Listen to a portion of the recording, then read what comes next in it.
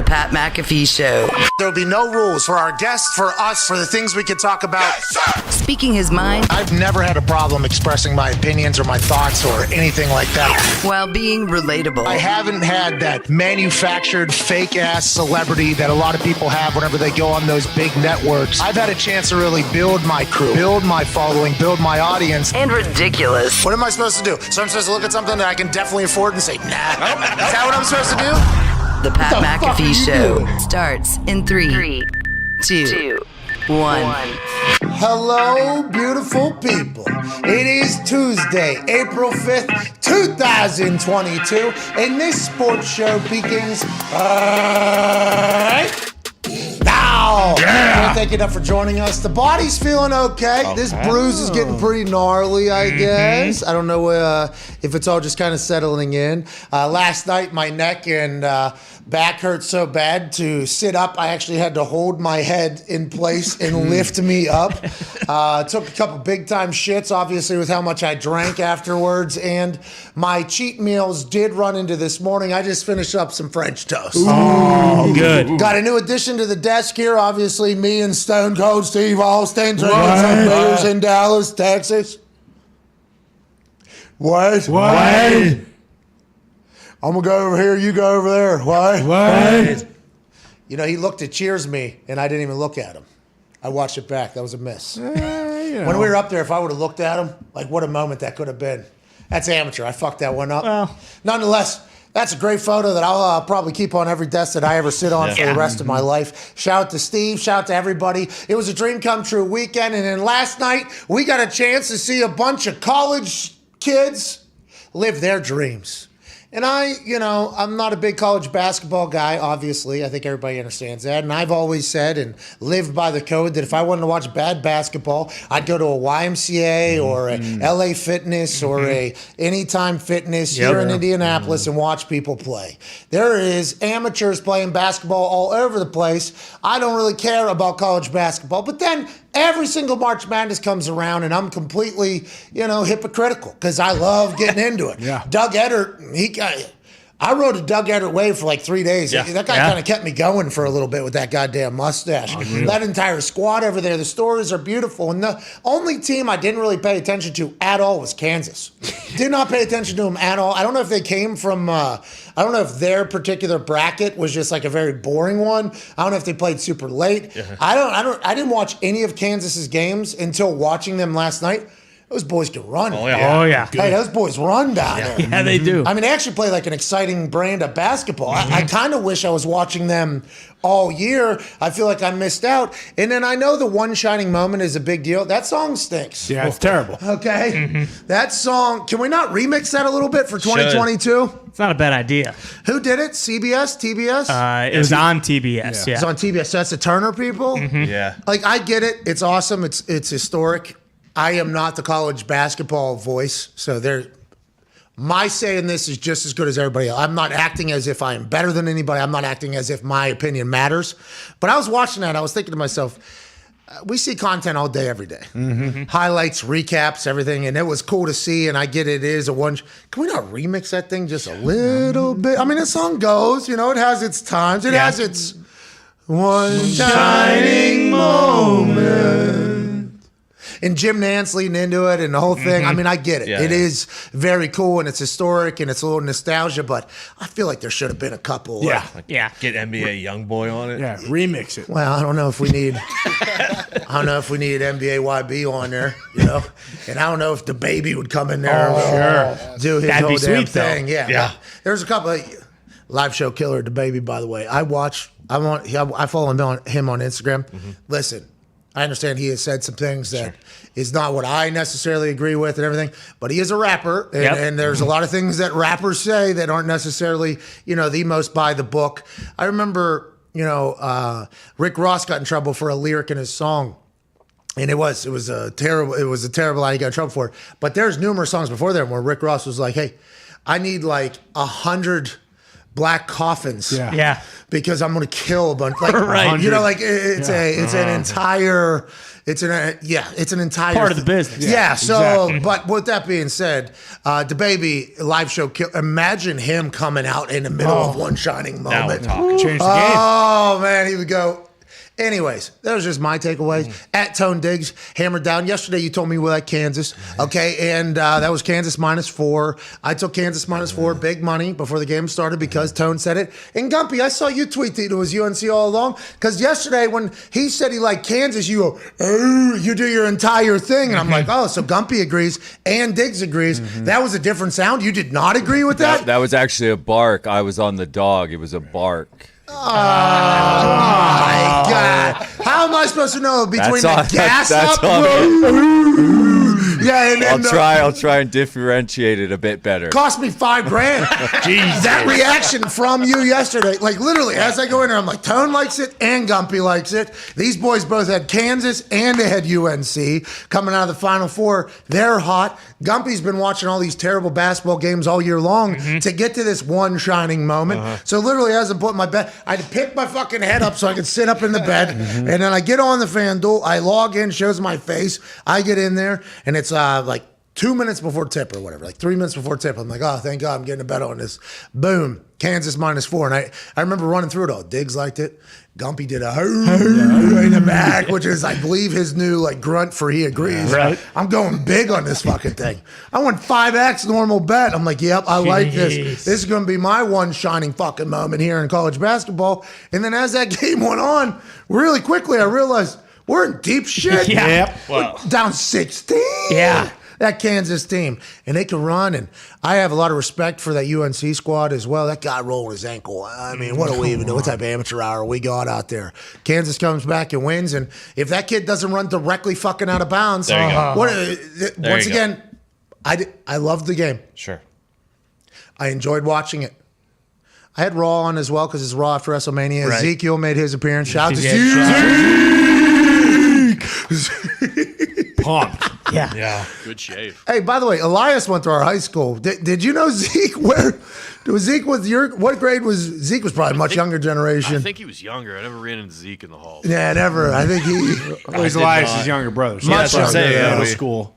Maybe your little brother. No, did your Might, little? I don't know. I could text him and see if Yeah. he knew Zeke. That would make young. sense. I'm gonna ask some other people if their little brothers or little sisters knew of Zeke walking around our high school or Man, whatever. went to school with Butch. Well, maybe Could've. Butch. Oh, yeah. Yeah, Tag Maybe they team. didn't go to our school. Maybe he didn't go to our school because that's a traditional wood making name. Ezekiel. So maybe. So you're saying you went to a vocation? Well, with the way he looks, he might have went to an academy or something. Yeah. Does That's Zeke what I play mean. music? Oh, we don't know. We have no We don't know idea. yet. We don't Maybe he know. went to a school with like no electricity and stuff. Yeah, like like a that. ministry or he's something. Oh, Amish. There it is. Yeah. Mennonite. I couldn't think of the word. Ezekiel is a real wood making Wood name. making. He does sound like a carpenter. I Yeah. can't do the throwback. When I go back, that's when everything really hurts. Yeah. The whole body. Should lock the back in on that chair. I was talking to AJ. He goes, "Oh, that's Dom's, dude." And I said, "Excuse me." He said, "Delayed onset muscle soreness." He's like 2 days after normal. Dom's. I'm like, "Oh, thanks, Doc." Anyways, I was flipping back and forth from Raw and to the national championship. Shout out to the Seven Nation Army hum from the audience when Austin Theory came out and during the NXT match. I know that's not necessarily for me. It is a great song to go along, but it made me feel good. Took me back to Sunday night. Then I'm watching the national championship. They start singing as well. I'm like, and once again, this is not for me. I know it's not for me, but every time I hear that song now going forward, I am going to think of AT&T Stadium fucking going bananas. So I was bouncing back and forth, and then we get to that fucking the end of the game. It's after Raw. I get to watch it all. They're up 4.5 seconds left. Okay, here we go. This dude, inbound pass, foul, make both of them. We're up 5. Yep. We're living. Yep. Kid gets the ball, sprints right out of bounds. I'm like, bingo. I get upset. That's why I just go watch these dudes at YMCA. How is this guy running out of bounds with 4.5 seconds left in the national championship? There's people saying he didn't step out of bounds, by the way. Still, people are zooming in on the internet. It appeared as if he stepped out of bounds. And congrats to them. It's awesome for them. But as somebody who was betting on these kids, mightily, by the way, I'm like, just fucking stay in bounds. We cover. And then I look at Gumpy. Gumpy's like, UNC plus 4 was never down. I'm like, this motherfucker. thought we were Two-timing you. Tone, I saw that a lot of people accurately predicted the final score, 72-69. 5,000 people or something like that. I seen us. We should have won. That guy runs out of bounds. Just your take on all of March Madness. How'd it go gambling-wise for everybody, for the books? And Kansas was the team that everybody thought was going to win this thing from the beginning, and we just didn't watch any of their games, or what happened? Kansas actually, funny because I didn't know Kansas in the tournament either, but because the first two games that they played were they were 11 o'clock games, so we didn't really get At night? Yeah. Oh, that's bullshit. They were like sense. the last game, the first two. But the Dogs, Their main 35. event. Their main event. I guess, yeah. That makes sense. Dogs were 35 and 32 ATS during the tournament, so the Dogs did have a slight advantage in this tournament. Fucking shit painter. I got lucky last night. Can we differentiate between your grunts next time? That was expensive. That was a costly. I should have told you to do this as well. If you thought Kansas was going to win, and this is what I took Agbaji to win the player of the tournament or whatever, because he was plus 125, and I figured if Kansas wins, he's going to get player of the tournament. So you can parlay those together. Which he did. That was the thing. The tournament was a great tournament. You know? I thought so too. Like a lot of good games, a lot of guys made names. Fucking Dougie's he's transferred now to probably a Power 5. So West Virginia? maybe. No, Potentially. West Virginia's so bad. He'll go to like Kentucky or Duke or something. Doug No, he turned that score. He feels like know. I mean Jersey's a big West Virginia Jersey. I mean there's a pipeline right there. Yeah, West Virginia is actually the University of New Jersey in West Virginia. Well, if Kiss goes, then I think Dougie will go. He with played him. at Bryant, which I Give me believe Kiss. is Give me Dougie. Give me Rhode Island. That's is basically McCormick allowed to come back? He's a hell of a player. Yeah. that guy. McCormick, yeah. Kansas last night. Yeah, Crutwig, West maybe. Virginia. Bring Crutwig out from Loyola Chicago. He's playing already in the NBA. He's playing overseas. He's that's in right. the He's in NBA. Serbia. He's in He's the playing in Belgium. He's OBA. Yeah, he's averaging like overseas 5 and basketball. 4. Is he really? Yeah, oh yeah. He's just learning the game over there. It's a different Yeah, game in the exactly. OBA, dude. You don't fucking get it. You would never get it. Well, Crutwig's fundamentally sound, and that's kind of what the Europeans preach. So I think it's more so the fact that he might be a step too slow. Okay, I'm sorry. I wish it wasn't true. I want him to be a Boston Celtic, but shit, the guy just can't cut it. I think W could probably get one of those McCaffrey kids from Iowa. Nah. Dad's the coach. They're on free ride, free Yeah. lunch. You kidding me? But just real quick, if they're actually on scholarship, me and Mitt had a conversation about this because his dad coached at numerous universities. Right. If they're actually eating up a basketball scholarship, every Iowa Hawkeye fan should be furious because I think they get to go to school for free anyways because their dad's an employee of the school. I believe so, and I don't know. I think I know they both at one time were. I think the oldest one now, who he's about to graduate, but I think his last 2 years he wasn't on scholarship, and they gave to someone else. But I'm pretty sure the other one, the younger one, I believe he is on scholarship. That's strictly, by the way, for him to say that he's on scholarship. Right. That's all that is because I think you can go to school for free or whatever. yeah. Now, it's a different classification. Oh, he's a walk-on because he doesn't have to pay for this education that is being grossly upcharged. And you'll never get the money back in the amount of time that you need to after you graduate from school, and you're going to be in debt, crippling debt probably for a long time. But hey, you went to university, and everybody that was there is obviously so intelligent, not trying to cook you at all and make you be in debt forever. Yeah, good for you. Nice people. Universities, They're doing it. fucking Emmert, by the way, that fucking idiot. What a moron. What an absolute moron. Ridiculous. Absolute moron. But anyways, I think they get to go for free.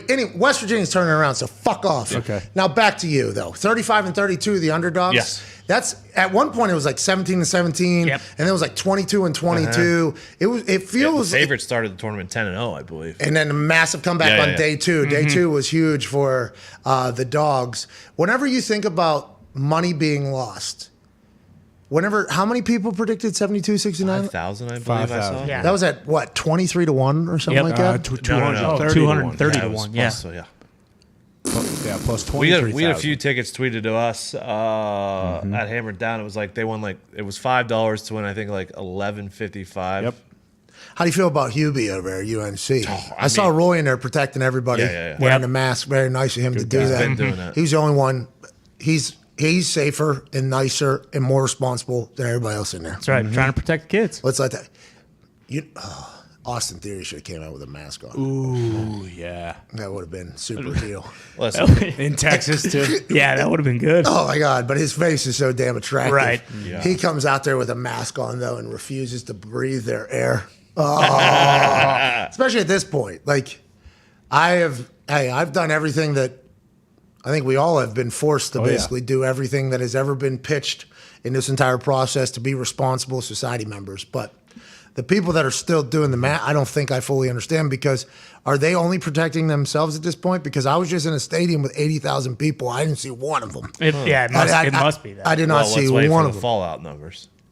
Well, is those that are- what they're, and are those, because, for a long time, you see some international travelers in the airport and they wear their masks regardless. And it always makes you go like, what do they know? What is going on? What are they saving me, or are they saving themselves right now? And should I be breathing?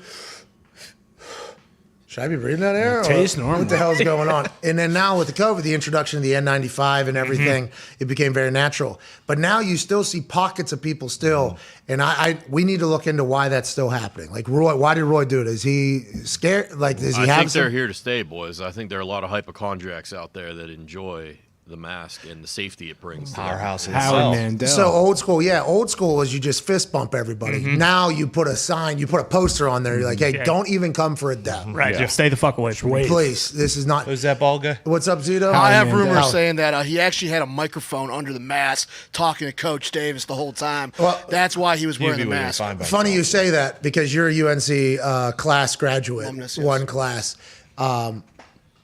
Should more be talking about them giving up that 16-point? I understand. wow. I love being super The positive. microphone gave out. That's what I heard. The mask. Yeah. Why are you slandering Hubie Davis? I mean, the guy No, takes I- an I 8 seed love to the a guy. national championship in his first But tournament Coach Roy round. is coach. And I like the fact that he seemed to genuinely care about his players. Oh, yeah. Oh, yeah. We got live action, boss. Yeah. I love that interview. Who is that from? That guy used to go snapping turtles. Live action is from. Oh, yeah. That's I don't remember the guy's name, but I know what you're talking about. it might be Turtle. It took that was like a 2-year run, that live action. Yeah. So him bringing that back in the national championship, I loved everything about it. We got live action out here, Trace. Thank you so much. Blah blah. I love him. Call the wild man. There it is. I love him as a human. man, yeah. I love him as a coach. It seems like he's great. But what did happen? I mean, that is a massive swing. And they were down. I go to Raw. I come back. It's a 3-point game. Dude in the corner has the longest windup for a three. The little guy who scored 2,000 points that they were all pumped that pointed over earlier in the game. He was just throwing. He was wet. Yeah. Splash, splash, splash. Kansas is back. We're tied. We're up. I'm like, what the hell happened? Who made the decision to flip that thing? So for those of us that maybe didn't follow along every single minute of that game, what was the turning point? How did it happen? Kansas just woke up? Is Well, that what you UNC, I believe, had 18-2 in second chance points in the first half. I mean, they were crashing the boards. They were getting inside. And then in the second half, Kansas really fucking ratcheted up the defense a little bit fucking manic. He was hot in the first half, wasn't as hot in the second half. You can't, like I said yesterday, when Kansas wants to go, they got dogs. They run. They weren't. Oh, yeah. They weren't the dog. Ruh. Arr. But they had dogs, and when at halftime, when they decided to turn it on, they went. Yeah, it's fun to watch the end of that thing. It was a blast. I wish the kid would have stayed in bounds so we could fucking. Yeah, Yeah. maybe that just helped. don't be afraid to get fouled, and Yeah, what is he doing? He had nothing but space, too. It was a perfect play. I'm like, everybody should run this play for an inbound pass whenever you need it. It seemed to be wide the fuck open, and it was a short pass. It was an easy pass. Runs right out of bounds. Let's move past that because, hey, the kid's a national champion. Yeah, that's right. Good work. Congrats to him. And the only reason why we're upset is because we lost money. You won a Exactly. title. Don't you worry about what us idiots talk about on there. With that being said, while the ceremony was taking place, Mark Emmert cuts a promo. There for a bit, I'm like, hey, this guy doesn't sound like the doofus that we all assume he is. Right. Because a lot of the decisions that the NCAA has made and a lot of that, and it's, pretty corrupt in a lot of people's eyes. I don't know 100% behind the scenes what's going on. Just as somebody that had to go through the NCAA's world, just the amount of hypocrisy that comes through there and the punishments for what and everything. It's just, I'm not a big fan of the NCAA. It's probably pretty obvious as I'm speaking here. But the basketball tournament, March Madness, is an incredible success every single year, and they run it. The NCAA actually runs that tournament. So we have to give credit where credit is due. They pull off something magical every single year. He almost had perfect promo. Yeah. Almost. He was cutting promos for the fan. Because normally Commissioner gets up there or Mark Emmert gets up there. There's a natural boo reaction from everybody because, boo this man. Yeah. Boo this lady. Boo the hell out of this person who has probably put an unjust sanction down on a team that you love before or made a decision that affected your score or your team in a negative fashion in the past. So you're naturally not going to like said person. Now, Mark Emmert is a very hateable person to begin with because of everything that he runs and stands for and the way he talks about it. Now the NIL is kind of changing a little bit, and Mark Emmert, I thought, was having a little bit of a babyface turn because when he's kind of these fans in this city and this stadium and boom, he's going.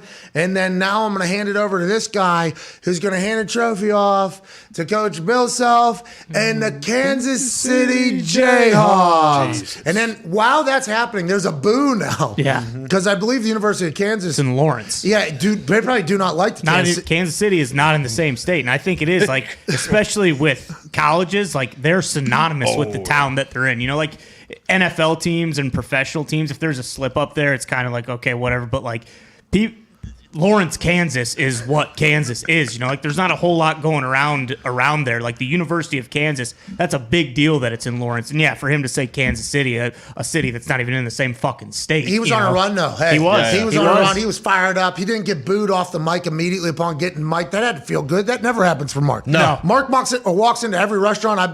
Somebody in there is like, boo. Yeah. This guy. Mm-hmm. Oh, this guy stinks. Boom. Yeah. That's happening from the chefs at every diner he walks into, something to everybody. So him getting a good buzz there, getting a little bit of hype, getting a cut of promo. Oh, I'm batting a perfect game. They like me again. Let me fuck it up. Yeah. Here we go. At Boston, Connor. College basketball your thing or no? Absolutely not, and it definitely is even less my thing now because I actually guessed the correct score 72-69, and it was 73-68. So I hate the game more than I ever have actually. So I will not be watching Is that next year. Oh yeah, that's very real. That would have happened. Oh yeah, it would have happened. I mean, Oh no. you know, sometimes No. and the amount of times it's happened to me in the past, 7 months. Of those bets that are, game of should have hit. Foxy just had the Dennis the breakfast. Santucci. Aaron Cooking Hernandez, bacon. in his underwear. Yeah, that's how I felt though. Stupid fucking game. I don't think you're going to like that. Before we dive in here with Darius Butler, we're talking about FanDuel. We were just introduced in our call with them. They have this new thing called FanDuel FaceTime or Face Off. Yes, FanDuel Face Off. It's available in 30 states. I think you have to be 21. Probably dependent on the state. Yeah, there's 30 states because there's different regulations for each state. Definitely 18 or up. Yeah, I think some states might be 21, some states might be 18, not 100% sure. It's in 30 states. You can play like games of skill against other people and make money. Yeah. Wheel of Fortune's in there. You yeah. can play Wheel of Fortune against somebody. There's like a baseball home run derby Grand game. Slam Superstar. Yeah, there's a basketball game, I think, where you can shoot, where you're actually playing against people actually for money, and it's available in more states than sports gambling is, and you're able to. This thing is awesome. Yeah, I played the Grand Slam one this morning to test it out. It's fucking sweet. I'm gonna sink so many hours into that thing. I can already tell, and it is like there is a little bit of skill involved. So the more you play it, like you might be able to make some decent money on And there. it connects right to your account. You're actually winning money though. Yeah. I was so impressed. It's unreal. They sent us an email last night. They're like, "Oh, here's the agenda for tomorrow's call or whatever." And I once again have to pick my fucking head up off the thing to read through it. And then I see at the bottom, it's like, FanDuel face-off, rollout. Like, we're big fans of this. We think you will like it too. If you don't worry about it. If you do, though, we'd love for you to mention it. So in the meeting this morning, our meetings are interesting. I'm standing in our kitchen over here, and it's on a Zoom call. Somebody was at the Masters today. Yeah. I mean, the calls are hilarious with them. And as soon as they dove into that, I was like, oh, yeah, I forgot about it. I downloaded it immediately, and I'm like, I could play Wheel of Fortune against somebody right now? And they're like, yes. I'm like, fuck it, I'm in. Here we go. And they're like, the baseball one is actually one that people are really enjoying. And then the basketball one, everybody's falling in love with. I'm like, this is going to be a problem, I think. Like, Yeah. I might retire and just do Wheel of Fortune against Full people. time. Full time. Yeah. I don't even have to go on with Pat Sajak and Vanna or anything like that. I just do it on my goddamn phone. Congrats, FanDuel, innovating a very nice. Thank you, FanDuel. There was a couple boosts there where we thought you were trying to, fuck over the people. But A little bit. we got back in there 68. Both teams scoring 68 points. Duke Yep. UNC Oh, this yeah. weekend. Good one. That hit. We're about to get in probably some more Penguins boosts. Those are going to hit, wow. obviously, Bruins because of boost. playoffs. Bruins will never be boosted. Well, they should. I mean, we can't lose right now. Well, that's not true. And we When's got- your next game? We got Tonight. Detroit tonight. I mean, we are. Send a text. I would like to boost the Red Wings tonight. Yeah. What? I don't know if you want to do that. What? Well, plus obviously whatever. Plus they're- 10,000? No, whatever they're getting. Can we Whatever- boost the Bruins to score 10 goals? Boom! the hell's that? Minus 200. Do it. It's a layup. Joining us now is a man who was once big into hockey. Okay, he was once big into hockey. Now he's an F1 fan. All right, because the Netflix documentary "Watch the Race." 9-year NFL vet, absolute stud human being, host of the Man to Man podcast. Ladies and gentlemen, Darius Butler. Fellas. What's up? How you doing, man? Good to see you, boss. Hey, I'm outstanding. It's race week, F1, Australia. Lock in. Panthers still sitting atop of that Eastern Division. Lock in. Hey, and congrats on an epic fucking weekend, too, man. Thank you, D-Buck. Epic fuck. That's a dope-ass picture right there, too. Legendary. Hey, yes. Yeah, that was, I think Zito got me the boys. The boys put this thing together when I walked in this morning. There was a couple photos in there. I'm like, that is the sweetest thing I think I've ever seen in my life. You know, I tried to make this my Twitter, Avi, but they got that circle shit. Yeah. You know Fucked it up. It did. Yeah, I'm still going to put it in there, but like Twitter, figure it out. That's why Elon Musk is joining their board. Elon Musk said, I'm going to put $1 billion in here. I'm going to get 9% of this thing. You guys are going to put me on the board, and we're going to turn this whole shitty operation around. You guys have a weapon here you don't know how to use. Elon Musk is like, I'm from another planet. We wish we had this. To be honest, this is one of the only things that we don't have on our place. Let's not fuck it up. Hopefully he'll be able to do that. And the Circle Avi is just... It's the most unproportional thing of all time. I don't know how you're supposed to put a photo in there, but I appreciate you, D. But you were very nice with your text messages, too. I appreciate you, man. Hey, man, that shit was epic. It was dope. Wish I could have been there, but, man, watching it, I'm glad I was in a safe place to enjoy that. Just go back, flashback to about 13 years old. That shit was dope, man. Dope to see you living out a lifelong dream, too. Everybody, I don't know what the numbers were, but I know it had to be crazy. I had people hitting me from everywhere, like, hey, man, that white boy crazy as hell. Dope, man. Dope shit. Well, tell everybody I said thanks. I have not gotten back to all the text messages. Hell no. 152 of them when I got out. When I got it to my phone, Foxy had my phone in his pocket. Oh, yeah. Foxy was like, hey, this thing's been going crazy. So he gives it to me. I look down, 152 text messages. I'm like, well, I'm not diving in there right now. No way. I put it in there. By the time I got back to the locker room, it was like 210 or something like that. Jesus. It was just going like, so thankful for everybody. I appreciate the hell out of the kind words. And D-Bud, I appreciate your friendship and for joining us. And anytime somebody says that white boy, I take it as an honor. That is an honor and a privilege. And please tell everybody I said what's up. Let's talk about a little bit of NFL, D-But. There's a lot of things going on. The Saints make a trade yesterday with the Eagles, a pick swap. It's an interesting thing. I don't know why the Saints did it. I guess the Eagles basically traded away all the Indianapolis Colts picks that they got, bundled it in for a more package, and they might make a play here to either trade up and continue to move or try to bolster the roster. I don't think I understand this at all from either side. What are your thoughts on it, D-But? Same. I was confused when I first saw it, come across. I was looking for the player that was traded. A lot of people were saying, maybe it's for next year. The Eagles want to make a play for a quarterback. Some people were saying, it's the tackles in this draft. I don't know. And when you're trading a bunch of picks, everybody's saying also the Eagles fleeced the Saints. I mean, we won't really know until we see, who and what the picks are and what they turn out to be a couple years down the line. So, these guys get obviously paid the big bucks to make these moves. So hopefully, both teams win in the end, but we'll see. The internet told me the Eagles absolutely fleeced the Saints, though. I don't know if I agree with that yet. But we'll see. Congrats to the Eagles. Nice job, Eagles.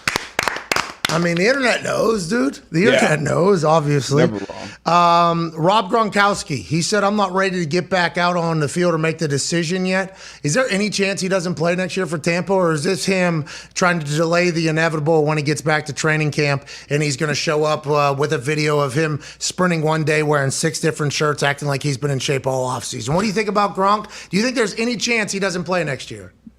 No, I think Gronk's back. I think Tom coming back, pretty much seals that. He'll come back probably, like you said, closer to training camp or mini camp. Him and Brady will have some other commercial with some big brand and it'll roll out. But I think Gronk comes back and run it back one more time and try to get another chip. I like the fact that Gronk is like, he doesn't have a contract yet, right? Nope. No. So this is all leverage. Okay, he's building up leverage. Every day that passes, he builds up more and more and more and more and more leverage. He's not ready to commit, which doesn't mean a yes or no. Like, hey, I'm not 100% sure. I'm not ready to get back out on that field yet. Okay, well, nobody is. So, like, everything he's saying is perfect for him. And if I'm Gronk, though, he's already on the NFL's first 100-year team or 100-year team or whatever. Oh, yeah. He has all the Super Bowls in the world. He's in the Hall of Fame. He has all the money in the world. He's proved that he can leave and come back and have success in numerous places. Maybe he doesn't.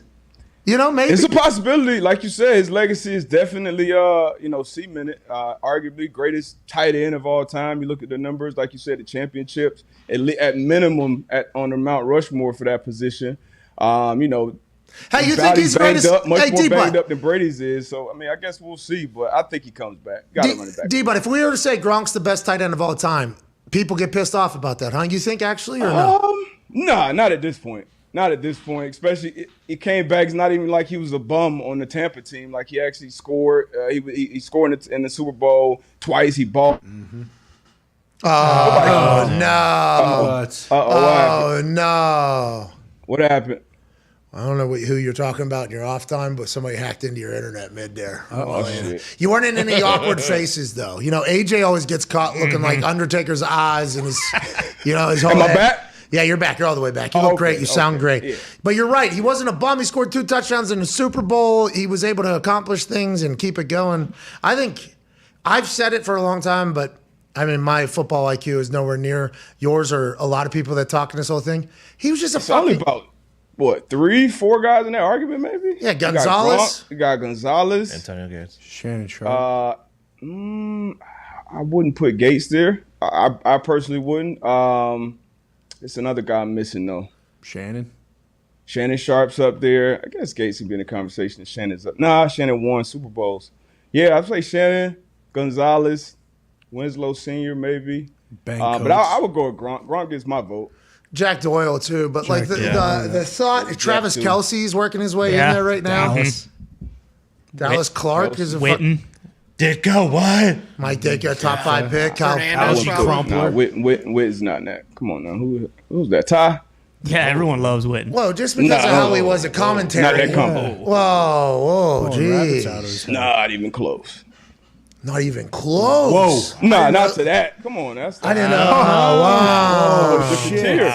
Tony Romo loved him, dude. Last thing from me before the boys have their questions for you, Darius. We can't thank you enough for joining us. Bobby Wagner. That contract comes out, $50 million or so. They say $50 million, $50 million, which is how they always report deals. Yeah, well, they used to report deals. They used to say what the grand fake number was, Fugazi's number was. If they cure COVID, they get everybody to either wear masks or not wear masks, and you catch 45 touchdowns, you will obtain all of this money right here. And that's how they've always reported it. And I think the NFL likes it because it sounds like they're giving their players a lot more money than they actually have to. Anytime people think you're giving more money to people than you actually are, you probably are enjoying that. Agents like it because agents look like they negotiated deals that are so massive and large. And then once you get into the finer details, it's like, oh, no, actually, this is like a 2-year, $17.5 million deal that has $10 million in guarantees. Now, that wouldn't normally be a conversation, but it became one because Wagner negotiated this deal himself. So he said he doesn't have anything against agents. He just kind of wanted to learn for future business and be a part of that, which, by the way, Bobby, fucking shout out to you. Yeah, Bob. Listen, people are going to get their hands in the pot. No matter what, if you think you can do it yourself and want to do it yourself and learn, and you get yourself $10 million fully guaranteed, not that allegedly the Ravens had more on the table and maybe an agent or two that knows the lay of the landscape a little bit more could have got him more money. But I like the fact that Bobby Wagner took ownership. And I enjoy good agents as well, okay? Good agents are good. There's a lot of bad agents, though. So, that is something that should at least be chatted about. That became a whole thing because now the agent world, the people who are plugged in with the agents are like, he could have got a lot more money. This guy should have had an agent. Bobby Wagner's coming on this show tomorrow to talk about his new contract. Here we go. So I can't wait to chat with him. He'll be on here tomorrow. Your thoughts on the whole process, him going back to LA, and the way it's kind of unfolded publicly here? I mean, it was a great situation, obviously, football-wise, to win. That's going to be a better situation, I think, than the Ravens. When you get him on tomorrow, you got to ask him about why the hell he went to 45. I gotta. It's a great number. Put that graphic. Zito made a graphic earlier. Look, that doesn't look like him. No. Yeah, that 45 stank, man. I mean, White pulls it off down in Tampa, but 40. I don't know. Maybe he'll switch it up after training camp, but we'll see. Maybe he'll make it look good in ball. Hey, But, yes, he's gonna. Hey, he's gonna have ball. 45 at linebacker. That's but I mean, all-time great player, first ballot Hall of Famer, Super Bowl champ. A guy I would love to have in any locker room and on the field. He's like a defensive coordinator on the field. Obviously, may have lost a step physically, but always know where to be mentally. And every player, can't represent themselves. I think Bobby, his last deal, I think he negotiated. He was the highest paid linebacker in the league. Obviously, at a different point in his career now. And once a player negotiates their own deal, like you said, I think because of these agents and their relationships to insiders and TV people and all that shit, guys like Florio are going to jump in there and dive into every damn detail in the contract. It's a 1 year, $10 million deal. He's an older, like I said, lost a step on a good team. I think it was a decent deal for himself. Everybody can't do it, but Bobby Wags, obviously, he took initiative. And he said this will probably set him up for, later in life, post-football, when you're negotiating business deals. So I think in the long term, even in the short term, Bobby Wagner will be just fine. I'm happy for him. I can't wait to chat with him tomorrow. And to echo your point, there are some great agents out there. Not everybody should be handling their own business. I've been very fortunate to work with some agents, some good, some bad, and then I've gotten to the point now where it's like, all right, I would like to hear these people talk directly to my face if they got something to say. Like, hey, if you want to do this, I would like to hear it. I don't need to hear the third party trying to decipher how to deliver the message to me. I would like to hear it directly from you, but I think I'm a much different person than a lot of people. A lot of pride in Bobby Wagner doing this, and he's taking it on the shins from the agent community, and it's like, are we going to point out every fucking terrible deal that's been created then? All right, we can do that. They don't do that. If you want me to on this show start dedicating like a good 5-10 minutes every single day to terrible deals that I've been a part of or I've seen other people a part of, we can do that too if you want to, media. All right, agent media. I would let you know we can do that every single day. Or we can have a little fucking respect for Bobby Wagner taking a little ownership himself. Go ahead, Ty Schmidt. Debo, we've heard a lot about the Honey Badger and how a bunch of teams are interested in him. Why don't you think we've heard as much about Gilmore? It seems like every team needs a good cornerback. Like, he hasn't really lost a step, I don't think. Why is it that very few teams have seemed like they're interested in Stephon Gilmore? I've been seeing some teams connected to him, but it's just that once that age, and even with Honey Badgers, once you get to that 30, once you get around that 30 as a defensive back, more so at the corner position than the safety position, especially the style of play that you're going to want when you bring a guy like Gilmore in, and probably the number that he's going to demand. He's going to be a guy that you want matching up with number one receivers, being able to shift defenses and leave them on the island. So some teams may not be as interested in that position. And as a corner, you'll see some value kind of get thrown around because more defenses are going to too high safety looks now. So it's less stress on corners. So unless you're in a system like the Dolphins, where you got a guy like Howard, who is on an island and turns the ball over, I think you're going to see the number of corners getting massive deals, unfortunately, probably drop. So let's talk about Xavier Howard getting a deal there with the Dolphins, a 2-year deal. By the way, his last deal negotiated by an agent aged terribly. So nobody's talking about that. Hated it for 3 years. Nobody's talking about that, right? That's obviously, he got a new deal. His last deal he wasn't happy with. His last deal wasn't happy with that an agent negotiated, right? It's always like, hey, his last deal he wasn't happy. Interesting narratives. It's kind of rubbed me the wrong way. But let's follow. How do you feel about trading within the division there? Devontae Parker going. The Xavier Howard deal takes place. Devontae Parker ends up in New England. I feel like that's a big win for the New England. Oh, yeah. Like a huge win for the Patriots, right? And Mac Jones? Yeah, I mean, what is this year? 8-9 for Parker? Incredible. That athlete. long? If he gets 8. I think it's the 8th year. Yeah. Yeah, Holy 8th year. shit. Haven't really lived up, I would say, to his expectations. Obviously, haven't had a great quarterback, O-line, offense, all those different type of things. And as a receiver, the most dependent position on the field. But if you're just looking at talent-wise, which obviously Belichick, looking at him, been seeing him in the division twice a year, he's probably like, okay, I can do something with this guy. They gave up a high pick to get him. And they need kind of that guy that can go up and make those type of plays. I've been on the basketball court with this dude, and one of the best athletes I've seen. So if he can stay healthy, I think it could be a great trade for the Patriots. Surprised to see the Dolphins trade him in the division. That was definitely surprising. But you knew Parker will probably be the odd guy out once they made that move, bringing Hill over, signing Cedric Wilson. Who else to be? And then obviously drafting Waddle last year. So you kind of figured Parker be on his way out. Hey, he locked you down, huh? Nah, I don't want to play too much defense and pick up ball, but just him up and down that court, dude was impressive, very impressive. You still getting buckets or what? I saw a video of you last week, but two fat, bland whites stood right in front of the cell phone there for a little bit and ruined a couple of the shots. I still, shots still find a way to get in there, but yeah, I'm getting buckets. You got to keep those. Everybody can't get in the ring and go on WrestleMania and shit. You got to keep those competitive juices flowing. I heard you talking about bad brand of basketball. We got a quality brand of basketball down here, 24-hour fitness. So I go and get my reps in every week. Hey, it was sweet, D, but to have to do something in front of a lot of people. Like that's a mental, you know what I mean? I don't know how to describe it, but a lot of people. Yeah, but when you're in front of somebody, like a lot of people when you're live, it's like, okay, there's no like redos. There's no, there's no redos. And it's the first time I've had to do something like physical in front of a lot of people in some time. Felt good, D-Butt. Felt good to be back out there like, hey, gotta go. And that punt, I tried to. Yeah. That jump to the top rope. And I seen you do it, but that jump in the J's, in the skinny jeans. All jeans are skinny jeans, D. But hey, on these legs, all jeans are skinny jeans. You hear me? AJ Dillon, by the way. Yeah. I don't know what his ass is saying. Hey, applesauce, fucking pipe down. Okay? He tweeted, Pat McAfee's got some small quads. Like, what? Whoa. Disrespect. Yeah, absolutely. Listen, I'm retired, dude. All right? Don't you worry about these damn ham hawks right here. Okay? Damn it, AJ. Go ahead, Todd. Sorry.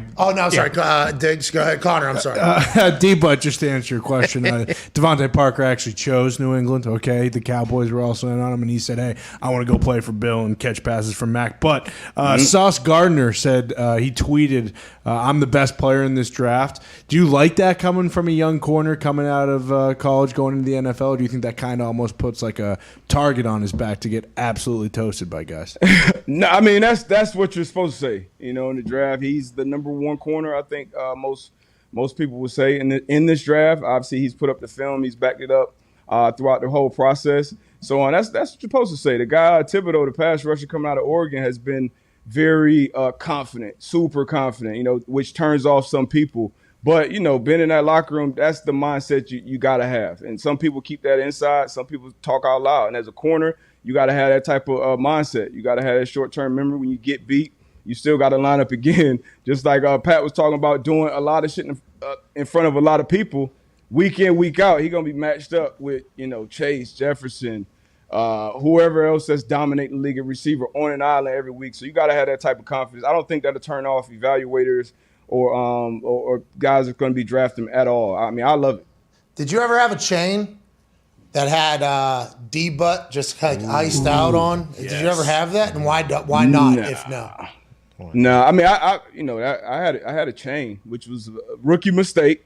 Definitely a rookie mistake. I had a big chunk, and a lot of these guys, before the process, before they drafted, they go out and get it, with different obviously lines of credit and all that shit before you actually get your money, which I wouldn't advise. Because some people think they're going, top 10, may slip into the second round. But after I got money, I definitely went out and bought some dumb shit. But I mean, everybody got to go through that. You get it off your chest, but not. D-Butt, I'm against customized jewelry because once you go to sell it or sell it back, they're going to kind of tax you on that because they got to note it down and redo all the shit. So just go get you a nice little chunk, but something simple that you can swap out. This is going to sit on the shelf. How many D-Butts are out there? Because he had that sauce. He had that sauce chain that he was wearing at the combine. And I was like, I fucking love this guy. Like, I have no idea. I have no idea how much that costs. If that's real or not, I do not know. Either way, if it is or if it isn't, awesome that he wore this. And it seems like he's more confident than any other person out there. He looks smooth, too, in all of his. And he's tall. He's athletic. I bought an Escalade the day I was drafted. Didn't get a check for 3 months. Almost got that thing repoed. So, listen, it's a mistake. It's a mistake. Yeah, it's a mistake. You look good, though. It did. It was, hey, I had that thing. Hey, it was on 24s at one point. I had that thing on all blacked out 24s. I used to drive that thing into the fucking ground, too. I used to drive that thing like it was a goddamn Honda Civic. You know, I would drive back to Pittsburgh every single weekend. Why don't you fly? No, me and the caddy. Me and the caddy are taking a trip. I fucking love that thing. Go ahead, Tone. D-But, there's some news coming out of the 2019 wide receiver class. There's some smoke. Terry McLaurin, DK Metcalf, A.J. Brown. Do you think any of those guys potentially get moved? And if you were looking for a wideout, which one of those three would you be looking for? Titans, I had to follow up. Titans said A.J. Brown is not available. Which is smart. That's really their only receiving weapon. But Terry out of Scary Terry out of Washington, man. If you look at the roster of quarterbacks that he's played with throughout his career, and he's balled. He's produced year in, year out. So that will be the guy. If I can go get any one of these guys, he's going to make the tough contested catch. He can affect the passing game on all three levels: short, intermediate, deep. And he's a ultimate locker room guy too. Great leadership ability. So I go Terry Mack easily out of Washington. Hey, let's talk about. But he's with Carson though, so he's not going to want to leave. You're right. Carson. True. Is that why teams are looking at Terry? What has it been? Because they're under congressional investigation? Why are they watching the Terry McLaurin situation? I think it's just because these guys are going into the last year of their rookie contracts and they do not have an extension yet with the current teams that they're on. So, like Brandon Bean told us, maybe they're not happy with the situation. Hey, we can give you something for this guy before you Speaking of Bean, what? I saw some talks about Diggs too. Obviously with the market at the elite receiver market up there at 28 plus right now, they probably won't have the money to pay Diggs. So he might be available. So Ballard, make the call, man. Yeah. We need a weapon, by the way. We need at least one of these weapons. Nice. At least He one. would be the perfect guy. God, imagine. Saw what he did for Josh. Oh, imagine Matt Ryan. How handsome he's going to look back there next to Jonathan Taylor with that offensive line. Yeah, Pittman. You got Diggs and Scary Terry. You're getting both? What? Holy shit, you're getting both of them? Oh, wait till you see DK. We're going to run. Okay. It's going to be trips. And it's going to be fucking Terry McLaurin, Stephon Diggs, and DK Metcalf. Good luck. They're going to be trying to jam. They're going to be running rubber. I mean, it is. And then Matt Ryan's going to throw that thing as soon as he gets it, as far as he can. And it's just going to be touchdown city, dude. Frank Reich's going to do it, yeah. Yeah, probably not, but, All right. The Commanders are fucked, D-Butt. Have you heard this? Now, 2 books. Now, they have come out and said, this is not true. This is actually like slanderous, I believe, is what they said. Disgruntled employee. Yeah, but then I guess half of the committee that would be investigating this. Look at this guy. Well, he doesn't Anybody even have fucking believe this guy? He doesn't even have his mask on. I mean, this guy, but cover your nose, please. The flight attendant woke me up on my flight back. I cannot believe that still to this day. But this guy has obviously not done things as morally acceptable as a lot of people would expect that had worked there, and he has a lot of exposés. He's come out and said that it's completely false, and somebody who ever says that is committing perjury, plain and simple. That's via Ari Mirov at My Sports Update. I guess half the committee, though, it is both parties represent this committee that's investigating this entire thing. And I guess some members of the committee came out and said this happened, and then the other people came, like other party or whoever was also in there was like, we're not 100% sure like this is true. I believe if I read that, right. So there's a lot of mixed reporting and who knows what's real and what isn't. But it feels like once the money thing becomes a problem, that's when shit really starts to fall down. That's when it started to happen. Do you feel it? Are you viewing it the same way? Sure. Well, once the government get involved and they feel like, they're getting cut out of the deal, that's gonna fuck everything up. Yep. So well, I mean, not only the government, stadium, all the other allegations that he should have probably been out of the league for at this point anyway. But Snyder, he's tied in with the right people, so it's interesting to see how this will all play out. The people he's tied into with D-Butt. Now, that's what they're alleging is that he was lying to the other owners, too. So there was a part of this where he was lying about the revenue that he was receiving from ticketing to the other owners because they got to share that pot or whatever. Yeah. So it's not only the government's like interested in the 2 books, now also allegedly publicly his partners, business partners also getting lied to. And then some people from that same committee came out and said, this isn't true. I'm like, how the fuck? Okay? How can you? This is the problem. This is the problem. Same committee investigating the same thing. One group of people's reporting, nope, this has been completely bullshit. Same committee investigating the same thing came out and said, we don't know if that's true. How? What do we know what's real and what isn't at this point, D-Bud? Hey, if you're cutting out the government, you're cutting out other billionaires, I'm sure they'll get to the fucking bottom of it. I'll tell you that. We appreciate you, D-Butt. Can't wait to see more of you. Hey, this upcoming season is going to be a lot of Darius Butler. Oh, yeah. Can't wait. Hey, we can't wait. We're thankful for you, the host of the Man to Man podcast, 9-year NFL vet, ladies and gentlemen, Darius Butler. Thank you, D-Butt. Appreciate you, man. He's the best. Yeah. He sent me a picture of me and Steve drinking, and he said, fucking legendary in the text message.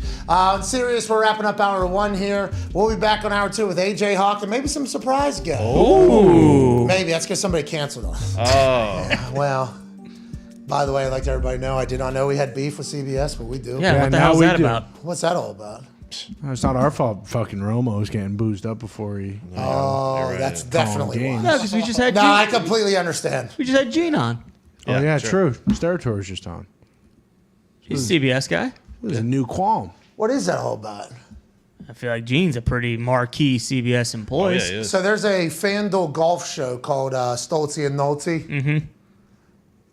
Sleazy the Gravy. Yeah, the gravy in the big sleeves. Gravy and the Big Sleaze. I don't like where this is going. What? That's the name of the show. You mean Tommy Gufano? Yeah, it seems like these two are scheming up and insinuating some things here. Who's these two? Are you talking about Colty and Nolte? Yeah, those Co-host. don't sound like Italian names to me. This is the name of the goddamn show, Greasy and Gravy. Yeah, co-host of Gravy in the Greasy and Sleeves. Gravy. I thought it was Sub Bogey.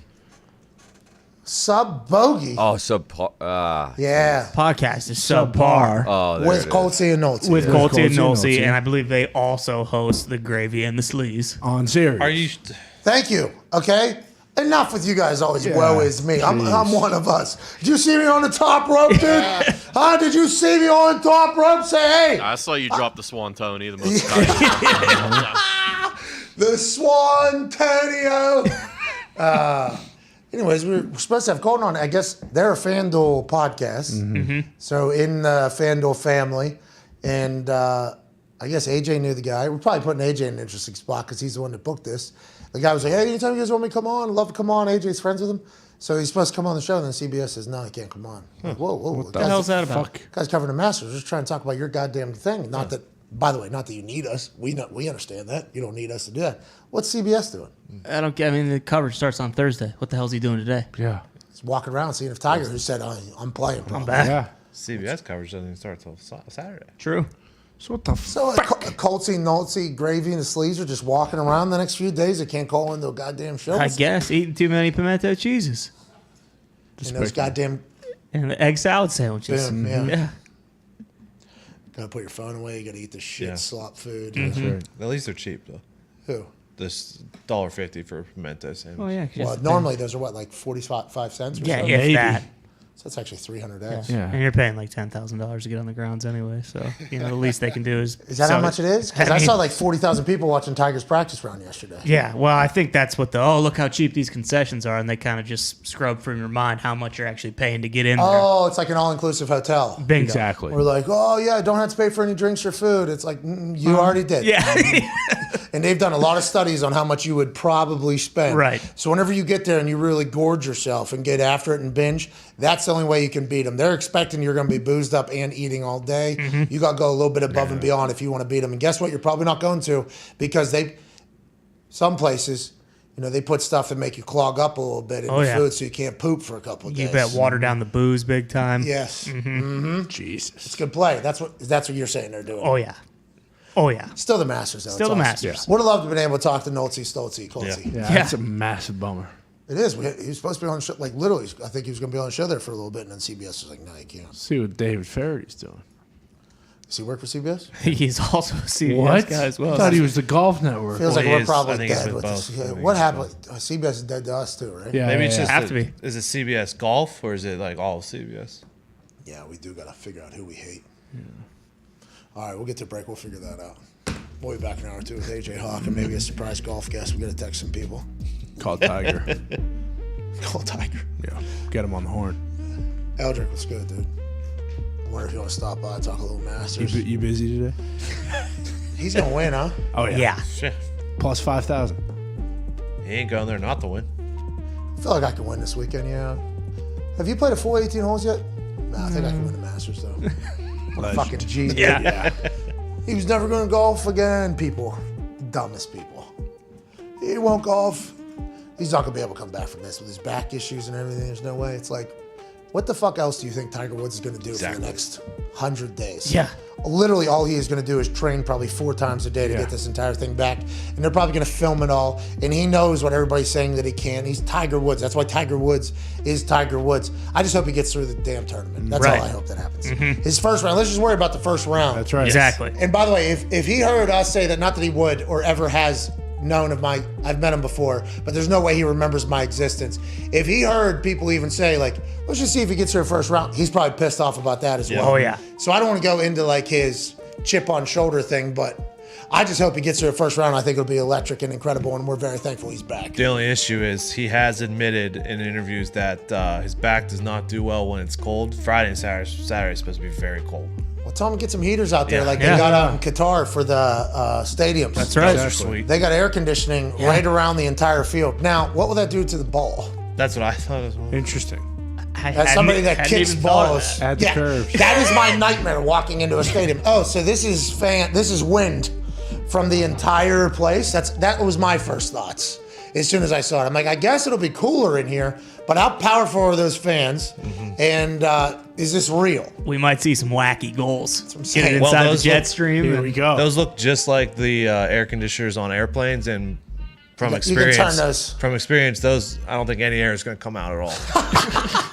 You got to turn it. You got to turn it. Unfortunately, they will need some air to come out because with that roof on there, it does get to be about 165 degrees inside At there. least. So yeah, it will melt It's the a real skin slow off of your cook. body. What are we doing? Well, if hot air rises, shouldn't those things be higher shooting down? Yeah.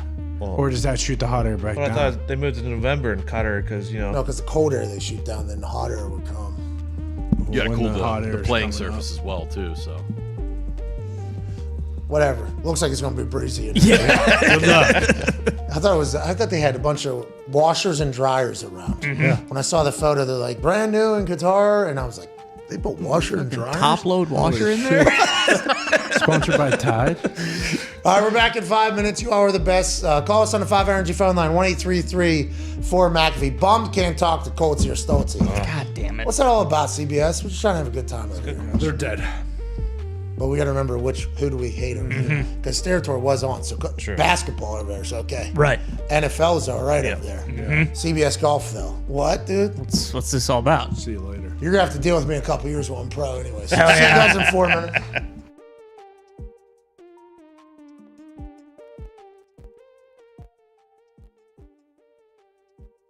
Steven in Nashville enough. What's going on, Steven? Hey, hello? Pat? You guys can hear me?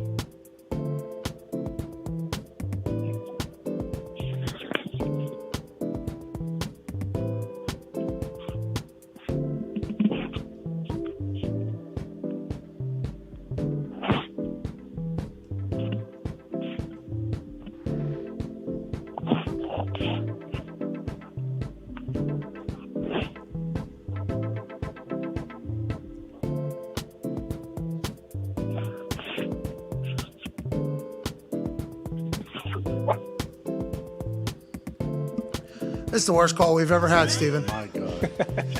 So mean. Steven. Hello? Steven, Yeah. this is the worst call we've ever had. So much dead air there.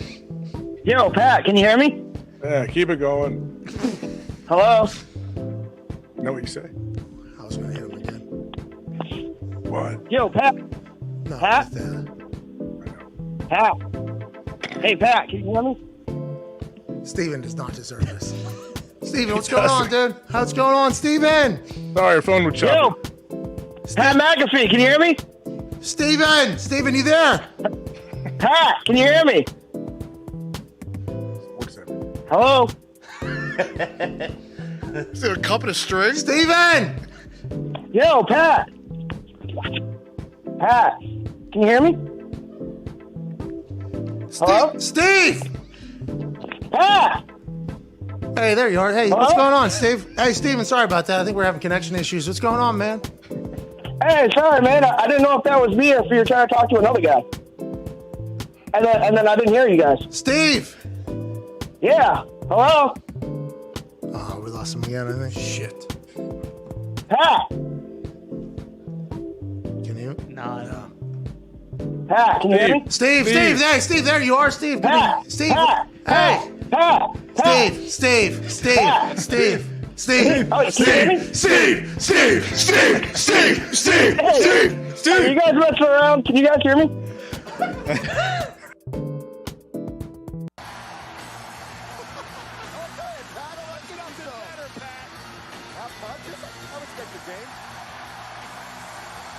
Stone Cold Steve Austin with another WrestleMania.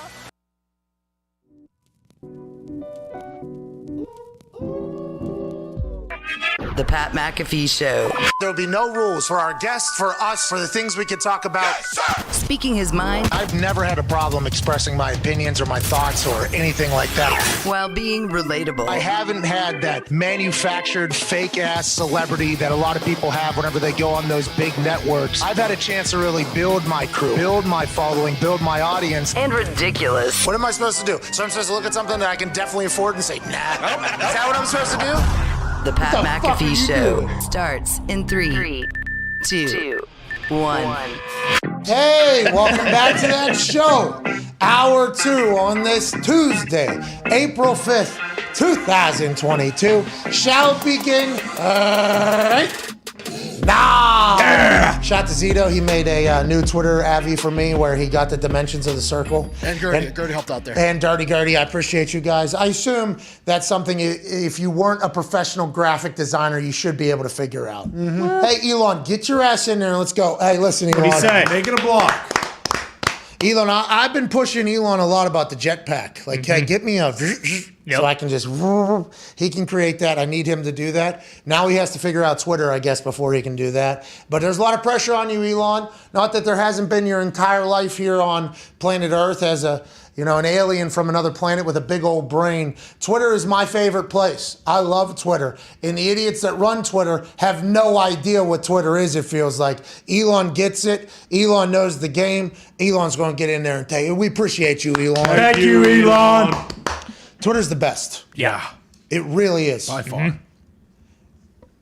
It was the only platform I actually dedicated all of my time to, which hindsight, probably not a good business move, but here we are, right? Probably should have got on YouTube a long time ago because it is such a great platform and you're able to profit off it. And you got to really work YouTube. You got to keep going so that they know that you're going to be there. The algorithm is a very real thing. You hear Mr. Beast talk about it with Rogan. You hear about basically every YouTuber that's ever made a real living being like, hey, you got to play YouTube. Like you got to actually do YouTube. For us, I don't think I know all the ins and outs of it. I'm not an expert. We got Billy Tubes programming back there and coding. Foxy obviously helps. Everybody helps out. You just got to show up, though. Like, YouTube is like, hey, you got to show up here. And if you do, we understand. We'll put some trust in you. The algorithm will do its thing. So I should have probably been doing that for a long time. Instagram never my thing, mostly because of my face. Sure. Mostly because of my face. I didn't do a lot of Instagram, never really understood. But Twitter was my bait. Like, I was on Twitter so much time. For those 27 months where I wasn't allowed to drink, smoke, or basically hang out with my friends after I got in trouble for an alleged incident that happened,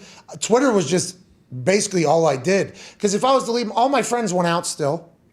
Everybody that in my circle went out. Hell yeah. Hell yeah.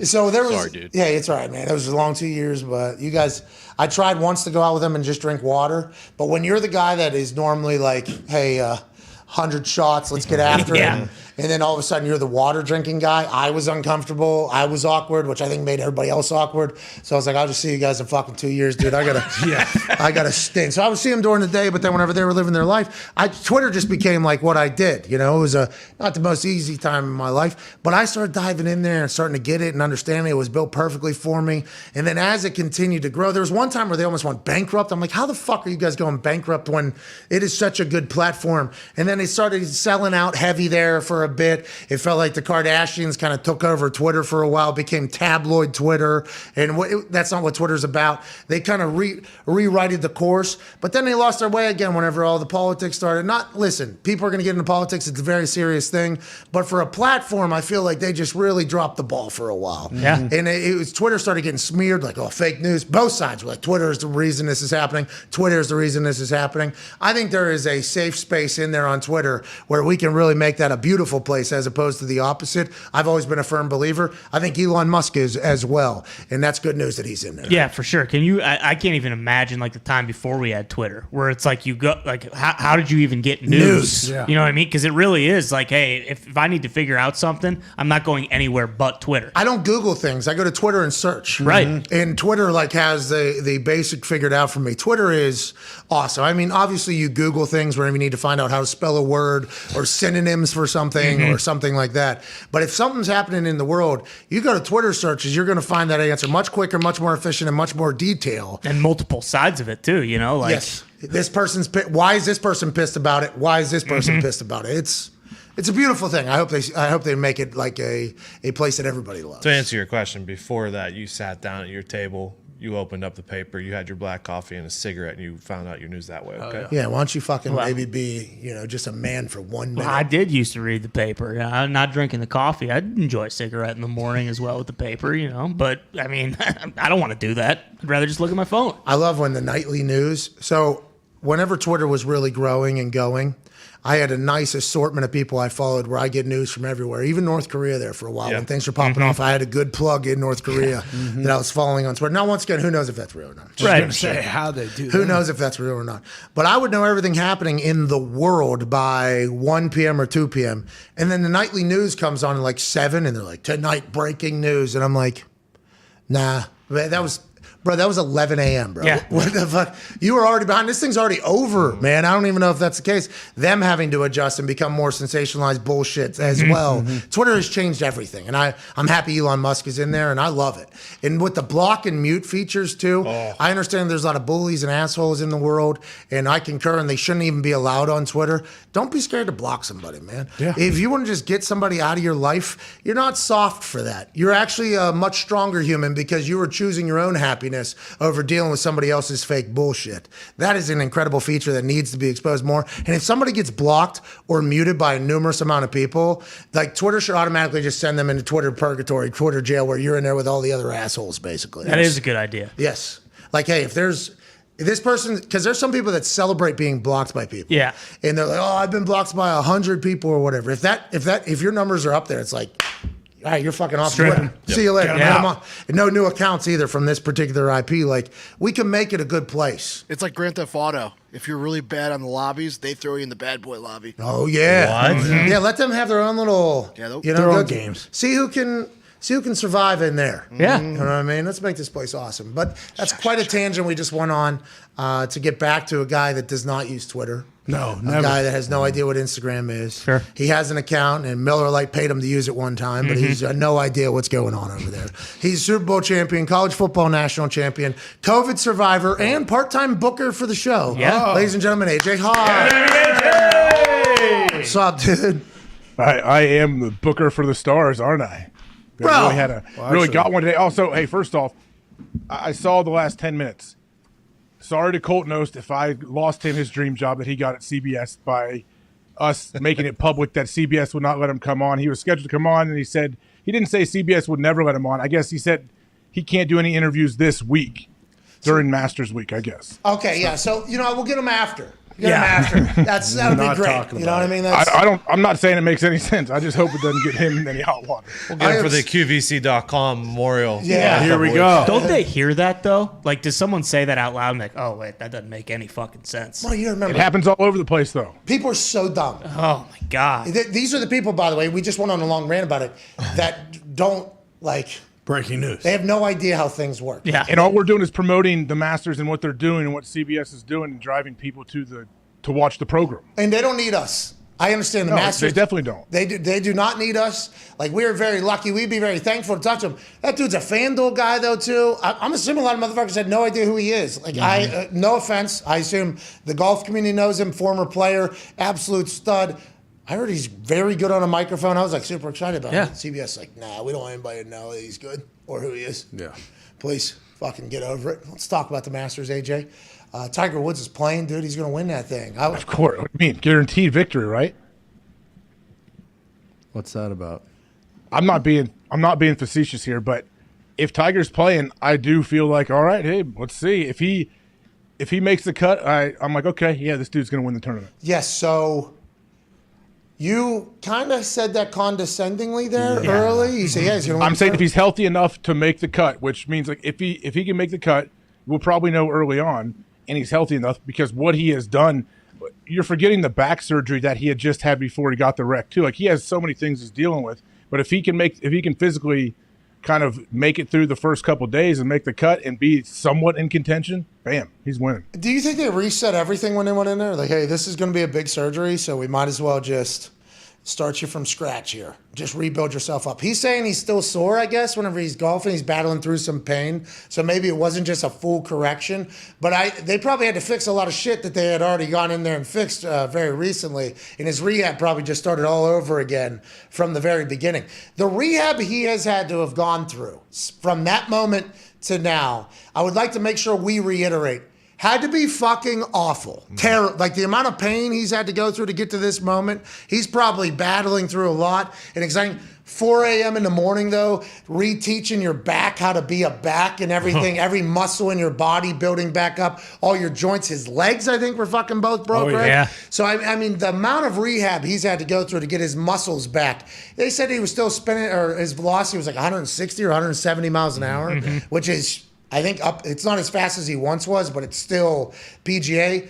This dude's a machine, AJ. He's a fucking machine, that guy. Yeah, I mean, he took over golf. Like he changed golf for all of time. And now it even happened. I mean, when was Tiger rolling where he was winning multiple, like tons of tournaments every year? Early 2000, right? Yeah, late 90s into early 2000s. Probably. Yeah. So a lot of like people haven't seen it. 2010. Like when Tiger was really rolling. I know I did. I was a kid and I got to see him, and it was like, okay, I didn't watch much golf, but we all started watching golf, especially on Sundays, because Tiger was probably going to win, and it was going to be cool to watch. Yeah, I think Tim McAfee got into golf mostly because the Tiger run, but also like John Daly, I think brought a lot of people in, and then Tiger Woods captivated all this is the here's the guy. Yeah. Here's the guy. Though, like I think that happened to a much larger crowd than they had ever had in the past, and they had to deal with it. You know, they had to learn how to utilize it, and the Tiger effect became everything he was doing was getting marketed huge. So the machine got behind Tiger as well, as it should have. And now we're watching documentaries where he's been swinging in his garage since he was like a tiny little kid, making putts. I didn't know he was groomed to be what he did become. So, like, congrats to him. Yeah, Tiger! Sacrificed his childhood, basically, for all of this. And obviously, he got caught up in some controversy, and that's going to happen when you're a megastar ever since you're a kid, and you're not going to handle everything properly. And he's fucked up, and I assume he has admitted that. But there was like 40,000 people watching him in the practice round yesterday. A couple years ago, whenever he made the run at the Masters, it was the most must-watch thing. He still got it. You still got it. This dude still has the juice. That's Monday. Yes. That's Monday when the first competitive round is not until Thursday. I understand it's the Masters, but the majority of, has any other tour pro ever had a gallery like that for a real round, for a Sunday round where they're 20 deep? Bro, look how sick that looks. Imagine having like this type of photo, but that. Does Tiger just walk down a hallway of like, remember when he almost got tackled in that one fairway, like out of a movie? He had he's unbelievable. I'm so happy for him. But once again, his rehab to get back to this point has had to be some of the most miserable shit of all time. Every day, waking up knowing it's going to suck, going to bed knowing tomorrow's going to suck, all so he can have this moment. Good on him, AJ. Fucking good on him. Multiple back surgeries, too. And I am lucky that I've never had a back surgery. I know how terrible it is to have back issues. It affects every single aspect of your life. But after you have one back surgery, you're never the same. Tiger's had how many? 5, 6? They just keep going in there. Yeah, man. Listen, as somebody who has a little back neck thing going on right now, AJ, because of this what did Brock say? Holstein cattle-sized head. He described it. I got a Holstein cattle-sized head, and he does, by the way. He has a big head. You have a big noggin. I also have a large head, large cranium. So picking it up off the pillow last night was, I had to wake up and piss, and I went to sit up, and it was like, oh my God, I can't. I had to like tricep pull my head up with my body last night, and I'm like, this is some people's like existence. Like there's some people that feel that like. Felt good though, didn't it? It kind of feels good. Like, hey, yeah, man, I did something. Yes, like this is. I mean, being sore is good. Like being sore, yeah, cool. Like, oh man, oh he's so sore. Hey, I did something. This one hurts more than anything else I got on my whole body. Is that Like a rug burn? Yeah. Oh yeah. I think it's when I did the back elbow. Banged it.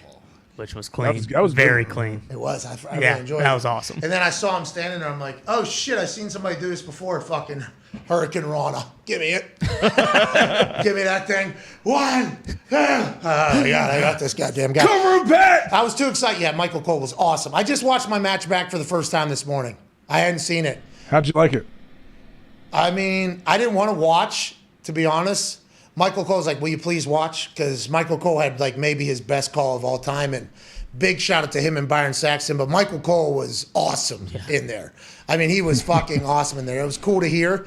But there was a lot of things I completely forgot happened, you know? When I would go out to punt on a field, I would just kind of go in, whatever, and like, I don't want to say black out, but I'd come back off the field in the long side. Let's say it was Overton or Justin Snow, and be like, how was the snap? I'm like, man, I have no fucking idea. I couldn't even tell you, dude. I think it was good. I think. I get it. Yeah, like literally that's what happened. Same thing happened in the match, basically. Like I went in there, and then I remember walking out and like looking around, but then once I started walking, I don't remember much from that entire point. Then obviously, you know, getting stunned is a moment you do recall. Hey, I'll go up there, you go over there. I'll remember that forever. Right. That whole thing was pretty sweet. But a lot of it I did not recall. The fans were fucking awesome. Hey, those fans were incredible. It was so much fun. And I forget how we got into this, but I watched it back this morning for the first time. I'm so thankful yet again. Yeah, like when we were watching it this morning, you didn't even realize that during the match when, like, if Theory was starting to, like, wail on you, that the fans started to jump back in with the... I had no idea that happened. I realized that this morning. I'm like, oh, my God. Yeah. That was happening. I couldn't even hear that. I had no idea that was taking place. It was awesome. After the Hurricane Rana 1-2, I was kind of feeling myself a little bit. Mm-hmm. Rightfully so. I was kind of feeling, I'm like, God damn, dude, I just did a fucking Frankensteiner. Right? I mean, are we even talking? Is that when you jump up and your legs go over his head and you flip him? Yeah. Yeah. I don't even know how to describe it. Yeah, so right leg got good. Left leg only around his shoulder here. Would have been I think I'd get him to 1, 2, 3 if I locked that thing all the way in. Yeah. Because when you're doing it, you're kind of pinching both sides of the neck too. Mm-hmm. Sure. So it's a little bit it's hard to breathe and you're getting flipped. Right. I didn't hit it as clean with the left leg, didn't get all the way up, but next time it's still sitting in there. You should have used the mouse strap. Well, the mouse strap. What if you'd have flipped up the apron and pulled that sucker out from underneath? Sammy's still on it. Yeah. Shove him back in. Wow, shit. If I can put That's it back. a good idea, actually. Yeah, I know. In hindsight, we should have. I mean, then, that would involve, that probably wouldn't. It's impossible, obviously, because too much. We don't know what's going on out there, Right. Who knows if the time comes, because that thing might end in, the first 3 seconds, like how I planned on it. Exactly. Almost did. I threw a couple Oculus in there. Did you kick him at all?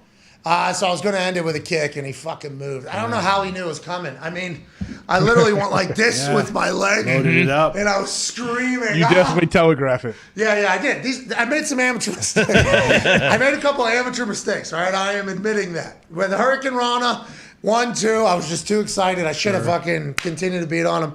Instead, I tried to pick him up and give him another big right, maybe a kick there, and backbreaker. Oh, my God. Oh, my God, where am I? Why am I here? Yeah, in the kick, I probably shouldn't have been as loud as I was. I was too loud on that kick. I was basically telling him, hey, it's coming. Yeah. It's coming. I miss. He kicks me on. I'm done. We would have ran it back, too, but then right after that, he saw you try and line up the kick and said, okay, I need to go for his legs. Yeah. Takes you out by the legs, and then you can't run Real it back. Asshole move. Yeah, I mean, it's bullshit. It was one of those things, too, where if you do land on that, you kick his jaw off and kill him. Yeah. So it's like, and then who knows? We might not get Mr. McMahon and Stone Cold coming out because the EMTs have to come down, and that's the end of it. Well, and if I break his jaw, how's he going to wear his mask too? You know True. What I mean? Very good point. Hey, smart. Thank you for saving. Anybody talking about that? What, Matt? Who? What? He's at 95. Excuse me? Oh, Austin Theory? Yeah. Yeah. Stay safe. Oh, okay. Yeah, you can't wear it with a broken jaw, can you? No. I don't know. How did people with broken jaws wear their masks all through that thing? I think they just stapled it to their face. They had an exemption, probably. No. Well, they keep their jaw shut. Oh, yeah. So Jaw maybe they wired just shut. Plug Oh, some, so it's like- probably a better mask. Yeah, they just plug their nose with like a clothespin or something. Yeah, Yeah, there you and they go. just die. Huh? No, they You said breathe. they can't open their mouth. No, they breathe right there through the wire. Yeah. Hey, is Goopy wearing some chains today? Who? Goompy? Okay. Are you normally wearing those things, Goop? Yes. You usually do, yeah. What's this guy's deal? Open your fucking eyes, huh? All right, let's dive I into. just did. Hey, Gumpy's a good transition, by the way, because I got to start differentiating between his grunts. Because yesterday I said, Tone, how do we feel about the national championship, which took place last night? This is a good time for us to talk about it. We are a sports show. That's a pretty big moment. So I asked Tone Diggs yesterday. I say, who we betting on tonight? The Hammer Dahn boys are hot right now. Who we betting on? And Tone goes, I like Kansas. I like Kansas -4 or whatever. Exactly. And Gumpy in the back goes, and I thought that was like, and he was smiling while doing it. So I was like, okay. My initial read on that sound with that thing was, okay, the Hammer Down boys are both on Kansas. That did not, we registered, we moved on. I don't even think we talked about anything else. When I was on that bed before that game started, I pulled myself up, you know what I mean? Because I couldn't do it. I go into FanDuel. I'm like, all right, I'm going to toss some last bets in. Oh, yeah, the Hammer Down boys, they were both on Kansas -4. When those two are on the same side of things, especially with what they did in the Final Four, I'm going to hammer this thing. I want a 5X normal unit bet, okay? 5X on that thing. Because I like last game, it's national championship. I want to feel invested. I'd like to pay attention to this. Right. Then UNC up 16 going into half. Bill Self and the boys look lost. I go over to Raw after WrestleMania. Ezekiel makes an appearance. Let's go, Zeke. Younger brother of Elias. Elias went to our high school. We are still boots on the ground to see if any of our friends' little brothers or sisters went to school with Zeke. He does look to be much younger than us. Might have went to a Catholic school. Yeah, we're not sure. He might have been an academy kid. But then I come back and the game's tied. I'm like, here we go, Kansas. We're on this thing. And then there's an inbound pass, 4.5 seconds left, where a guy on Kansas gets it, runs directly out of bounds. You're about to win a national championship. You're up 3. Runs directly out of bounds, blow it dead. He gets fouled. He makes both of those. They win by 5. How you doing? Keep moving. Me, the Hammer Down boys, all on Kansas. Yeah. We did this thing. What a night. The heat streak continues. Like, I'm living my best life. I'm having a blast. So obviously kid runs out of bounds. They fucking do the whole thing. They win by 3. Congrats to Kansas.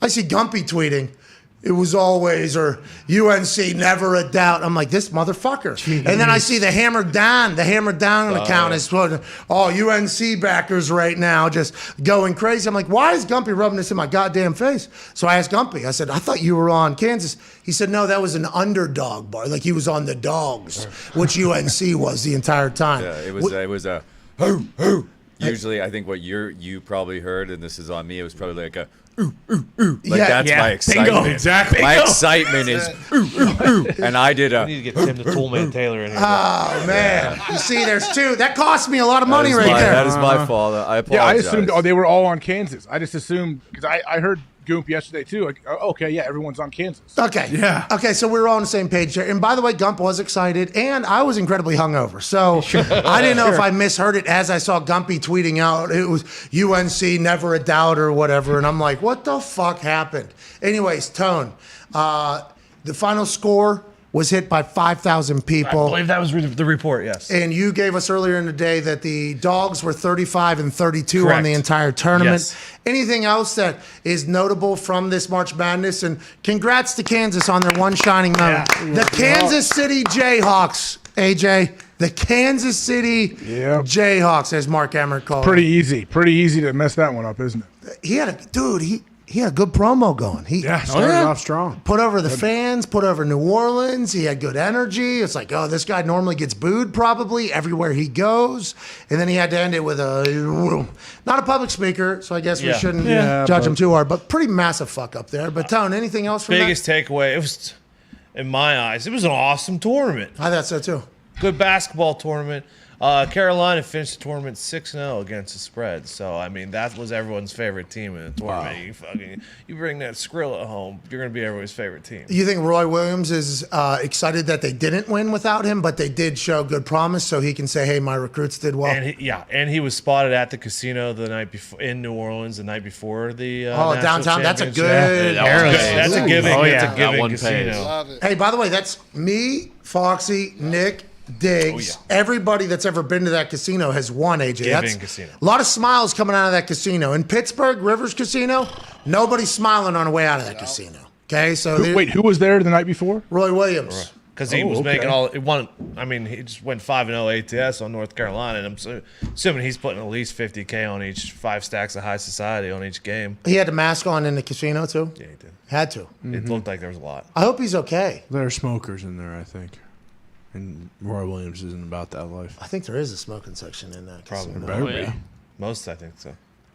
I don't think so. No? Most casinos, they can smoke everywhere. Yeah, you can smoke cigs wherever you want. It's like the last place on earth you can do that. Really? Oh, yeah. I know in Tahoe they can. In Vegas, of course they can. They got them in airports, too. They got smoking sections. You can go in there. The glass cage. Like little boxes. Yeah, like a glass cage, essentially. That's just like a section of the airport where there's still airport seats, but there's ashtrays in between them with mountains of ash. You're not smoking cigs anymore. I'm happy for you. Yeah. Congrats. Mm-hmm. Never say never, though. You know? Just like Take said. You have your one shining moment, huh? Mm-hmm. When you get back into the Marlboro game? That's right. Maybe Campbell Blue game. I don't know. Hey, I hated that one shining moment thing. Because I know it's like a big deal and nostalgia, but as I'm watching it and I'm seeing the highlights that they're saying, I'm like, can we not remix that song a little bit? You know, can we not? And I might be in the minority here, so you would have to tell me how the internet is reacting. People love it. People love that. All I know from that song is the video. Was it last year or 2 years ago that Darren Ravel put out of him dancing to it? Yeah, he did it again this year. Jesus Christ. Darren Ravel still doing it. Who's he work for? Action Network, maybe? Still? I think so.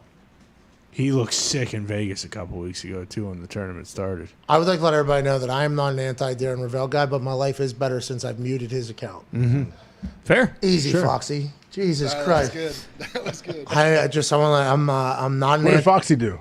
He laughed. Fucking Big Poppy. I'm going to spit out water back there as he was drinking it because we've met Darren Ravel. He's always been very nice to me. But it seems like everything he does, there is a lot of negativity around it. So, but it's okay. I've asked you this before, and anyone I know, I ask that knows him. This is serious. Like when he ran the 40, that's not sarcastic. Like all this stuff is real. Well, I don't know him that well. I mean, is it a gimmick? Not even like a gimmick. I heard it's like, I don't know. I thought he was doing it to be funny and cool. Oh, hey, yeah, look at this goofy guy. But I hear it's not. There's no way he ran it and said, this is as fast as I'm going to run, and I'm a fast guy, so I'm going to put this out. He knew what was coming. He knew. I sure hope so. He had to know. What are you saying? You're saying he didn't? I don't know. I think you're the one that's even told me, no, that's legit. Like everything he's doing is not like joking. Well, for shoot. I saw him sprint upstairs at the Houston Astros game. You remember that? Oh, yeah. He sprinted up an entire flight of stairs. I saw him. He looked awesome. Sport coat, suit coat. And then as he was running, we were all, I think we were pretty banged up, pretty vitamined up as well. He's driving, is that fucking Ravel? And then, Ravel! And he stops at the top of the thing like a movie, and he turns, and we get like a wave, and then he ran away. He's gone. That was the last time we saw.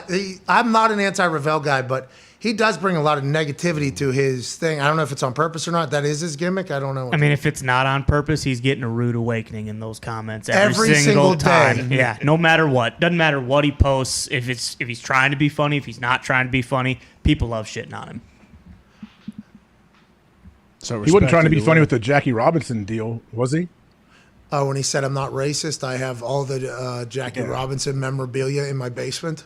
That he had bought. And he took a few screenshots, I believe. I don't follow him, but I know he was trending. I think that's how I saw this. Oh, that was the MLK thing, right? Yeah. Where he's like, I'm a big MLK guy. Like, Yeah. has to be That a was bit, it. right? I don't think that one is. That's No. an interesting bit if that's what he's trying to do. Self-awareness always really high with a lot of people, I think. Mm-hmm. That is something, that's been very interesting to observe. I got to meet a lot of people, WrestleMania weekend. Like Micah Parsons and Zeke, incredibly cool. I was very thankful for them. I watched that thing back this morning.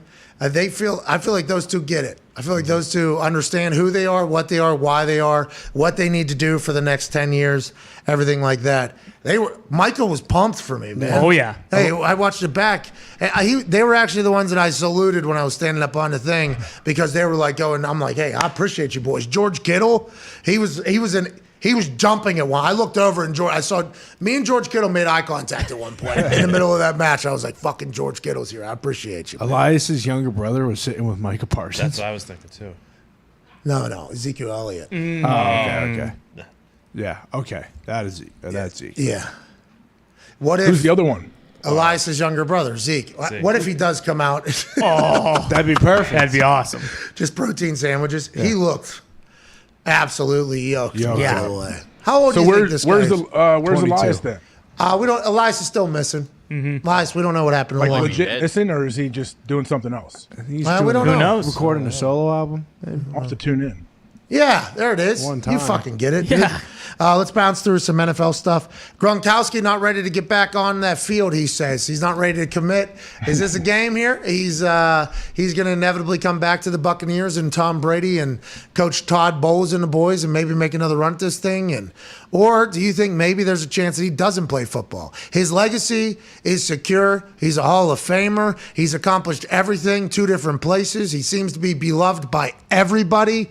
What do you think here goes on with Rob Gronkowski, AJ Hawk? I mean, I think he ends up coming back. I don't know when that is. I mean, there's definitely still a chance that he does hang him up. We don't know how he feels physically. We don't know how his body feels, how this last season was on him, how he is, where he's at mentally. I see him. They're promoing. Is he co-hosting like a Nickelodeon award show soon? On I think it's Nickelodeon. My kids, it's always on. He and Miranda Cosgrove. I don't know why I know her name. I think she's from School of Rock. They're hosting like a kids iCarly. She was in School of Rock as well. Yeah. Kids' Choice, maybe. He's hosting a big party in Vegas too. I saw. Who? Wrong. Doesn't he have For UFC? Let me see if I UFC? The draft. Oh. He has that boat. it was Doesn't he there. have like a cruise, the Grand Cruise or whatever they do almost every year? Is that still happening? I don't know. I don't know if the COVID Grand might have Cruise- killed that. Actually, He's in no rush. He's got ice shakers too with his brother. Oh, yeah. His brother Just Chris. tell him about July 23rd. Yeah, I think I'm going to dust him off and come on back, guys, and just show up for camp. I've been training. Here's me running sprints every single day. He does that whole different tights deal. Yeah, same tank top, but look at the tights. They change. I'm wearing long pants, and I'm wearing shorter pants, and I'm wearing no pants. Then I'm wearing tights, and it's 5 different days. He just takes off a layer of what he's doing.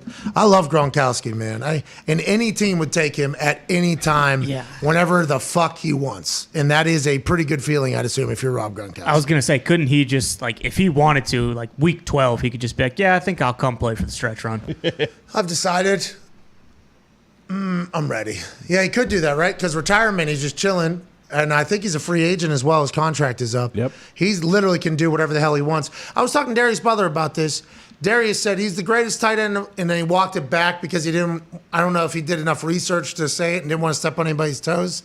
He's the greatest tight end of all time, right? I mean, obviously right now Travis Kelce is going to make his way into the conversation with how great he's been for how long he's been. They're going to have to win another Super Bowl, I think. And although that is a quarterback thing, it also will be accounted for whenever he's being compared against all the other tight ends. Gonzalez is in there. Shannon Sharp in there. So we brought up Shannon Sharp earlier, and he said, well, if Shannon Sharp's in there, Gates got to be in the conversation. But Gronk is, right? Gronk is the guy, I think, at that position. Gronk is he's so unique too. Just how he's such a giant. Doesn't look like he's flying, but he's definitely outruns people all the time.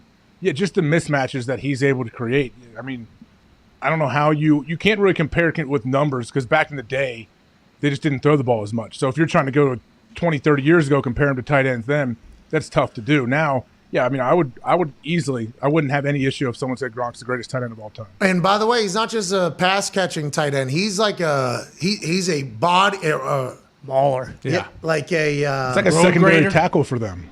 He's a road grader. That guy. He's broke and hurt a lot of Colts people while like burying them in there. It takes a lot of pride in the fact that although he's bigger, his hands were compared to toilet seats. He says this guy's got 2 toilet seats hanging off of his wrists. He's taller and he can catch everything. And somehow he's as nimble as like a ninja with how large he is. And his football IQ, they say, is like through the roof. Has a great feel for it. That's why him and Tom get along so well. I'm a big fan of Rob Gronkowski, and I'm very, very thankful we got to see him play. Did you ever play against him? Yeah, I played against Gronk and old Hernandez, I believe, their first year. Wow, how was that? In New England. How'd that go? They ended up beating us. Flynn, I believe, did Flynn start? I think Flynn was the starting quarterback. We almost won, but we gave up one of the worst plays in all of NFL history. Was it Dan Coppin, the guard, took one back to the 2-yard line on kickoff. Oh, yeah.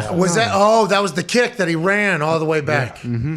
Great play by him. It was sick. Great. Did Very Hernandez say anything to you? Who? Hernandez? I do not remember conversating really with him at all. I kind of wish I would have talked to him. I knew they were both so damn good, though. I was like, these guys are unbelievable. Imagine if they were able to just continue to go. Like, if one guy didn't kill some people and stuff. Like, imagine if they just simultaneous, same age, right? Oh, yeah. Same draft class. Imagine Tom with them for like fucking 8-10 years. Mm-hmm. Hernandez was younger than Gronk, too, because when he ended up coming out, I think he was like 21. So he would still only be like 33 right now. Could have been. All right, let's move along. Bobby Wagner will be joining our program tomorrow.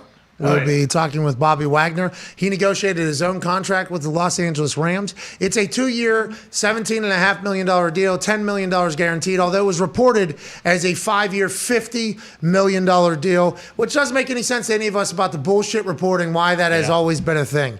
And I'm not saying give us a Pulitzer Prize, but I do believe we have put a little bit of pressure on some people to be like, hey, enough with the fugazi numbers that make teams look better than they actually are because they're paying so much money, and agents look better than they actually are because the deals that are being published that they negotiated aren't real. Now, there are great agents out there. I am not saying there aren't. There are incredible business people out there who do have the best interests of their clients and their players and everything like that. There's a lot of bad actors out there as well that put on a suit and have no fucking idea what they're doing business-wise. So, for a long time, all of them have been protected. There was even a rule at one point that other agents can't poach other agents' clients. If you're signed with an agent, no other agent's allowed to talk to you. All that did was protect bad agents, which is something that a lot of people have done for a long time. Bobby Wagner negotiates his own deal. He'll be on our show tomorrow to chit-chat about that entire process. Also going to the Rams and wearing number 45. I can't wait for it. Thank you, B-Wag. Thank you.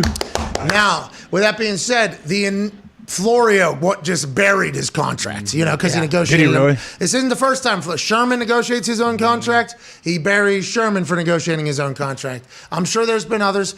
I like Florio, the person, a lot. I like Mike Florio a lot. He and I have had an interesting relationship. He and I have had a great relationship. He has been very nice to us at different times throughout our entire process. It's great catching up with him. He's paisano, West Virginia guy. I like his son. I'm a big fan of it. His reporting of the NFL, though, vastly different than how we talk about the sport of the NFL. It's a different game that he's playing than we are. He's sold his blog like twice, by the way. I mean, he is trailblazer in this entire internet world. Former agent does his thing, or former lawyer does his thing. But I feel like he is plugged in with the agents. And anytime a player takes business in their own hands, he's not the only one, but he is the loudest and the biggest because he is Pro Football Talk, which everybody get very mad about that almost. Why do you think that's the case? It's always like, well, I'm looking out for the best interest of the player. I'm looking out for Bobby Wagner's best interest. There's a lot of fucking bad deals that have been negotiated by agents over the history of the NFL as well. I like what Bobby did personally, but I don't think it's for everybody. Your thoughts on it, AJ? Yeah, I'm with you. If you feel confident that you can do that and you can negotiate your own contract, then absolutely. Why not take control and take power? Now, there is some weird thing where I understand agents trying to put it out there, hey, this is not a good idea. Because you know what? It's not a good idea for all NFL players to do their own contracts. We know that. Concur. There's certain ones that should and certain that shouldn't. Like, I don't think I should have done my own contract. I don't have the attention span to sit there and try to work through details and all that stupid stuff. So I wouldn't have tried it.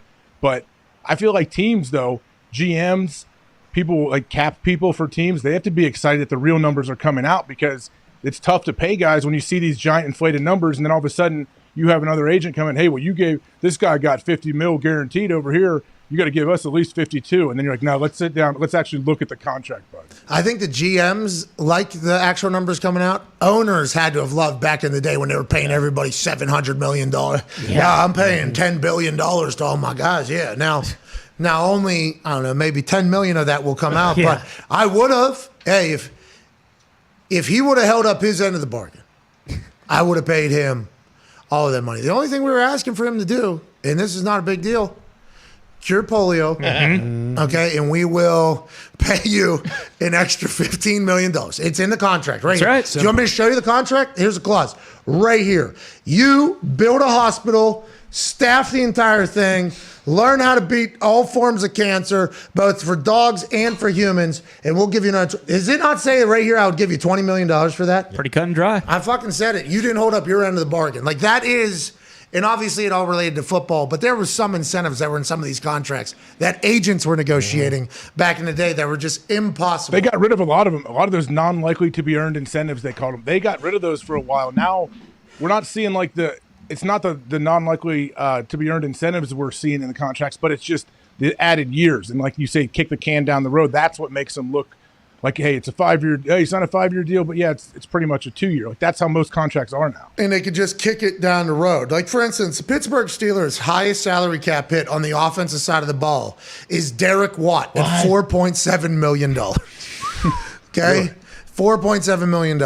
And I don't know if that bodes well for Steelers fans that is the most amount of money that is allotted to anybody.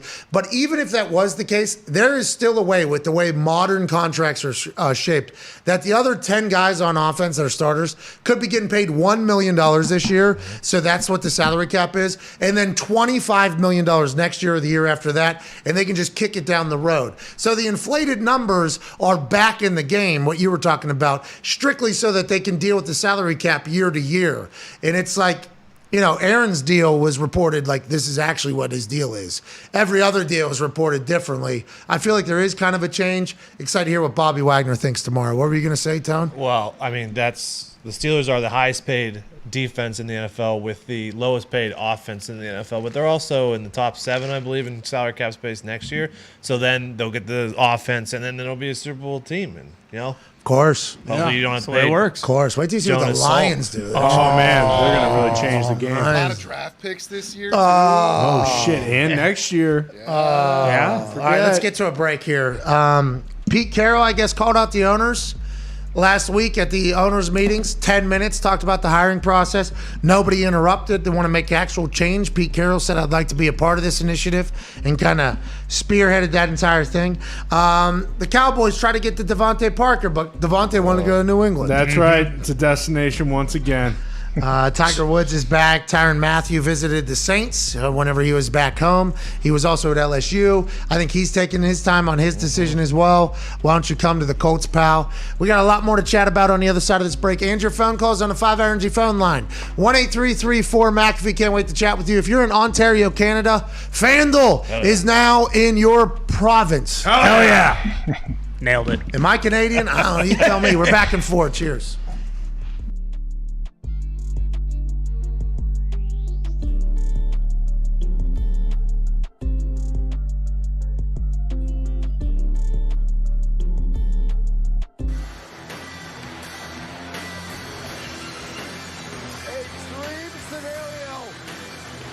McAfee wins his match at WrestleMania and shares the field with the oh no! Stunner! Stunner! Stunner! Stunner!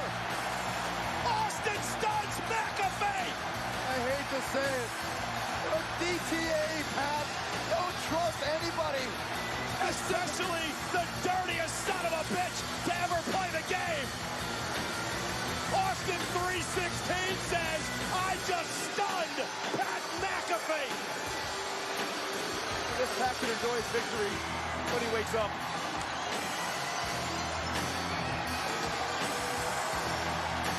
The celebration belongs now to the Texas Rattlesnake, Stone Cold Steve Austin. I just saw a picture of you getting out of, I think, a 757 that was from Jim Irsay. What was that, and have you ever been in that plane before? I thought it was like the team plane to fly all of the Indianapolis Colts.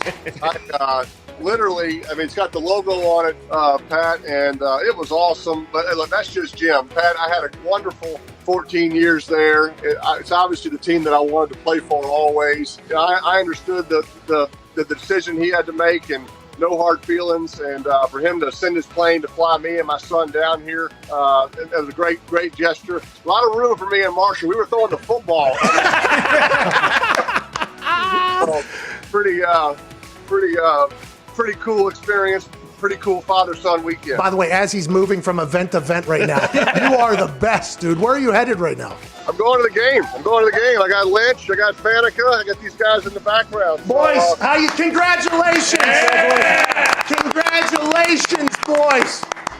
All right, Peyton. Oh, hey, there he is. Marshall, I hope you enjoyed that plane, pal. Hey, Peyton, last thing here. You talking to Tom Brady, you becoming friends with him. It was interesting to watch. Oh, yeah, take the photo. Take the photo.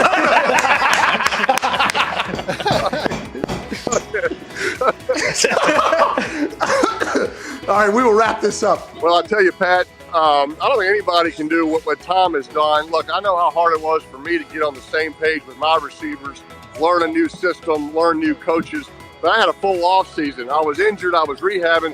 The fact that Tom has done this in a COVID pandemic off season, no time to meet with his receivers. He met with his coaches illegally by breaking into Byron Leftwich's house. So besides that, it's been incredible what he's been able to accomplish, and he deserves all the credit. His leadership is what's put the Bucs in this game today, and I have great respect for him because I know how hard it is, but he deserves all the credit. Hey, how did you know Red 18 was coming? Pat, I mean, I can't tell you how much I appreciate you telling that story and just growing the legend. That was about the 18th time I tried it. I was over 17 going into that. And, you know, when it doesn't hit, you just keep walking. Nobody ever really tells you about it. So when it hit, I was as surprised as you were. And the reaction from some of the good old folks there in the casino that night was pretty special. Well, I appreciate you doing that. You made me and those folks in the casino a bunch of money. Congrats on the Hall of Fame nod. Thank you for spending time. Enjoy yourself at the game, Peyton. Pat, thanks, pal. I appreciate you. The Sheriff, Hall of Famer, Peyton Manning.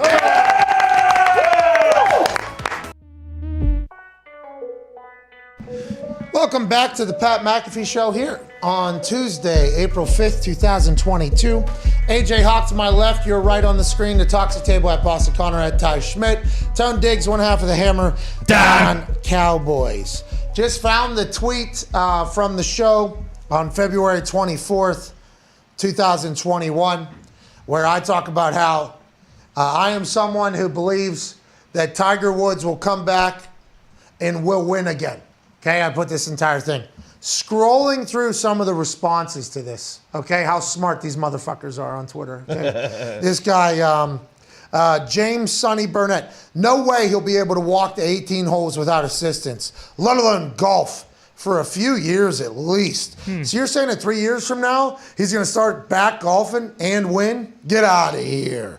He can barely walk or drive down the road. How do you think he'll be able to drive on a fairway? Kind of good joke there. Yeah. Then here's Be Different DFS says, dude, the expectation needs to be he can walk and live a normal life again. His golf career is done. The dude will be 100% lucky to walk without a cane for the rest of his life. That's what the expectations were of Tiger, by the way, after this card. We thought he was dead. Yeah. Remember? I mean, did we really feel like we knew this much about his medical condition after the wreck? There's no way he's going to come back and play golf professionally again. This is the end of his career, sad to say. I just hope he gets healthy and is able to walk and do some of the things he used to do, says Mr. Moriarty. Where'd he go to med school at? It's just like everybody. To say he's never going to come back and play is kind of crazy to me. You don't understand. Like, yeah, of course he can come back and play. It's another thing to say, yeah, he'll come back and he'll win another major. He'll win multiple times. I don't know if I can say that, but hey, he's playing, hopefully. I just, as soon as you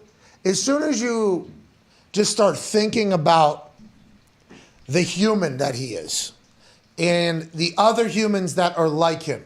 Peyton Manning had to get his neck and back spinally fused. Had to get a fusion on his spine, go to another team and figure it out to play. Like, his legacy was already cemented at that point. Would have been a Hall of Famer. Would have been like the people, those dudes and ladies, by the way, because I'd assume Serena has been through absolute hell numerous times to get back in.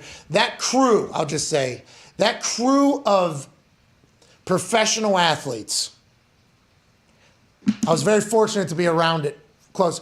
Those motherfuckers are so competitive, so fuck you driven. Like, hey, that tweet that was, I bet you he read that fucking tweet from those people. Yeah. These people are saying that I'm going to be lucky to walk with a cane. I'm playing in the fucking Masters 1 year from now. What is this guy? Like, they live off of like just proving people wrong. And that is why they're able to stay at top for so long. Hey, you have all the money in the world, all the fame in the world. You're a Hall of Famer. You're the greatest of all time in your sport. What more do you have to prove? Well, there was this one motherfucker that said, this one person said, and they need to fucking know. Like, that is what happens. That is Tom Brady was retired for 6 weeks or whatever it was. Yeah. And at some point somebody said, oh yeah, did you hang it up because you didn't think you could do it at the same level anymore? And he woke up the next morning and was like, that motherfucker.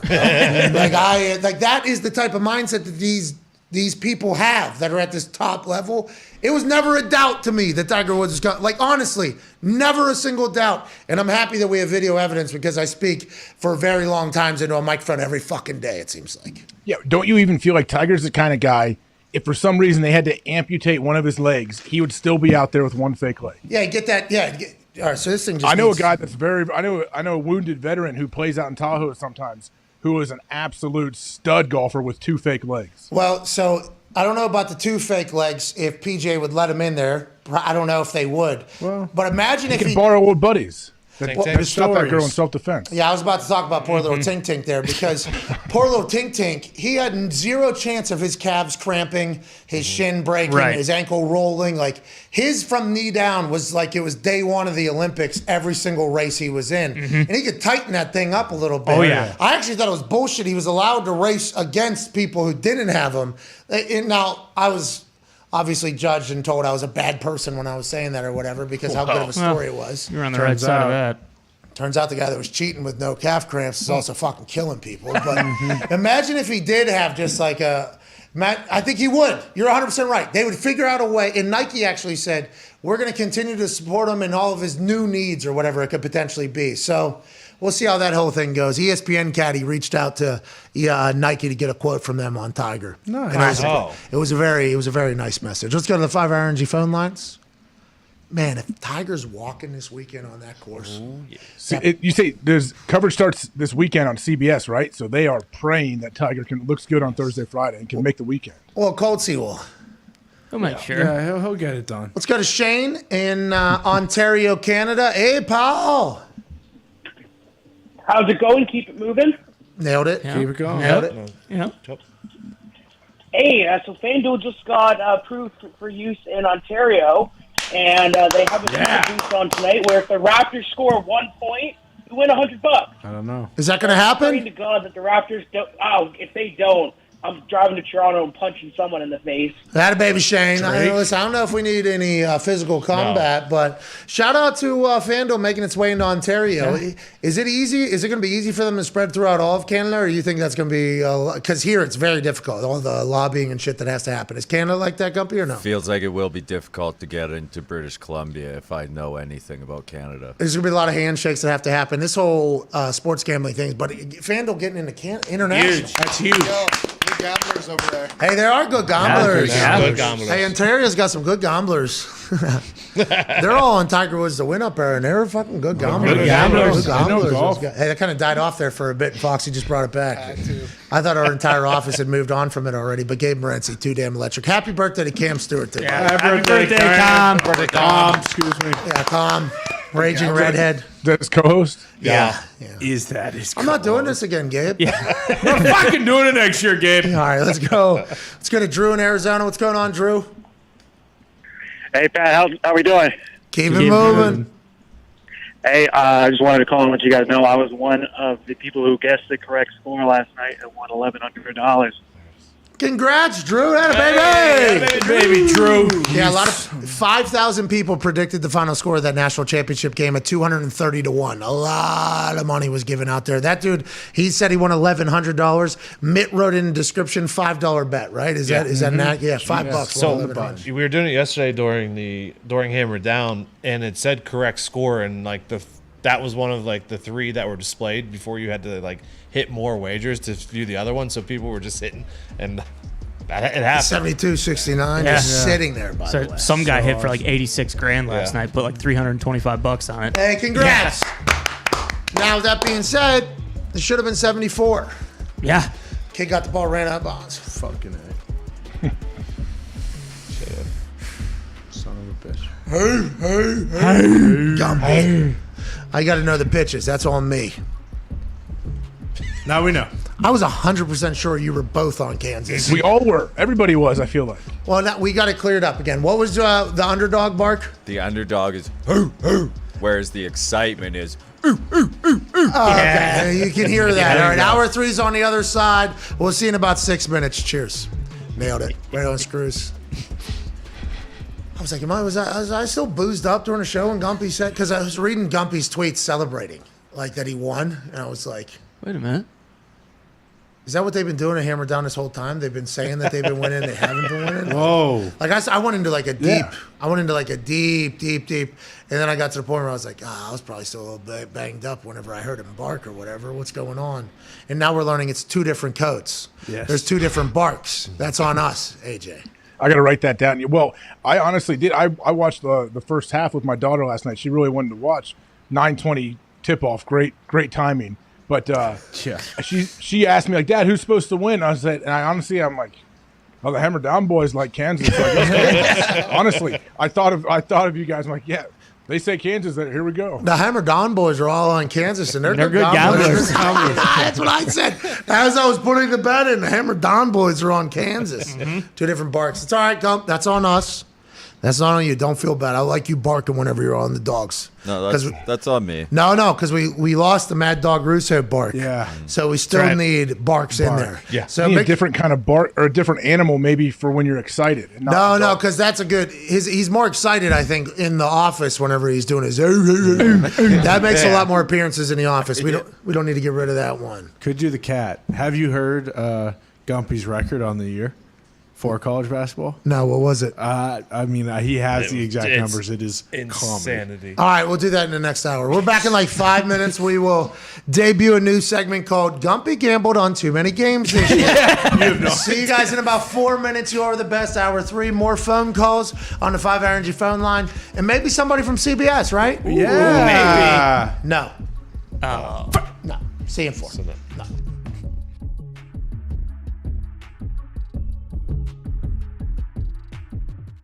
It really comes down to, and pardon my French, but giving less fucks. I think that it's a maturity that comes from aging, from making mistakes, from failing, from being too sensitive at times, from taking things too personal at times. And it's about growth and learning not to be indifferent, because I think indifferent people are terrified of making choices, and it's a cold place to live. It's about choosing what to care about, and the things that you do care about, it's less things. It's not trying to be a part of every conversation or get involved in everything or setting yourself up to be offended about certain things. It's caring more about specific things and less things, and with those things, it's finding ways to solve the problems, because true happiness doesn't come from eliminating all problems in your life. I believe it comes from solving the problems that you have and dealing with the pain and the suffering that is natural in life and is a part of life. It's not fleeing from pain and suffering and running from those things and not dealing with the emotions situations. It's looking at those head on and saying, how can I solve these problems and make my life a little bit better? And that's what I've tried to do the last couple of years, and I've talked about in the show as well. It's about perspective. And I truly believe this, when you focus on the things that you have more than the things that you don't have, you allow yourself to let gratitude sink in. And when the gratitude sinks in, it is always accompanied by joy. because you're focusing on the blessings that you have, not on the things that you don't have, the things you wish you had, the way you wish your life was that much better, you wish you had this, you wish you had that. You'll always be unsatisfied. But when you take solace in the fact that you're where you're supposed to be, and that life is going to come at you with pain and suffering and failure and frustrations and mistakes, and just trying to solve those problems and do a little bit better next time, it allows you to, I think, be a little gentler with yourself and admit that you're a human, you're going to make mistakes. You're not going to please everybody. There's always going to be a 500-pound elephant of possibly hatred and malice waiting for you, whatever decision you make, and that's just part of life. You got to deal with it and just try and be better the next time. So you feel freer, it feels like, huh? You kind of feel free. Yeah, there's a liberation that comes from caring less about the things that don't really matter in this life, I think. And I will say, if anything, and I know the two of you, the best on this show, and so I won't speak for the other boys, but I'm sure they're very similar. There's a lot of joy in being unapologetically yourself. And I think in life we respect people the most often who are that way, who don't try and change or be different or grow meek in situations that require courage, that go quiet in situations that require communication. And that's what I appreciated in both your friendships, is that you guys have always been yourselves. And Pat, I haven't known you as long as I've known AJ. I sat next to AJ for 9 years, and I had so much love for him and appreciation for the friend that he is. But I always admired and was inspired by the fact that AJ was always himself. And he believed that who he was exactly who he was supposed to be. And he didn't have to be different or put on a face for anybody. He was unabashedly himself. And I think there's a lot to be, gained from doing it that way. And what I love about you and the boys is that's who you are. You guys show up every single day, not with an agenda, but with an open mind, and create conversations around important topics, and then you just be yourselves. The Pat McAfee Show. There'll be no rules for our guests, for us, for the things we can talk about. Yes, speaking his mind. I've never had a problem expressing my opinions or my thoughts or anything like that. While being relatable. I haven't had that manufactured fake-ass celebrity that a lot of people have whenever they go on those big networks. I've had a chance to really build my crew, build my following, build my audience. And ridiculous. What am I supposed to do? So I'm supposed to look at something that I can definitely afford and say, nah. Is that what I'm supposed to do? The Pat McAfee Show starts in 3, 2, 1. Hey, welcome back to that show, hour 3 on this. Hey, congrats to the Kansas City Jayhawks. Winning the national championship last night, April 5th, 2022. We shall begin now after that beat drop. Thank you all so much. They're probably so pissed. Oh, yeah. I'd be livid. They were booing as the trophy was about to get handed to the team. Mark Emmert cuts a great promo, hyping up everybody, the fans, the city, the tournament, the magic, and then he almost forced in those last 2 sentences. Oh, yeah. Could have handed the mic over much earlier. Didn't have to do it. Classic Mark Emmert foot and mouth situation. But congrats to the Kansas Jayhawks. Go Kansas. Congrats to the UNC +4 bettors. Yes. Hey, congrats out there. Congrats. Congrats to everybody. Congrats to Roy Williams seeing his crew that he recruited be talented enough to make it to the national championship, be up 16, but not win, so he doesn't look bad because he wasn't able to do it. Congrats to Roy. Congrats to Hubie Davis. Going to keep that thing going. I love that guy. He's electricity. Good for UNC being all the way back. And here we go. AJ Hawk to my left, your right, Tone Diggs, Boston Connor, Ty Schmidt. Tiger Woods tees off Thursday, 10:30 a.m. at the Masters. Officially back in the tournament, just a year removed from one of the most devastating, catastrophic, scary car crashes and injuries that we have seen in sports in some time. There was a moment where people thought he wasn't going to be able to walk again. There was a moment in time where people thought his life would not be able to be the same. They thought he would have to use a cane to walk. And here we are, just a little bit more than 365 days later, and he's back in the fucking Masters. Thursday, 10:30, the show begins, and I can't wait to watch, AJ. Good for golf. Oh, yeah. Huge for golf. But do we know, where can we watch him? Can we watch his whole round? I would hope they're playing it all.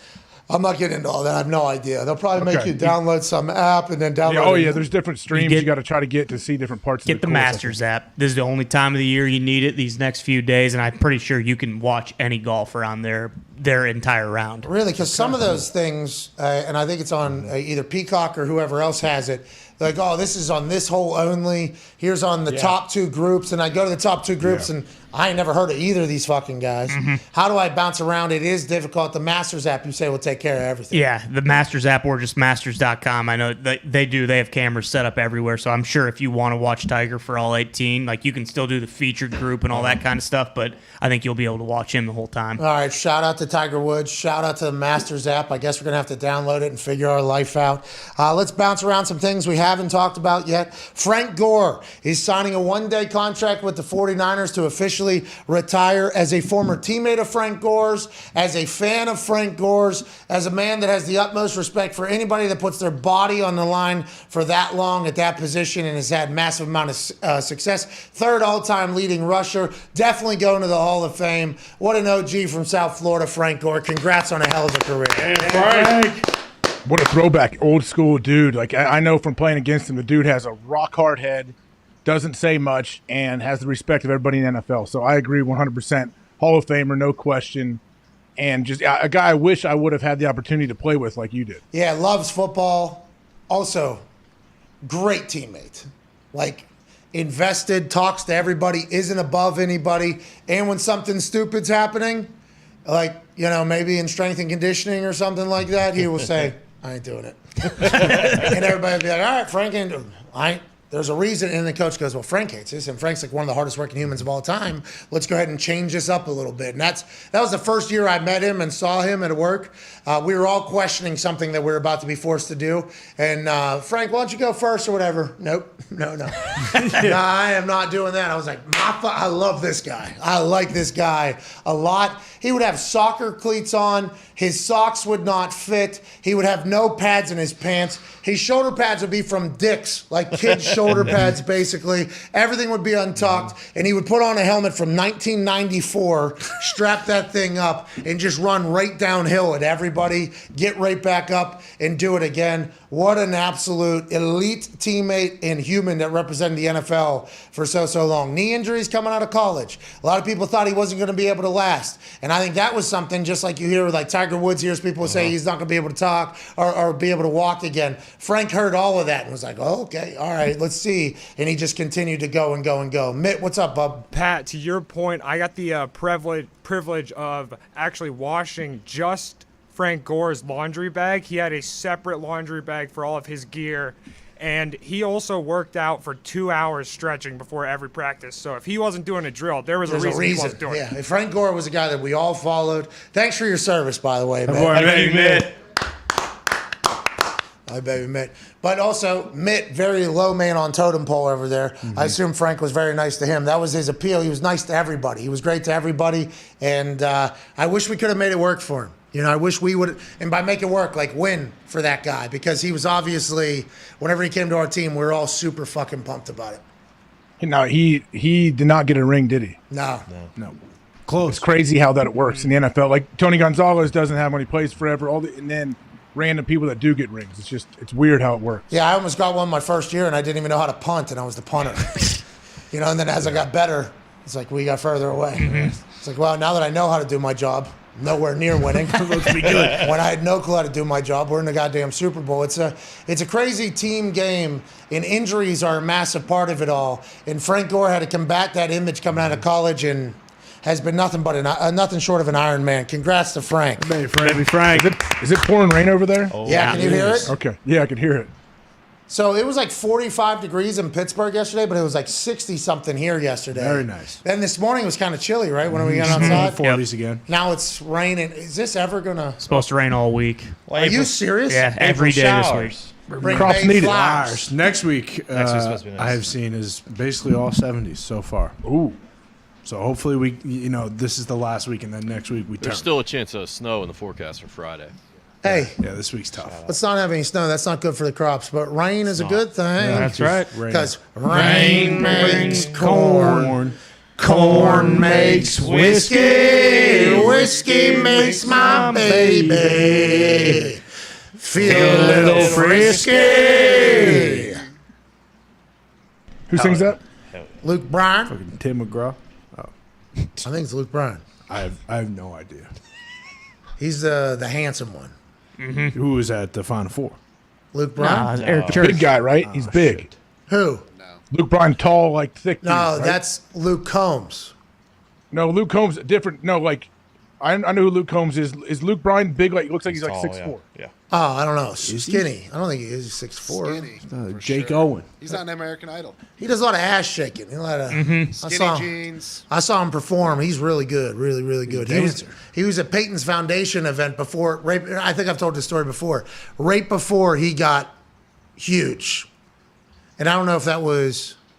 I forget what song right before he blew up. It was like as he was about to become the biggest star in country music. He had agreed to do the Peyton Manning's Foundation like before that all happened. Yeah. Because they're friends, I think they fish and hunt together. Sure. Right. I'm pretty sure, yeah, because if that thing's moving, it's down. They said whenever he's around with bow and arrow. I mean, Luke Bryan's goddamn.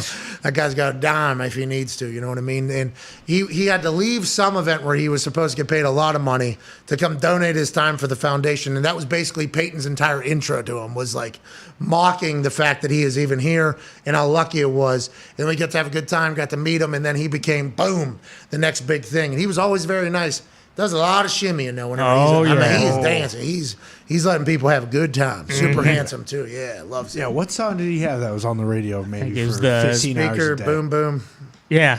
What is Drunk on you and high on summertime. No, that was later though. What was his first one? The first one, yeah. I can't remember. Is it Crash My Party? Crash My Party also went. I could be the front show or the best show. Did he ride a penis rocket to space in one of his videos? Oh, that was Kid Rock. Yeah, that's your guy. That's a new album. My bad. That's a new album, Bob. They played Ball with the Ball on a music package on Friday at SmackDown. And I was like, I'll tell you what. I think, was it for or Undertaker? I thought it was Stone Cold. It might have been because Undertaker came out to the an American badass. Watch me kick. You can see me, man. It was wild. It was a Kid Rock, man. That place in Texas, though. Hey, they love it. Yeah, Kid Rock. I mean, what he's smoking cones, giving political interviews. Oh yeah. I don't give a fuck about anybody. He says, "I'm like, all right, Kid Rock." We the people. What's that? We the people. I mean, that's his. That's the. Has Taylor and Will got him on Bustin' with the Boys yet? I don't know. I have no idea. He lives in Nashville, I know, a lot of the time. I would love to hear a good conversation. Will, by the way, congrats. Will, Congrats, Will. Congrats on the baby. He and his wife. Very happy for him. He's going to be a great dad. He's already got the shoes. Already got the look. He's going to be a great dad. That was an exciting experience to watch on the internet over the weekend. Congrats to him. So Kid Rock he's a full-on politician now at this point? Is that what he's doing? Or I don't know. I mean, that interview, that was pretty, I mean, Tucker asked him, like, when did you start feeling like this? And he said, I don't know, came out of the womb, 2 middle fingers up, probably then. Did he really? Yeah, it was awesome. Who was he mad at then? He said a straight face? Yeah, straight face. Hey, we know he's still writing music. Yeah. Bangers, not music. What was his tweet? I have an issue with Kid Rock and the thing he's saying. I will try to have a talk with him. Bob. Yeah. It's like, Jesus, can't say what he. By the way, I do not enjoy what he said. I have a lot of friends in that community, and what you learn from that community about what they went through and things that have been said and their life experiences and the world we're living in. But Kid Rock, I feel like he is somebody that's going to live forever. And I think we all realize that. And if he runs for president, Where he's talking about making a run? I don't know. If he needs to. The only thing I've ever heard from him, aside from the music video that you were just referring to that was forced down my throat here by The Office to watch, it's just all politics, right? It feels like he's getting. I think he ran for governor last year or something like that. Like he was in the. He's got to be in his 50s, right? You know, Kid Rock could be 30. He could be 90. Yeah. Exactly. I mean, that's the thing about Kid Rock. There's that whole thing. Like Titty Boy. He's 51. Zito just dropped in my ear, 51 years old. Let's go to the phones here on the 5-Hour Energy phone line. Let's go to Joe in Indy. Joe, what's going on? How you doing? Keep it moving, Joe. How we doing, fellas? Keep it moving, Joe. Okay. So the Colts, Never listen to I think they're going to be drafting a quarterback late in the round. We got Cole Johnson. That's a possibility. Out of SMU. We haven't retained T.Y. Hilton yet. I want fucking Cole Johnson. And I was thinking maybe not. Never heard of the fucking. I think we sounds should like go a and get a couple younger wide receivers in their stead. Joe, what younger wide receivers do you think you would like to see come to the Colts? Have you done the draft recruiting process? Have you seen all that yet or no? I mean, there's a couple good guys. I think his name's like Allison, the third. He's a little quick son of a bitch. From where? I would have to look it up. I posted it not too long ago. Oh, okay. Thanks, Joe. Thanks for your time there. Did you see that? I don't know what a Johnson is out of SMU. Keep him out of our.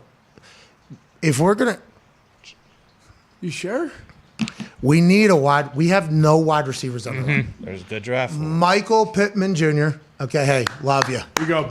Love you, Pitts. Pittman. Hope you have another great year. You know what I mean? Hope you do. You came alive last year and had some magical moments. Strahan, I believe he's Yes. coming back. He's going to be great. But we need some weapons. And I think that was a very glaring problem for the Indianapolis Colts a year ago, watching the season. Seemed to be a problem all year with the way they're able to cover. And if you see the teams that win, a lot of weapons on their teams, especially with the way the rules are. So the Colts are probably thinking of something. But I don't know if we get one of the young guys or if we just bring in, I don't know, Stephon Diggs, DK Metcalf, and why not throw in for good measure Terry McLaurin. or AJ Brown. Or AJ Brown. You know, that's who I would like on our team. Just everybody that's good that is available, But if you AJ. pay all those guys $30 million a year, how are you going to be able to pay the draft picks that you picked this year when their contracts? We don't have a first rounder this year, so don't worry about it. They don't. The expectation's a lot lower price. They're not first rounders. They're not high maintenance like fucking AJ Hawk. The trade yesterday really changes some things, I guess, because Philly seems to be loading up for something. What is Philly loading up for? And why would you make that trade if you're the Saints? Did you see this? It made no sense to me. Ian Rappaport reported it. On a random April 4th, 2022, one day after the most stupendous WrestleMania ended in Dallas, the Eagles trades picked number 16, 19, and 194 to the Saints in exchange for picks 18, 101, 237, a 2023 first-round pick, and a 2024 second-round pick. You just look at that and you naturally go, why would the Saints do this? And then on the flip side, why are the Eagles looking to do this? None of it makes sense to me. I don't fully understand, unless they're trying to make an entire play. But then wouldn't the Saints know that the Eagles would be trying to make a play? They're both in the NFC. Why would you want to do that? This one really confused me, AJ, honestly. This one really flustered me. The real question is, who won the trade? Well, that's the thing. We will never know. But if you just look at what got what in exchange for what. It's very confusing, I guess. I mean, a first and a second in 2023, 2024. Here's the narrative that Ian Rappaport was posting from the Saints. This trade gives them 3 picks in the top 50, and hopefully that one next year is a back end. Rationale for the Eagles is they now don't have to pay 3 first fully guaranteed contracts. They get an extra 1 next year, either for a QB or to build around a QB, but you're going to have to pay them at some point. Like, I don't. So, what is going on? Why would you make that? Unless there's somebody that's at a place where they're trying to trade above and like, hey, we think this team might take what we're trying to get. Unless they're trying to bundle it to make another play. But then why would the Saints even say, yes, let's do that? I am confused in this, and this is the type of shit and reason why I would never be a GM for fantasy football or for actual football, because I don't know how you okay that whole thing there. From the Saints side, I was reading that now that they have 16 and 19, they now have enough draft capital to move up in the draft if they want to get a quarterback, or they can move up as high as they want to get whatever they want. Now, for the Eagles side, they had 3 firsts this year, and now they have 2, and now they'll have 2 next year as well. So that if Jalen Hurts doesn't work out this year, they can package those next year to move up to get one of those quarterbacks next year that are supposed to be very good. Well, thank you, Cowboy Tone. Thank you, Tony. That was very good. That was a good Pat, didn't you breakdown. see the narrative out there though that the Saints are planning on being on garbage this year and then bringing Sean Payton and Drew Brees back next year with their new picks? Is that out there? I saw that somewhere. Yeah. CBS report that? Yeah, like after Sean Payton takes a year golfing and hanging out, maybe doing TV, he's like, all right, cool, I'm coming back. And they're trying to entice him back. And then Drew Brees just hates his time calling the Notre Dame games or whatever. And they're like, yeah, he'll want to come back Did and they play. put a new arm on him? No, he's still pushing the sleds, though. Oh. Yeah. Set new records. Setting PRs, yeah. Hey, Drew is very good. He's living his bet life right now. Oh, yeah. What is that from? It's a commercial. Those awesome commercials he's on. I don't see many commercials. Gonna win an Emmy. I don't think he's ever bet before. That's what it sounds like. You know, and I think that is something that some of these betting companies should think about whenever they... Might be smart to think about that. Like, hey, maybe somebody should sound like they know what the fuck they're talking about. Not that Drew doesn't. Drew, I would take Drew's football brain. I think he's very good on Football Night in America. I enjoy his breakdowns. I think he's great. Some of those commercials... Yeah. Well, he probably can't even bet on the games anyway, can he? Because he's still calling them. So it's like... If he's probably not the one he's calling, he probably can't say he does, but others he can, right? As long as you're not employed by the NFL. Remember, that was the issue at the Super Bowl. As long as you're not employed by an NFL team or NFL, you're allowed to basically do whatever. So he's employed right now by NBC. Mm-hmm. Unless he's running like consulting for any of the teams, I think he's allowed to. I think he's clear. That's like Kirk with the college games, right? He can't give a pick on the game he's He calling. can give a pick, but he doesn't want to burn any refuses bridges. to. Yeah, it's burning They bridges. don't. No play-by-play guys will give picks. Or Yeah. even color commentators usually don't. And Schefter, by the way, got into that game too of not giving picks on Monday Night Football because I feel like you're naturally going to burn a bridge whenever you're like, I like this team over this team, and then this team has been giving you great information, but you know they're like you could potentially. I think that's why people don't do the picks, and also commentators have inside information. Yeah, yeah. They have inside information that nobody else gets because they got a chance to chat with the people beforehand. So that's It's all. like it's almost like an unwritten rule, isn't it, for commentators not to give picks for the games they're doing? I feel like. And listen, I understand that, but nobody told me that. I was betting overs whenever I was calling those games. No one told Michael Cole that on Sunday either. Yeah, because he felt like he was on my side. Mm-hmm. I was cheering hard for points and a lot of things. Oh my God, oh my God, oh my God. Come on. Well, who was it? Musburger too. He would always. Well, he'd always think, yeah. This is a very interesting fourth down here. Yeah. brings a lot of. Al Michaels is very good at that too. Al Michaels, by the way. I can't wait to see him on Thursday Night Football. That's the news coming out today that Peter King is reporting from his Football Morning in America article that look for the NFL to load up those Thursday Night Football games early in the season because the problem with NFL Thursday games is you can't flex them. So you can try to guess what teams are going to matter late in the season, but the NFL is the NFL. There's a chance that a team we thought was going to be good is absolutely terrible, and a team that we thought was going to be terrible somehow goes to the Super Bowl. How you doing, Cincinnati Bengals? So trying to calculate in the schedule makers' minds what games will matter on Thursday late in the season, plus with the entire Thursday thought process of it's a short week and people are injured and everything like that. You don't really expect bangers on Thursday night, but we have been talking about this. The NFL know how much money Amazon has. They know that Amazon is the next wave of digital platform and streaming, and Amazon isn't the only platform that's going to try to get into this game. Apple's going to try to, Google's going to try to, Netflix might. I mean, who the fuck knows? Literally, who knows who will get into the game of trying to get NFL rights, especially with how the ratings seem to only be going up for them and down for everybody else. So they're going to try to bring some bangers over to Thursday night. With Al Michaels and Herbie on the call, kicking off weeks on Thursdays on Amazon should be an absolute blast, AJ Hawk. It's going to be huge. We're going to see we'll see Mahomes, I'm guessing. I'm sure we'll see the Cowboys. We'll probably see the Packers with Aaron to see what he's like. Obviously, Tom Brady. We're going to get to see some good games. I think so, too. The first game's on NBC. The Rams hosting... Oh, yeah, because it hasn't come out yet, has it? Been announced? No, it hasn't come out yet. We know the opponents, away and home Correct, opponents, yes. but we don't know when and how. Well, yeah, bingo. Okay, so we'll wait on that. That's a good piece of information there whenever we're probably in the middle of no information time. Yep. Yeah. So that'll be like a big thing we'll act like is a big deal there for about, an hour or two? Oh, yeah. Schedule release day. Yeah. Yeah, I can't wait till we do the scheduled deal, AJ. Whenever we make it a big deal on the scheduled deal, that's always something we try to do. This is awesome. This is huge. Oh, my God, look, it's in week 12. And then next day we're like, we can't fucking do that again. Did you see? So I guess Tampa is playing overseas, maybe in Germany or something like that. and they're allowed to select one of their home games that they say that cannot be the one that we play in Munich or whatever, and they pick the Packers. They obviously want to play the Packers at home in Tampa. Yeah, we would like the Green Bay fans to be able to buy tickets to our stadium and come and drink our beers because the Packers fans do like to hammer beers, and we would like that one not to be in somebody else's house. Well, can they that's what didn't make any sense because they're playing in London this year. So would the Packers even be an option to send them to London? And then if the Bucks, didn't pick the Packers, would they send them to Munich too? Oh, sure. Twice in the same year? No, they wouldn't. So the Bucks kind of wasted it. Yeah. It's like buying a vowel when you don't need it on Wheel of Fortune. Exactly. Yeah. By the way, Wheel of Fortune, I don't know if it's in Ohio or not. FanDuel has this new thing called FanDuel Face Off, and you win actual money playing other people in Wheel of Fortune, some home run derby game, and a basketball shooting game on your phone.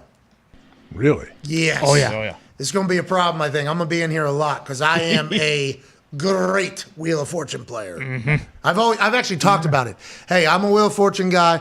Always like to have a Jeopardy person around, though, whenever you're making big decisions. Two different ways to go about doing brains. One's well-read. One probably has a pretty good feel. One's probably a little bit more street smart. The other one a little bit more book smart. Always been a Wheel of Fortune guy. My wife and I watch every single night. I also watch Jeopardy. Not my thing. I mean, that is not my thing. If I was to get on Jeopardy, I would be fucked. If I was to get on Wheel of Fortune, probably winning the whole fucking thing. So I'm very excited to kind of face off against random people and probably make a good bit of ched, too, going into the summer months here. Yeah, and like I said, I mean, I've already test run this.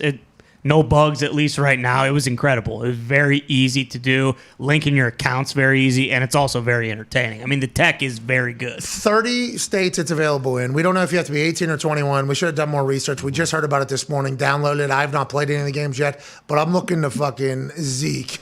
So you agree, though? You find someone on there that, hey, you want to play for $10? Is that how it works? I think so, yeah.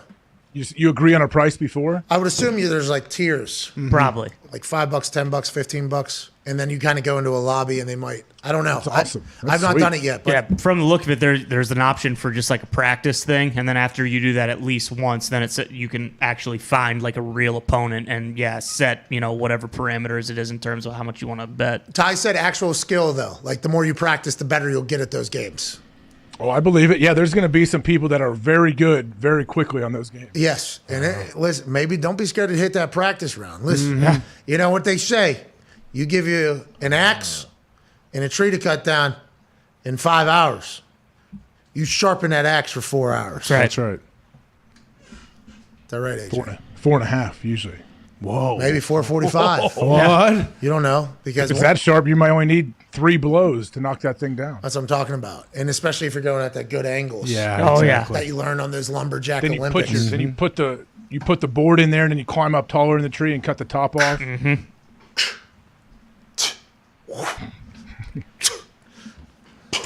I would like to get the rights to the lumberjack Olympics on this YouTube. Are they The still log doing? roll would be awesome. Oh, those games were fantastic. Oh my god! I'll do it. Can you set one up at the igloo? I'd like to log roll against people. I'm sure we could. We should do That'd the be lumberjack sweet, like that. Olympics. I've never done slackline. I'm sure of one of those. We have the maybe deer, maybe bobcat. By the way, they're doing deals with Carson now. Yeah, go dig a hole. Build yourself. He was building a higher road. Yeah. No, I mean you dig a hole for a pond out there. Pond would be sweet. I'm not dealing with the pond. I had a pond at the first house. That thing's a fucking nightmare. You got to deal with all that shit. There's moss. There's things that grow out of the bottom. You got to keep it clean, let alone the water levels. I had one that turned like disgustingly green, and somebody came, you got to take a look at that. That's dangerous. I'm like, it's a fucking pond. Like, yeah, but if any animals were to go drink out of that, they'd be in trouble right now. You got to take care of this thing. I'm like, no, I don't. The fuck, I didn't build it. Like, you got to take. It was a nightmare. Pond was not fun. That was not a fun thing. But for the lumberjack Olympics, we will certainly build a massive pool and put one of those logs over top of it. Oh, the neighbors are gonna love the. Oh yeah. Oh yeah. They're gonna love that. Could do the knife Olympics too. What? The what? The knife Olympics. You ever seen the knife Olympics where they have like a knife and they have to like cut the rope and then they got to like slice water bottles? Yes. Cut a water bottle in half. Like there's a few. That should be added to the lumberjack Olympics, shouldn't it be? That should. Where do you see that? We can get Bulla for that. Internet, I think. Yeah, internet. Bulla. Yeah.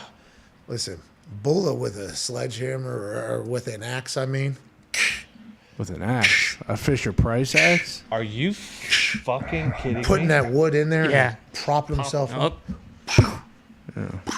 Give him a sword, actually. You shouldn't even have Bring Shinigami out. Shinigami will kick a tree down. How's Shinigami doing? Great. No, I assume he is just either fighting crime on the streets or. You ever get that car he was looking for? Yeah. Didn't we help him with that or no? Did we opt against it? I don't remember. Didn't he fake that? I'm not sure. It did look like catfish cars. Nobody driving in that car, actually. Yeah, that's a good point. It's good. Just maybe. I don't know. We don't know Shinigami. Somebody should check in on Shinigami. T's and P's either way. Let's somebody check up on Shinigami. Yeah. Okay. He had a good run there when that one shin went right to that one guy's shin. He did. Chin to chin. Yeah. Changed the game for Shinigami. Shout out Rachel. Shout out Rachel. Is he still you still hanging out with him? I never was, but we did find his car on a Google search for like shittiest car. It was like the number 6 result. Oh yeah, that's what it was. 6? That's not number 1. He did tried scroll tricking us down. Yeah, he scrolled down a by little picking bit. number 6. Yeah. Thanks for being an optimist, AJ. That was very nice of you. Yeah. That's not too bad. The 6th worst. I mean, that's so bad. I love Shinigami. He pronounced my name wrong when I was like his biggest sponsor, only sponsor. Yeah. But he was about to fight somebody, so he's got a lot going through his mind. Yeah. And did he lose that fight? Yeah, and it was one of the No, it most went to boring extra fights. rounds, didn't Yeah, it? it was like one of the most boring fights of all time. No, they said shout out. I'll catch you in California next one. Yeah, it's not like he came on the show or anything. Had a conversation with you. I love Shinigami. Let's go to. He's a sicko, in the best way. What? What? Not in a bad way. Like he kicks people's heads off. He's a sicko. All right. He gets into fence. That doesn't and sound octagons. Yeah, the way you're saying it is Yeah. like he's like a negative, like very negative. The No. way you said that. It might just No. be your voice. That's probably what it is because I mean it as a very nice compliment. All right, John Shinigami. Let's go to Justin in Utah. What's going on, Justin? Hey, what's going on, boys? Hey, Justin, quick question, and this is very stereotypical of me, but I am, sports stooge. You a Mormon, sir? Hell no. Oh, jeez. Oh, why'd he say it like that? Whoa, Justin, what's going on? What's wrong with Mr. Smith, dude? Hey, man. I just don't buy into all that. Anyways, my question here, I'm trying to keep it moving for you, boys. Right past it. Hey, you're great at what you do. Do you think that with Deshaun Watson, the way he constructed his contract for the first year, do you think Roger Goodell's just going to forget about it this year and wait till next year to suspend him so he can get more money? It's very interesting because that money, it gets donated, right? Fine money and suspension money gets donated Yeah, allegedly. they choose where it goes. Yeah, but nobody ever hears where it goes either. Like Yeah, exactly. And the guys don't get the tax write-off for that donation either. That comes from the NFL. It just doesn't appear. I've been fined numerous times, believe it or not. Mostly for my Twitter account because that's really doing harm, and it's a lot of money, and that really did build up some hate and real beef with somebody because You weren't like calling people out or saying anything bad ever, were you? No, ever. No. Why would I do that? I'm the fucking punter on the team. You know what I mean? Why would I? Just doesn't make any sense. No, absolutely not. But a lot of decisions that were made by a lot of people don't make a lot of sense. That's the way it is. We live, we learn, we move on. The Roger Goodell, Deshaun Watson case is fascinating because the $1 million contract next year with $230 million guaranteed, $1 million contract this upcoming season. I forget what his signing bonus was. His signing bonus was bananas as well. If Roger Goodell legitimately looked at that and said, well, you can play this year, but whenever that money actually kicks in, then we're going to get some. I don't know who actually benefits from that. Like Roger Goodell doesn't directly benefit from that. I don't think the Browns benefit from that because they allegedly donate that, even though we're never told where that goes to. I don't know why that doesn't go to ex-players, by the way. Yeah. It would make sense, wouldn't it? It all goes into the fund to take care of the ex-players. Boom. Just go to the ex-players because we don't know where it goes.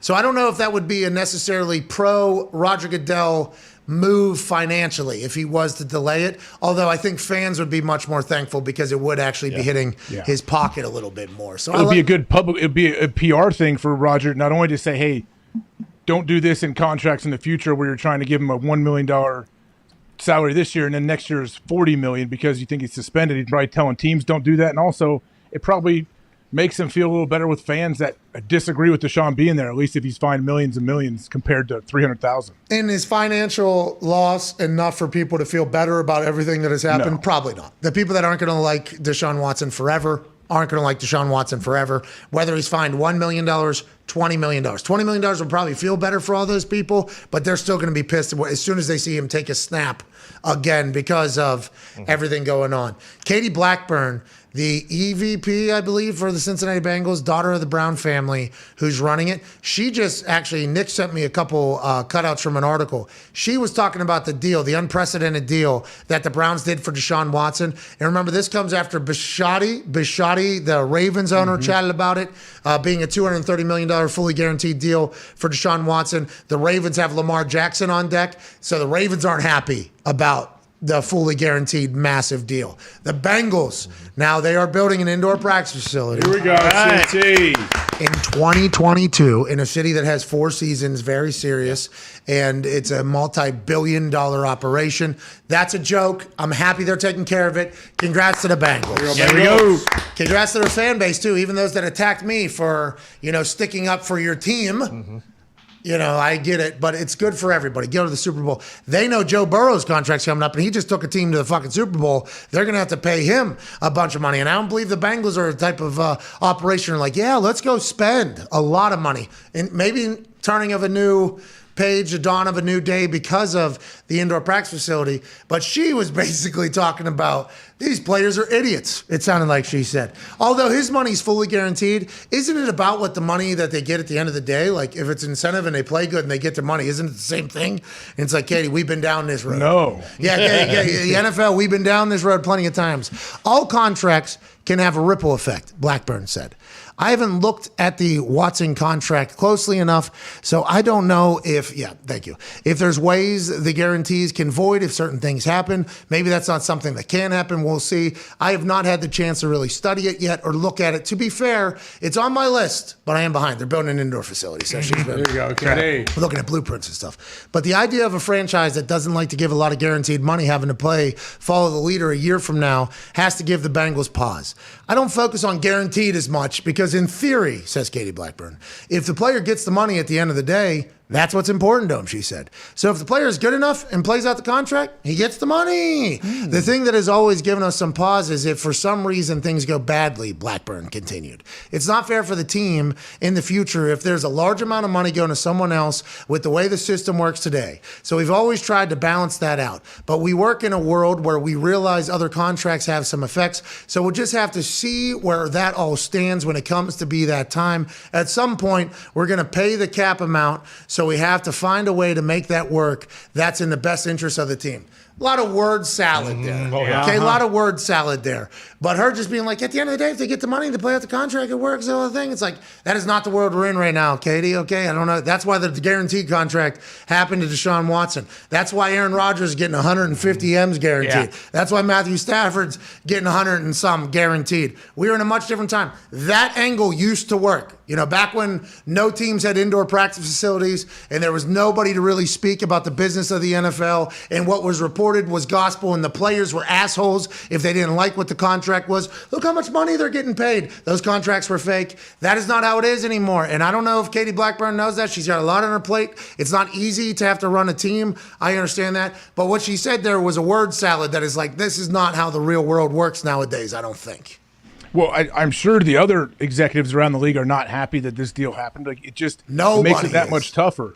It's so tough to now, like Lamar Jackson, of course, he's going to be asking for so much looking at what just happened with Deshaun Watson. So, I mean, are they worried that it's going to turn into like an NBA situation? And part of the reason people say, oh, the NBA, they got guys that have been out of the league 4 years still getting paid from this team. Like Keith Van Horn, I think he was getting paid for like 6 years and he wasn't even playing anymore from a team. Things like that happen, and people feel like that messes with the game and it's not as good. You got to remember, the NFL is a big, there's only 17 games in the NFL, though, so I don't think you can turn it into something like that. No, I agree, but the NFL is a big, hey, we don't lose money or deals, okay? We win every deal, every negotiation we win.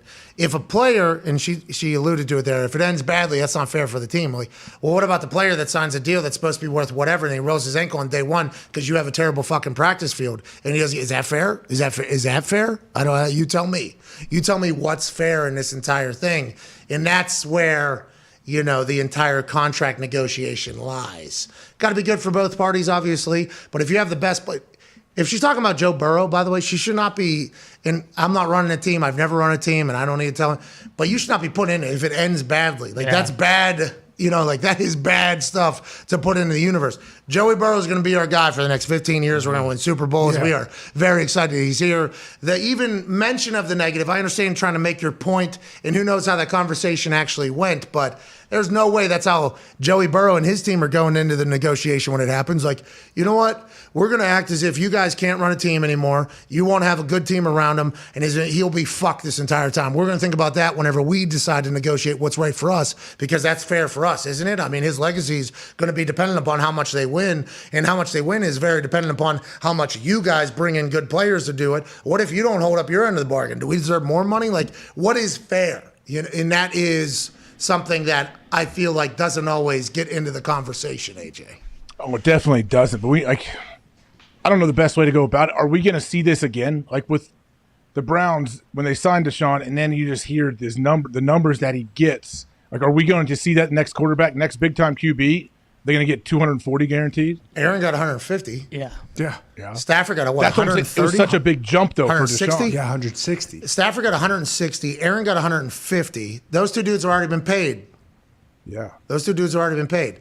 Deshaun Watson, I think he's been paid as well. This was a renegotiation of his contract. Kirk just got a fully guaranteed $40 million. Again. That Kirk has done. Kyler Murray remember his agent was tweeting about it. I think everybody, this is the new norm. Yeah, especially quarterbacks, they can demand that. Other players can try to get as much as they can, but it's always going to be quarterbacks that are going to make these ridiculous amounts. I wonder about what the Bengals are thinking over there, because Joe Burrow, I guess, could get hurt again because they don't have an offensive line, even though they invested in an offensive line. Brought old Lyle Collins in and said, hey, I'm a bodyguard. Ain't nobody touching me anymore. Yeah. We hope that's the case, but this is how it is now, I think. This is just the new norm. This is good business, and your bottom line is going to continue to go up, but the NFL's ratings are only going to continue to go up. That's just kind of the way you got to do business as business has been done. And the Browns have kind of flipped the game on the head, and everybody else is going to have to deal with it. And I think she was trying to talk around there being a ripple effect and her having to worry about it. But I think even in the middle of that last answer, she was like, yeah, but we are going to have to fucking deal with this, it feels like, at the end. She's setting the stage, though. Don't you think she's setting the stage for when she has to negotiate with Joe and his agent? Like, okay, yes, we understand you're special, you're going to be here forever, but we have to find a way to make this work for everybody. Yeah, everything's leverage. Everything is leverage. I understand that. I don't like the whole, if it ends badly, like. No, that's not publicly. Even though I'm sure she wasn't talking about Joe, she's just talking about in general. Still, that's what it looks like. Yes, exactly. And you just wanted a Super Bowl with this dude. Right. And you're just now building an indoor facility. Okay? Like, you're just now become, like. Do we know where it's going? Did they say? No, I don't think so. But they should be pumped about what the new norm is about to look like in Cincy. You know what I mean? Like, there's a new norm there. Like, hey, we're a big time program. We sell tickets. We move the needle. We are a new norm. And I understand everything's leverage, but also, like, you got a quarterback. I wish we had fucking Joey Burrow. Yeah. It would be great if you got real lucky that Joey Burrow just so happened to be sitting there whenever you had one. We got Andrew Luck. And, he retired out of nowhere. It would have been great to find him again. Bring him back. Jimmy with the Colts? They've tried, They've had him talk to Jimmy with the Colts. And I think, like, hey, you don't want to pay him? Fuck. Hey, this guy doesn't deserve that.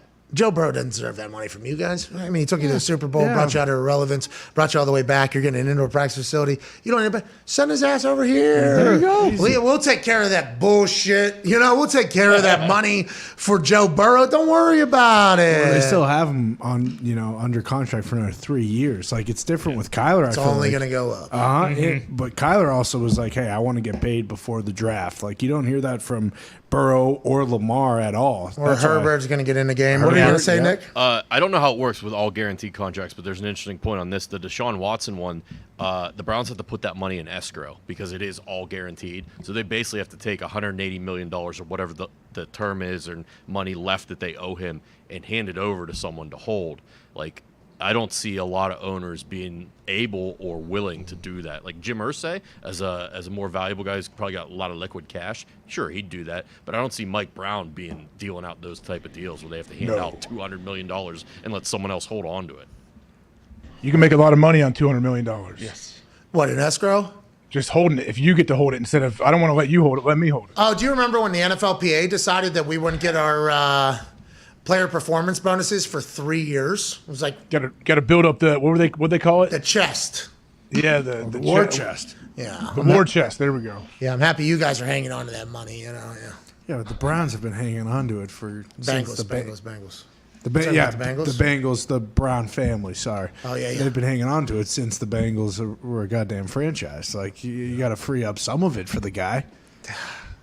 I'm intrigued because it sounds like it's a very family-run organization over there. Very much so. And they've done business one particular way. So if you grow up in that business tree, and by the way, NFL ownership, probably pretty powerful business person to learn from. Yeah. So I don't blame Katie Blackburn at all, but also like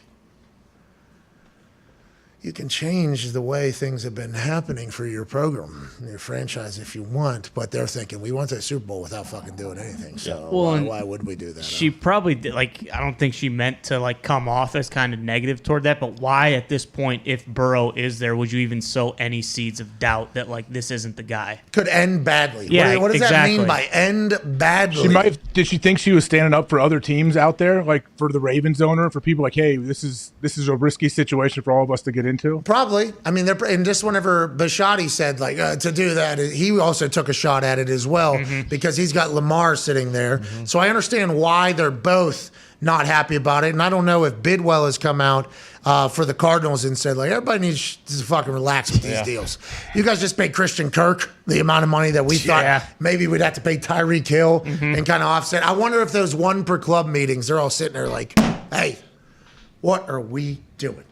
Tighten up. We got guaranteed contracts. Remember, we're supposed to be the ones with guaranteed contracts. Exactly. We're the ones that make money off of deals. We are the guaranteed, not them. They could get hurt at any time. We are trying to pay them less money than we have to pay them. And we got you, fucking asshole, and shotgun like me. What did I do? What did I do? You paid Christian Kirk 4x what his value is. I needed a player. He didn't want to come to Jacksonville. And then all of a sudden, the Cleveland Browns Haslam stands up. He's like, don't you even fucking talk to me. We had Baker fucking Mayfield. Yeah. He was asking for a trade. I'm trying to figure out the Deshaun Watson situation. No, we were trying to change our entire, don't you fuck you. And then the Ravens owner's like, I'm going to have to fucking pay Lamar now $290 million. He's better than Deshaun. And then all of a sudden, Blackburn stands up and goes, Joe Burrow might be at 3 fucking Super Bowls. But everybody needs to relax. And Roger Goodell probably had to do like a hammer. Everybody relax. Jesus.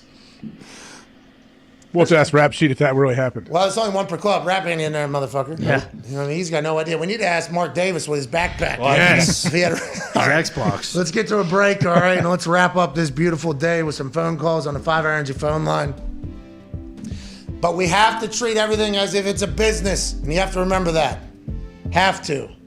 And although there's a lot of passion from the players for their team and their teammates, they know quickly that it all can end. And those owners and the teams, they might feel bad. Oh, sorry, you got hurt, man.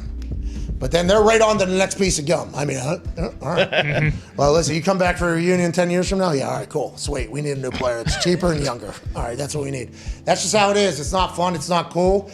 But whenever there's $110 billion in media rights alone, let alone nachos and beers and merch, I mean, it's big business, and we have to treat it as such. On the other side of the break, we'll answer some phone calls and wrap this glorious Tuesday, April 5th up. We can't thank you enough for watching us, and also we're giving away Bitcoin at some point. Oh, yeah. I will figure that out during the break. See you in 4 minutes. Bye.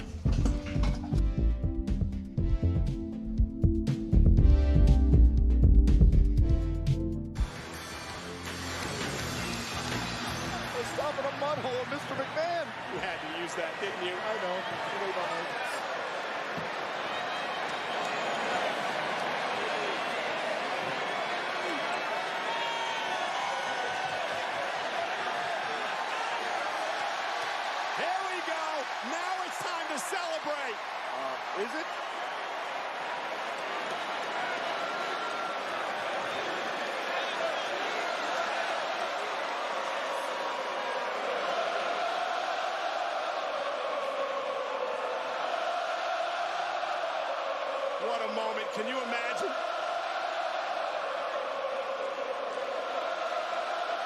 McAfee for his boys. For the brand. Now the celebration is on. The Bad McAfee and Stone Cold Steve Austin. McAfee's wanted to drink beer with Stone Cold forever. When I signed with the Rangers, Marty was one of the first guys to welcome me on board, and he was awesome and great friend then and now. And I remember, you remember Marty when I got you confused with another Marty? In Edmonton? Yeah. So we're out in Edmonton, and I don't remember if we were going to see a movie or going out to dinner. We were going to see a movie. Yep. We were going to see a movie in Edmonton. So we're at the hotel there. And we're supposed to meet downstairs, right? And like say Marty, we're standing there. I'm like, we'd go up and change, and they're gonna come downstairs. We'll meet you in. I'll meet you in 20 minutes, and we'll go to this movie. And so I go upstairs, change. I come down. I'm like, dude, I need a coffee. I gotta wake up. So there's a Tim Hortons right down the street. So I start walking to Tim Hortons, and I'm like, I don't want Marty to come down here. It's like I'm like, I don't want Marty to come down here waiting for me. So I just pick up my phone and I type in. You know how when you search in your phone, like I just put Marty. I put Marty B, and so Marty B comes up, and I dial it, and the phone rings, and it rings like 3-4 times, and it answers, and someone, Marty's clearly sleeping, like he's sleeping, and I hear, hello? I'm like, Marty, what's up, dude? Hey, I'm walking to Tim Hortons. I'll meet you back in the lobby, and we'll go to the movie. I needed to get a coffee. It's just silent for a second, and he's like, Rupper? I'm like, yeah. He goes, all right, this is Marty. I go, yeah, I fucking know it's Marty. And he goes, no, do you think you're calling Marty Baron? And I'm like, what do you mean? And he goes, I'm like, Marty, fuck off. Like, I'll be back in a few minutes. And he goes, this is Marty Verdor. And I'm like, no, you woke up, bro. And I woke him up from his pregame nap for the Devils. And I was like, oh, and it was just like this weird moment. I'm sitting there and he's like, it's Marty Brodeur. I'm like, fuck off. And then it dawned on me, like, no offense, Marty, but you got kind of a very distinguishable voice. Yeah. And I'm like, actually, this guy doesn't sound French at all.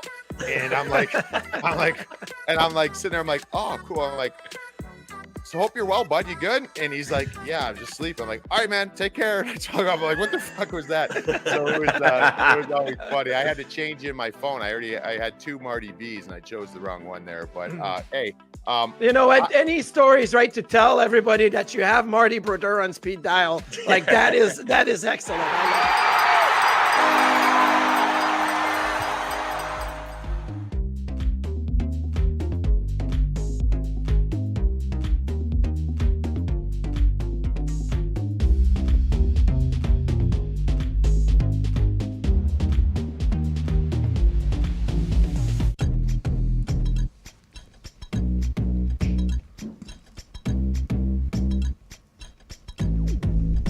Banger here from DJ Griff.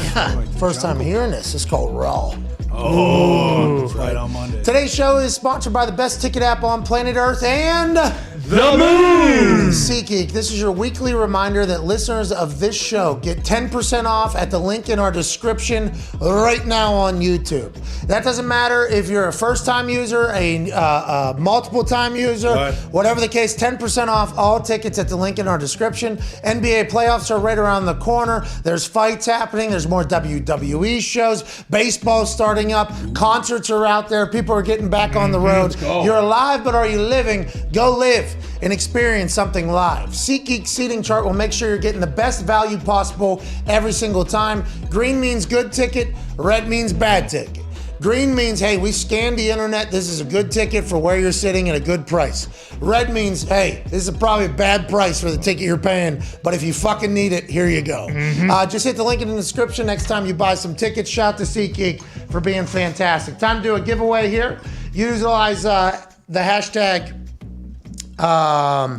PMS Thank You Mania. Okay, so hashtag PMS THANKYEW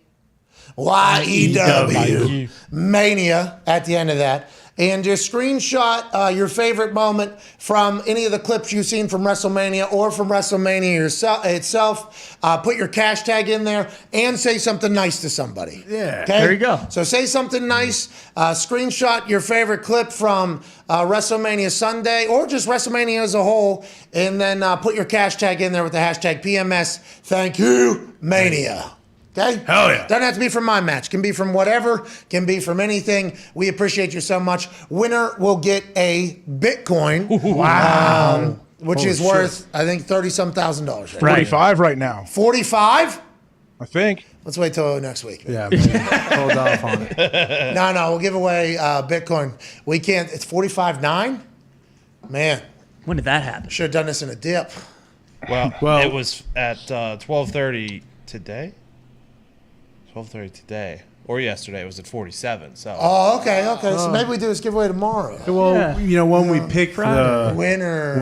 Hey, whatever we give it away, it'll be worth whatever it's worth. That's right. Exactly. So, and also somebody won a Bitcoin last night from our bracket challenge. We will make a big graphic to congratulate that person. And somebody came in last, and guess what they get to do? Job Shadow Tiny Day. Yeah. So we got a lot of giveaways. We thank you all so much for watching every single day. It's because of you that I get to do all the incredibly dumb shit that I get to do, and also the fact that this is our job. I'm very lucky to work with all you. AJ, you are the fucking best. Hashtag PMS, thank you, Mania. Screenshot from your favorite moment from the weekend and say something nice to each other and put your cash tag on there because you're going to need that to receive the Bitcoin. It's been a hell of a Tuesday, AJ. We got about a minute left here on Sirius. Anything to say to the beautiful listeners? I don't know. I think I'm okay, when it comes to that. But I do want to know with Diggs. Have we identified who got last place? And Diggs, did you confirm it, Diggs, that you will be wearing a mask the whole time they job shot him? Yeah, I don't trust those scumbags. Well, whoever's coming in has to wear a mask because we don't know what air they've been breathing before they got here. That's right. Okay, were they breathing the same air that Roy Williams is breathing? Because I got questions. Dangerous. Follow up. I do believe it's going to be difficult for us to figure out who got last, which might be a little bit of a glitch in the whole thing. So we'll just pick someone random. Yeah. No. It might be like five job shadow days then. Maybe 10. Why? What? How many Fridays till NFL season? How many days? 155 days, so just divide that by 7. Quick math. We have 28, 9 All right. Fridays. Chris Mad Dog Russo's next with more math.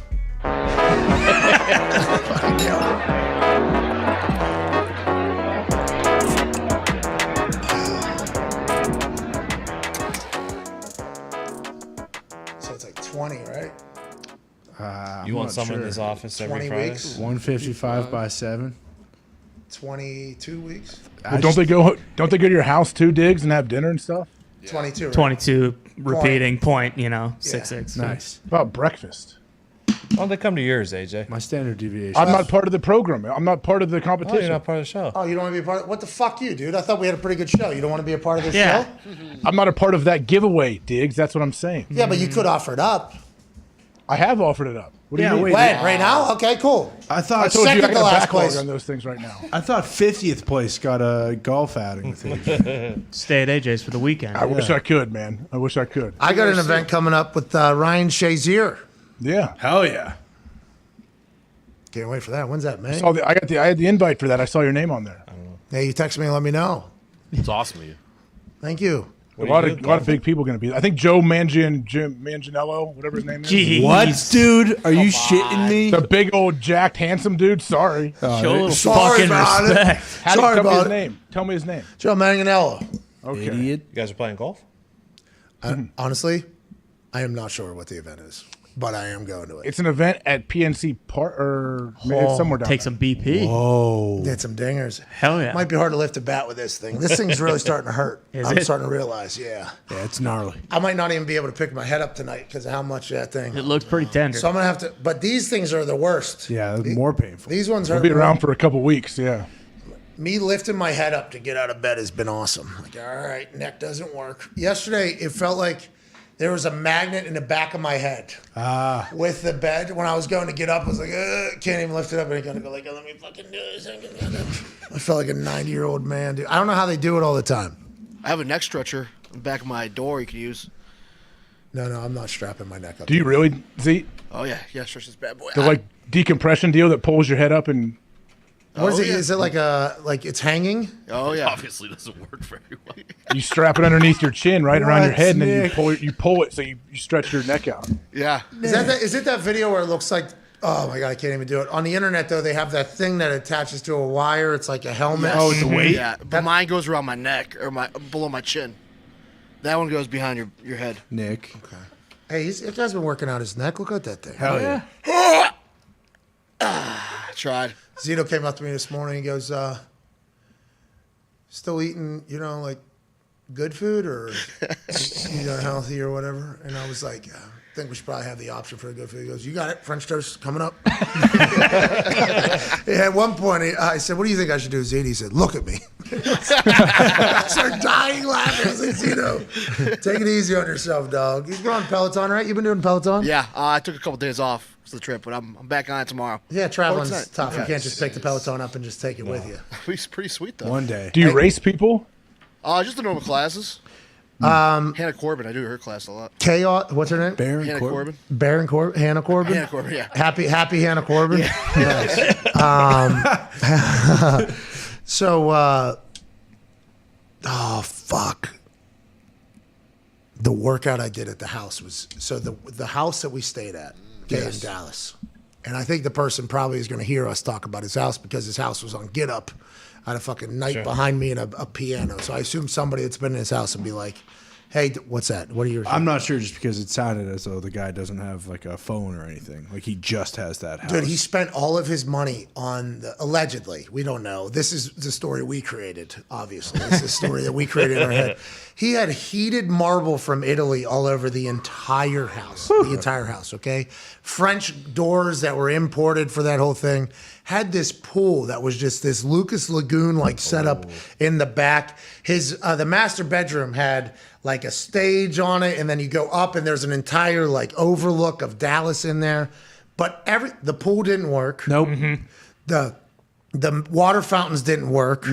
The hot tub didn't work. Fires. None of the fire pits worked. Nope. The workout, the area on top had like $20 gym inside of it, like the shit that was in it. First generation Bowflex. So everything that he spent his money on, okay, it seems like with the house, and then he's just kind of playing catch up with everything else. Yeah. Oh my God. The couch appeared as if it was straight out of Mitt's college house.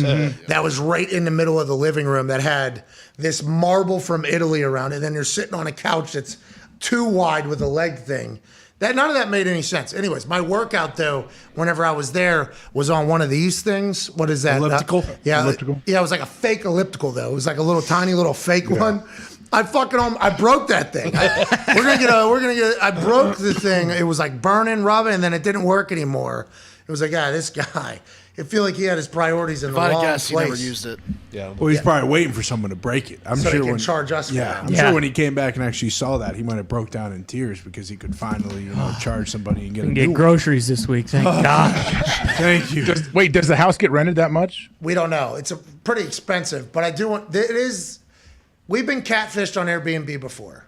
Okay, and there's a lot of that happening on Airbnb, and I think Airbnb actually needs to look into that because, like, he has the pictures of those pool.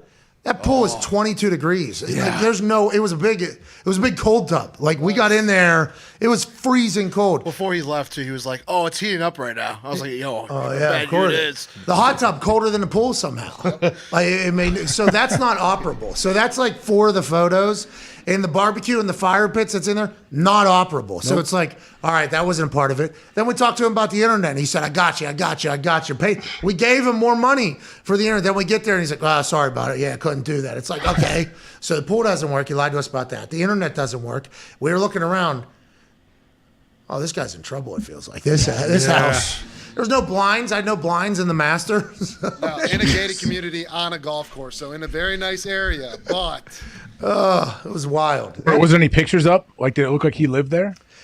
Just had that night. You guys lived there full time. Yeah, and the closet next to the shower was his closet, and it was zip tied shut. Like that house was beautifully put together. Yeah. Like the house itself is nice, but then everything he put inside of it, unless he just takes all the good shit out for when Airbnbs come, and then put all the terrible shit in, it just feels like that guy's got a little bit backwards. Well, in the pool, like it was so cold, it made it feel as though you could only use it when it's like middle July Texas, when it's like 120 degrees out. Like we're in, springtime Texas where it's still nice. It's like 70, but as soon as you get in there, you have to get out because it's terrible. They didn't even have Dallas's Kennywood was not open. Yeah. Really? Six Flags. Yeah, Six Flags. I don't know. Six Flags. That's bullshit. Dallas's Kennywood. Yeah, Six Flags, sorry. It was not open. They were running test runs, but nobody was in there.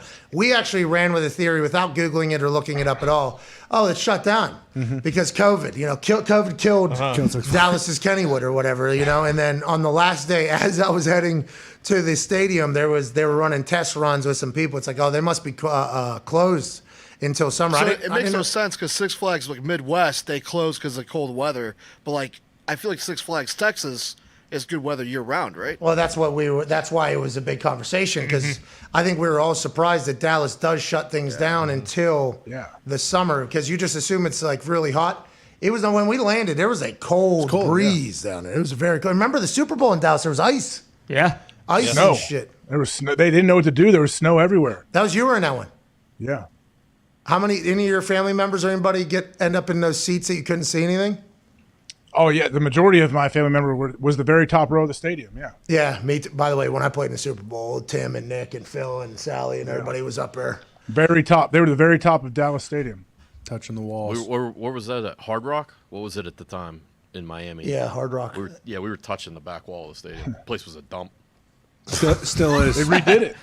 Nope, still a dump. They got good players down there. Jerry World is awesome. First time there, first class. See, but with that being said, when they had the Super Bowl, everybody was saying this place stinks because you couldn't see the field because the original build of it and the Jumbotron was in the way. But now they have fixed everything. It feels like everybody had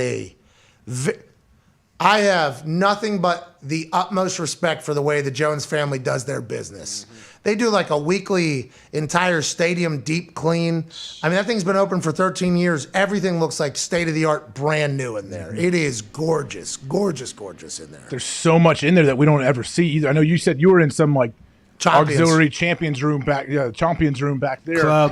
Champions Club. I know the locker rooms are gigantic too. Yeah, I've seen a couple of the locker rooms. I've seen a few of them from a Sunday night. I was walking around a little bit, doing my things. People had their own rooms.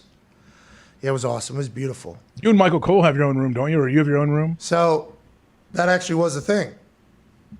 Because if you get your own locker room, you're, big deal. Made man. It's a big deal, yeah, because how you travel around. So week of, somebody from WWE texted Michael Cole and said that I requested 2 rooms. Okay? So Michael Cole goes, hey, do you need 2 rooms at the stadium? Because they got a band and they got all these people and, Knoxville and Logan and Brock and Ron. Like, they were going through all the people that have their enrollment. And, like, they're going through everybody that has rooms. And although AT&T Stadium's huge, like, do you need 2 rooms? I was like, who said I needed 2 rooms? Like, that was my first question. And Cole was like, I don't know. I was like, well, I would like to know who was trying to make me look like a fucking asshole and is saying that I need, like, in the biz, if I was to ask for 2 different locker rooms, I look like a massive asshole there. Like, that is I said, I don't need shit, Cole. What are we even talking about? And he goes, my God, old school. Cole goes, old school. My God, so I didn't have a room. I never have a room anywhere. I guess we're supposed to be in a TV locker room, but that's most of the OGs that don't have their own locker room. They kind of use the TVL. So it's like, I never want to kind of, what's it, invade? No, intrude, infringe, all that. I don't want to ever do that for anybody. So I never have my own shit. Yeah, really just wander around and say what's up to everyone. Yeah, what's up? What's up? What's up? Well, you have that's awesome. A bunch of shit to do. Well, yeah, I was in the male locker room though. That was cool. That was a cool moment. Yeah. That's my first time ever getting to be in there, and I was like, "This is awesome." Actually, as the male locker room is in where the male wrestlers are. Yeah, it's called Male Talent. Who runs that locker room? That's interesting. I don't know. They have like a table up with a little cheese tray and stuff. Commander Aziz. There was a great table up where there was a great moment where I saw Otis. Otis did something amazing in there, and I don't know what all I'm supposed to. Otis is a legend. Usos were in there. I mean, everybody in there was very cool. Very cool. Everybody was. Is there music? Like, is there a guy with the aux cable? Yeah, there was some music playing. During when the show starts, though, everybody's watching the show, which is. So it was very cool to be a part of. I got back in there. Edge gave me a little shot of whiskey. It was like that was really sweet. I was like, "Oh, you want to take a shot with me?" He was like, "This is all we got left, bub. Saved it for you." I was like, "All right, I guess I'm just fucking going." Was he trying to make you join his fraction? Faction. 1/4. Fashion? Faction. Wait, faction. Yes. There you go. Fraction. I was really confused last night. I didn't know what was going on. I was like, what's a fraction? Well, fraction is. Well, Punishment Martinez is. I thought it was a math club. Yeah. Damian Priest. No, but I thought he changed his name to Punishment Martinez, and everyone Hell yeah. was chanting, "We don't care." Well, it's actually really cool. So he changed his name to Punishment. He changed no, it. so it's Damian Priest. The Priest side is the white, so like the heaven. Damien, the devil side. That's part of his new logo. Lucifer Priest. So it's not the denominator? Well, that's part of fraction. That's part of fraction. That yeah. is part of fraction. That's right. Did he keep the gold tooth? Oh god. I believe the gold tooth is gone. Yeah, just What? a normal tooth now. Did he go in the hot That's a tub again? Lord's tooth. Let's go to the now. phones. yeah. Let's go to the phones. What about L.A. Knight? Was he roaming around? So he was actually Give trending. that dude a mic. I agree. Let me talk to you. I love that guy. I'm a big fan of LA Knight. He was trending because of how eerily similar he looked to Ezekiel, Elias's younger brother, Ezekiel. Right. So LA Knight was actually trending right alongside Ezekiel because of potential similarities to each other. Yeah. LA Knight was trending last night. I thought he maybe made his debut while I was watching Kansas do their thing. And I'm like, fuck, was LA Knight on Raw? And I was like very bummed. I went over there and it was like, no, Ezekiel was there. And he looked like LA Knight. And people forget, this is a photo that Zito found. I don't know who took this photo. I think it's back from Plum, our hometown. Ezekiel has been walking with Elias since the beginning. That's right. We just never could see him. Never looked for him because Elias was such a show stealer. Yeah, you can see the resemblance now. A little bit. I don't see it. But I mean, last night when he was standing alone, I did not see it. Yeah, but look, I mean, the eyes are might They don't even look related. Yeah, they do. Well, certainly his little brother. It's really just the hair.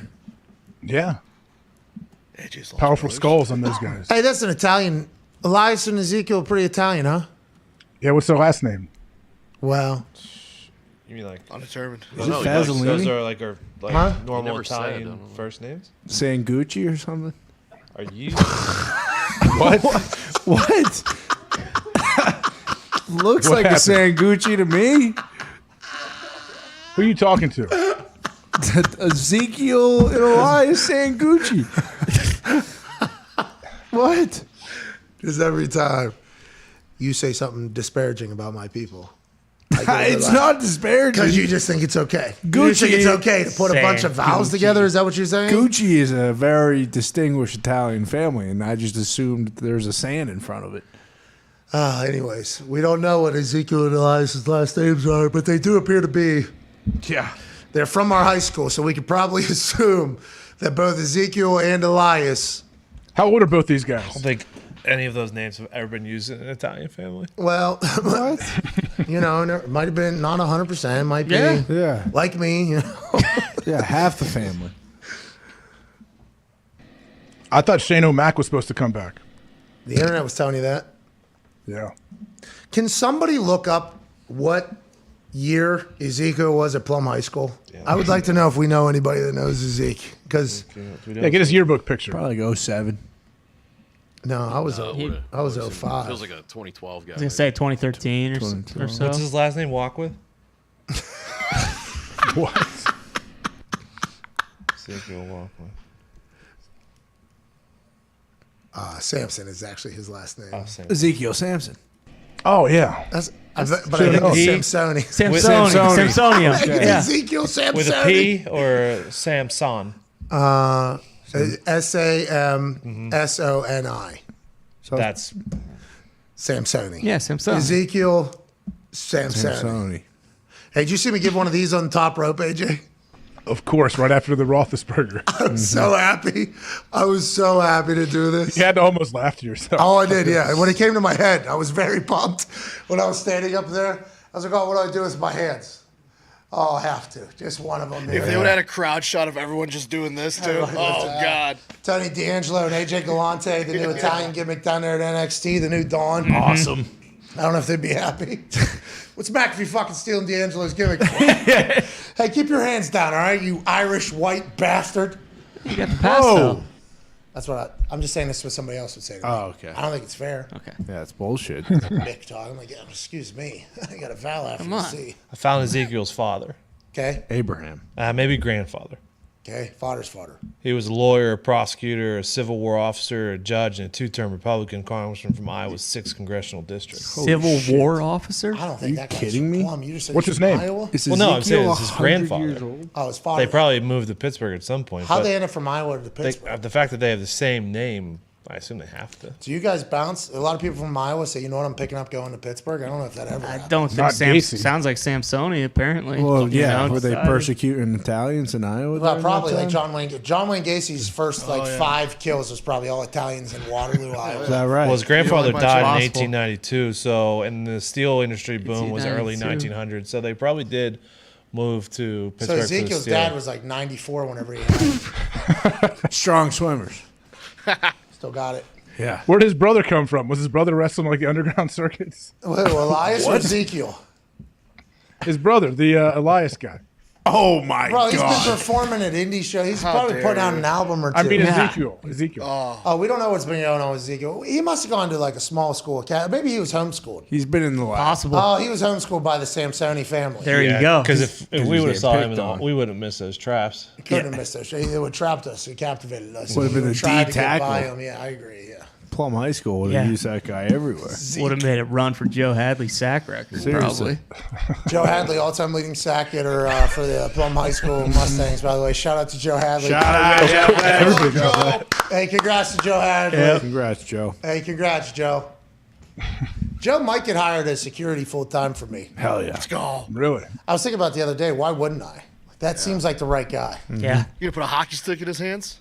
No, just give him a couple cigs. I was going to say, Yeah. flick cig butts in people's faces. All he needs is a cig. He'd be perfect for that job. He does not need a stick. He can be fueled by his pure bitterness and rage for the world. He will be able to. Every time I see him, there's at least one conversation. Want me to kill that guy?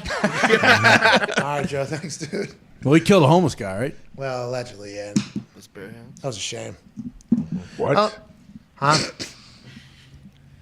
Is he on record of killing a homeless person? Well, he's Guy on asked for one it. show, I guess. Mark Madden. Every time Joe Hadley's name gets brought up, because Mark Madden was Joe Hadley's coach for that deck hockey league. Okay. And Okay. Joe Hadley actually shoot very good at ball hockey. Like very, very, very, very good.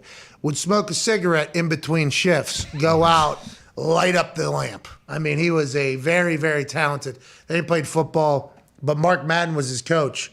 And every time Hadley's name gets brought up, Mark Madden just goes, hey, he killed that homeless guy or whatever and killed Sugar Plum Days, which was a local community festival in Plum that started after we left and died years ago for probably funding issues, if I had to guess, in Plum.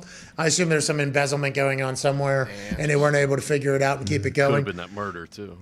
So that's what Mark Madden says. Yeah, the reason why it got canceled is because Joe Hadley murdered a homeless guy at the middle of that Sugar Plum Days, and then and Hadley every single time it happens, he's just sitting there probably cleaning somebody's windows. And they're like, "Did you kill a guy? Come on, lights his cigarette. I'll come back next week." You ever go to Sugar Plum Days? I never heard of it. Yeah. Is it the community days? Yeah. So That's what does I that always mean? thought. That's what I No, thought I think it it's was. two different. Oh, then no, I don't know what it is. Like a farmer's market? What is it? Yeah, like a I have no block idea. party? I have no clue what it is. So Plum used to have state fairs. I come out to Indiana and there's a state fair. Oh, yeah. It's the greatest thing of all time. If you've never actually gone to, we didn't have that, I don't think, in our area. I guess there is a state fair in Pennsylvania, but it's probably like way, way out. So I go to a state fair here in Indiana. I'm like, this is it. And I go talk to some people back in Plum. I'm like, you should try. These state fairs are fucking incredible. The people watching, the food, the activities. It's amazing. I'm like, oh, I'll go to community days or whatever. And I'm like, all right, vastly different. I set up community days back whenever I was a kid. It's at the Plum soccer fields, building tents and everything like that. People from the community, not these carnies. Well, yeah, but Correct. It was much better that way. I don't know. I don't think there's a lot of money being made from that thing because those carnies know how to work. They know how to wheel. Oh, yeah. They know how to wheel and deal or whatever. So I think the Sugar Plum Days was different than the community days. Nonetheless, Hadley allegedly killed somebody at Sugar Plum Days, not at the community days. That's electric. Checks out. A serious accusation.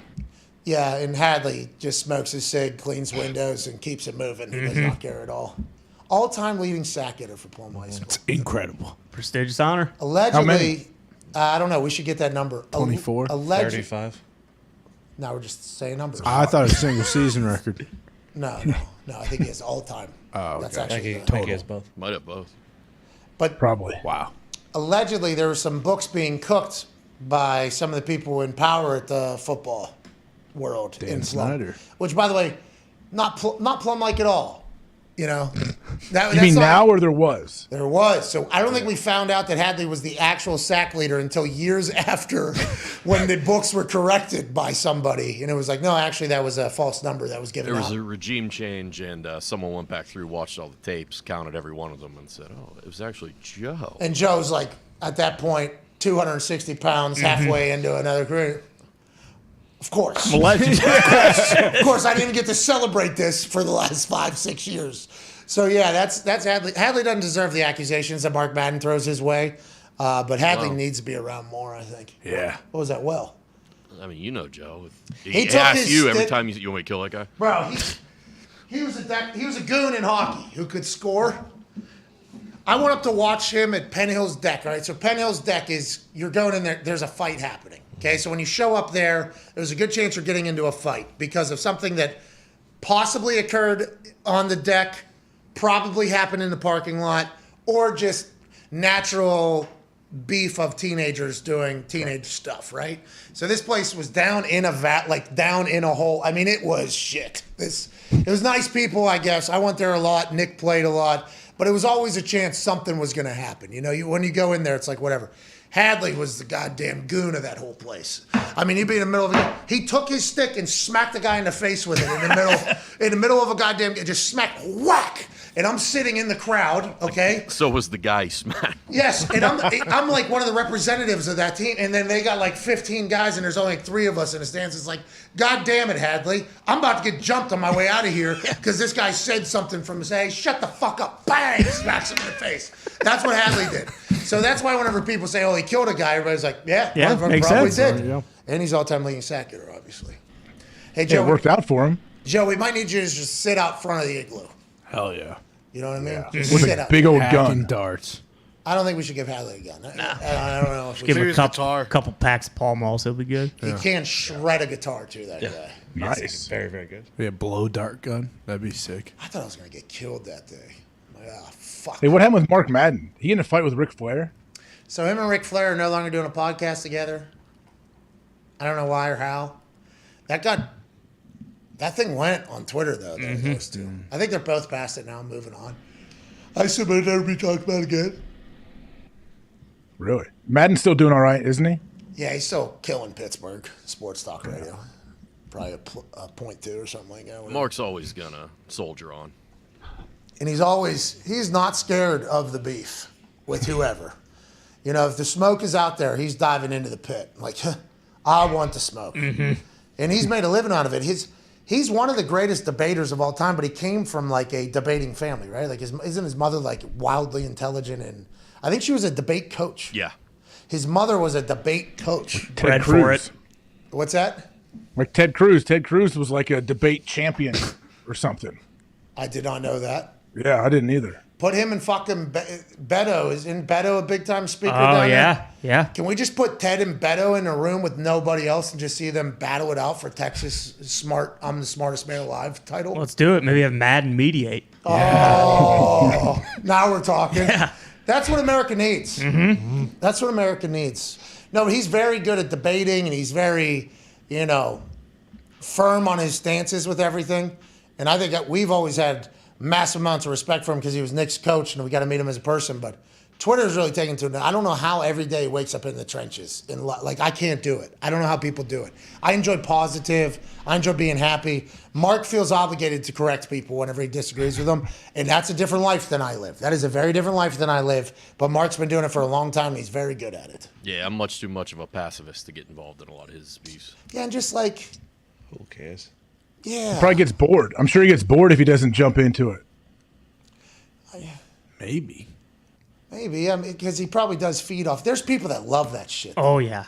Like those reality TV people that sign up for reality TV, they're like, yeah, every day I want to wake up, drama, put me in the middle of it. I want to fight everybody. I'm like, what about just getting high and sleeping? You ever think about that, man? I did enjoy when he called Tone a Mark. That was funny. Yeah. Shut up, you Mark. Takes one to know one. Hey, Zito's been his name is Mark. Zito's been using Mark As if Zito has been in the wrestling business for 30 years. I was in the Mark shop like nonstop too. I love Marks. Yeah, Zito went into the Mark shop, the merchandise store at WrestleMania. It was right across the hall from the Champions Club. Mm-hmm. And he would literally go over there, buy 15 things, and then say, bunch of fucking Marks over there.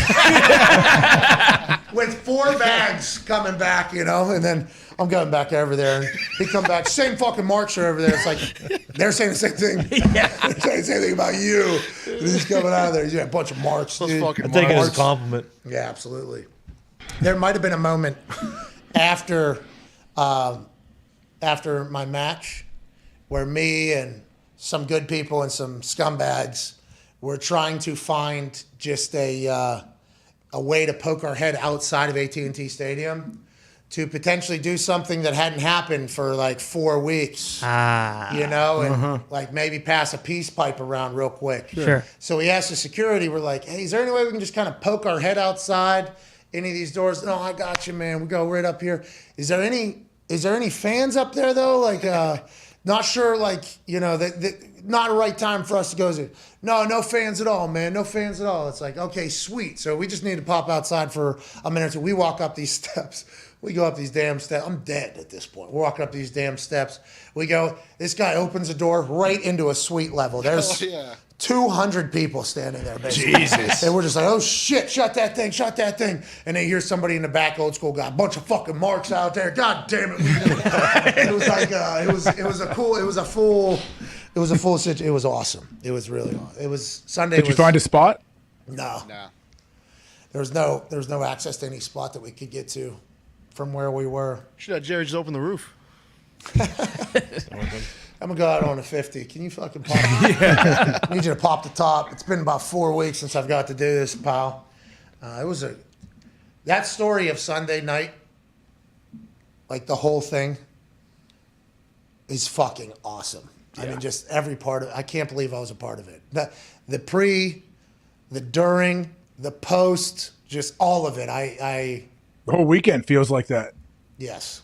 Yeah. Obviously capped off by an unbelievable Sunday night, but yeah, your whole time there was action-packed. Well, I got to meet Dude Perfect and them, too. Yeah. Sure. They were front row for my match. My guy Kobe was going bananas. Mm-hmm. Really? Yeah, shout out to Kobe. Kobe and I standing up on the platform when Tyler put it in on that first try. Kobe and I were standing up there. We didn't get to chat much because of how quickly the whole shoot was. True. But whenever we did get to talk, I enjoyed him. He's super positive. Mm-hmm. He knew why he was there. Yep. I'm here to be super motivational and inspiring. And then he also said, hey, if this doesn't work a couple of times, Tyler actually responds well whenever you talk shit to him. I'm like, well, let's hope it doesn't happen. And then, boom, he drained it first try. Obviously. So sweet. Because Kobe told me a couple of things he would say normally if Tyler was to miss. Right. And he said, I'm like, ooh, that's actually pretty good. So we're allowed to say that type of stuff to him. And then I didn't want to get, like, I don't know if I'm allowed to or if Kobe's allowed to. Sure. But Kobe was a super cool guy. Very nice guy. Once again, because he hit the hole so quickly, I didn't get to learn about him as much. Sure. But he was there front row on Sunday, and I gave him my guy Kobe. I appreciate you. Those Dude Perfect dudes. 13 years on the internet. 13 by now? 14 billion views. Damn. Traveling around the country, selling out arenas, aren't they? Yeah, now they're doing shows, selling out arenas. Now, their demographic is the complete opposite of ours. Complete opposite of ours. And I actually know that because, there's a couple of different apps in YouTube that you can obviously tell you everything about who's listening, how they're listening, why they're listening, what age, what profession. Our sweet spot, and I think it's a very cool thing, and we're very lucky for this, like 24 to like 35 is our breadbasket. We have 18 to 20, whatever, as well as like, I think that's our second largest, but it is by a wide margin, 24 to 35 year olds. Like, hey, that is who watches our stuff. I'm guessing, I don't know for sure, but seeing that arena tour and watching Orlovsky's story when he was at it. Oh yeah. They got the teenage kids locked down over there. Young kids too. All my kids' little friends, they love them. They went and saw them when they were in Columbus at the arena. But yeah, those dudes, people love them. Yeah. Very nice. Young kids, like first graders. First grade through probably middle school, high school. They have to think I'm just a devil too. I mean, right? As soon as I walk up, it's fucking Dude Perfect. Yeah, probably. They're super religious, I think. Like super positive, right? Oh yeah. So I dropped. they still live in the real world. They hear things. I don't think Swear so. words? Dude Perfect can live in their own world. 14 billion views, dude. They can do Yeah. whatever the hell they want. Oh yeah. They got that compound up. Oh no. What went down? Everything just fit.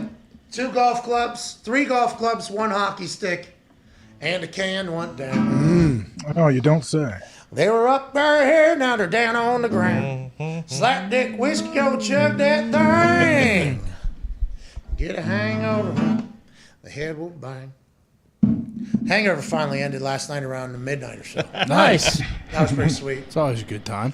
I sent a bird call to those that I was drinking with on Sunday night that the hangover had finally passed at 11:45 p.m. last night. It was pretty cool. I had to pull my head up, and I didn't get dizzy or anything. I was like, all right, Did it? I don't taste it just sitting inside of my body. It's great. I'm such an old man now, such a little punk. I used to do that all the time. I don't know how. I say this every time I drink. I don't know how I used to do it, and I don't know how you guys still do it if you do out there. I have no idea how people do it. My body is so soft now. It's so soft. If I would have had to do anything yesterday aside from 2 hours of this show, I missed the first hour. So that's how bad it was. So if I had to do anything physical yesterday, there's no way I would have been able to do it. I used to do that type of shit and then go right into a 6 a.m. lift at West Virginia, then go right into a nap, and then right into practice, kick 65-yard field goals, and then just kind of see you later, let's have a night again, and just put that on repeat for college. I can't do anything like that. There's a difference between tying one on and getting a little banged up and drinking fucking 30 beers. That's... and a bottle of Maker's Yeah, Mark. exactly. It doesn't matter what you do at that point. You're going to be very fucked up. A bottle of Maker's Mark to the head. Not That just tastes me. pretty good. There's a couple others. It was, I think, too delicious, by the way. Almost too good. All right, let's get out of here. Hashtag PMS, thank you. Thank you. Screenshot your favorite moment from WrestleMania. Does not have to be my match. Please do not. Could be Otis. Bingo. Could be. By the way, which might be mine. That whole thing. Put your cash tag in there and say something nice to somebody. You could win a Bitcoin. We will randomly select from a pool of people that we appreciate. Oh, yeah. We are currently trending number 1. Let's go. Thank you all so much. You are the best people on earth. Thank you to Darius Butler for Right. joining us, and for Colty and Nolte for thinking about coming on the show. Sure. That's right. Nice of them. Maybe next week. Well, The answer is no. But is there another golf tournament next week? Yeah. Yeah, I think the Shell Open or something is next week. Oh, Valero. Yeah. Maybe that was just last week. The Valero, Texas Open. Oh, it's the waste management. Might be the waste Nope. management coming up. Could be like the M&M's Open or something. Who knows? Oh, you're talking about the Rolex 3000. Yeah. Could be the John Deere, Ty. Oh, Could be the, no, John Deere I got that Classic. circled. That is not next week. I know exactly when the fucking John Deere is. Okay? Where is the John Deere Classic? Silvis, Illinois. Right It's on in the border of July Iowa. usually, right? When's Bobcat getting in the game? They're sponsoring an Instagram post for Carson. He's building a higher road. Hashtag ad. Hashtag sponsored. Hashtag Bobcat. Hashtag what have you done? Hashtag take command. Goddamn right. Those are really what sell it. Oh, yeah. The Hey, hashtags, look, yeah. stuck with you. Well, Yeah. 'cause You I thought memorized it. I thought he was taking a shot at me or Jim Irsay. I didn't know who he was taking a shot at. I would like to be on the record that I think Carson can play football very, very well. And I would also like to be on the record that I'm happy he's not the quarterback for the team that I cheer for. Both can happen. Yeah. Both can take place. Seems like a reasonable opinion. It's gonna be nice to be able to just sit down and relax while watching a game too. Yeah. Oh, yeah. Yeah, I'm sure you will. Matt Ryan is the polar opposite of Carson Wentz. He is. You're telling me you're still not going to be worried that they're going to lose a game? No, it's not about. It's every play potentially losing the game. I'm okay with just like kind of standard football taking place. Yeah. It'll be okay if just like, oh, we're gonna punt this time. You can find that out normally on first down. By the way, as somebody that did that for a living, I would watch the first down play. I think, all right, we're probably going to end up punting on this. That's football. Football happens. Now, some big third and long or third and medium might get caught and we don't punt, but you can normally tell and feel it. With Carson, there was a chance a touchdown was coming on every single play, and there was a chance that the other team was scoring a touchdown on every single play. Yes. That's right. And that's a tough way to watch games. That's why I continue to ask, How the fuck have his parents survived? How have they survived watching him play football his entire life? I have no idea. They might be the coolest people on earth in this hotel. They'll take command. The Commanders will see this and experience this. Yeah. Last thing before we go, I guess the NFL is pushing for flag football to become an Olympic event. That's awesome. There's another Olympic gold medal for America. Oh, yeah. We go, boys. Like that. Imagine a Canadian team. Canadian team probably be okay. All right. I would assume that there's some other countries that might be pretty good. But that's just a gold medal for America every single time. Women's soccer, gold medal every single time. Men's flag football, gold medal every single time. Women's flag football, gold medal every single time. I like any sport that shows up that America's definitely going to win. You know why? Because there's a lot of events in the Olympics that no American in the modern world will ever try. And we fucking have to sit there and lose and take it on the shins from some country that is all they do. So if you want to put in our sport in there in the Olympics, I'm with it. Let's do it. The rest of the world ain't gonna be happy. They're not gonna be able to field teams. When we're winning 77-0 or whatever, they're gonna say this isn't good sportsmanship. Welcome to fucking football, baby. Okay? Toughen up, maybe play some D. I'm excited for this. Let's go flag football. You hate or love this, AJ? Oh, absolutely love it. But I just picture whoever is on the American team absolutely dominating anybody else because they don't play football all over the world like they play other sports, like they play soccer and all these other things. So good luck. Good luck competing against that. Hey, sorry about it. And all those little workouts that you guys do that we have never heard of in America other than like 7 kids who grew up in a family from that, and you guys win the gold, and we're supposed to sit there, America takes last place again. No more. No. Okay? We're going to start creating sports over here too. That's right. And wait until we win the soccer Lombardi. I don't even have to get into that. When we win the soccer Lombardi in November, right into flag football in the Olympics, hell yeah. It's going to be hard to hold our arrogance down. I'm going to let everybody know in the world. Hell yeah. I mean, teams like Bangladesh, though, they might, those guys who aren't going to be able to be on the soccer team, now you go play flag football, you get your Olympic moment, maybe. There'll be some, rugby-style players that'll probably pick up the sport well. Handball. That'll probably be a problem. Handball will probably associate well with flag football. They got the athletic part. But we're a good 10 to 20 years away. We're 2 generations away from them actually learning the rules. Oh, yeah. So I like that the NFL is like, we're going to push Good luck hard. finding a DB to cover Tyreek Hill out there in the Olympics. Well, there's those have you ever seen those professional flag football players? They were on NFL Network, last year? Yeah. They have an ability to drop their flags to different levels. It's a whole different game. The professional flag football players hold it. Not that Tyreek Hill wouldn't be incredible. I mean, he's untouchable on the football field when it's tackle, so I assume flag he'd be okay too.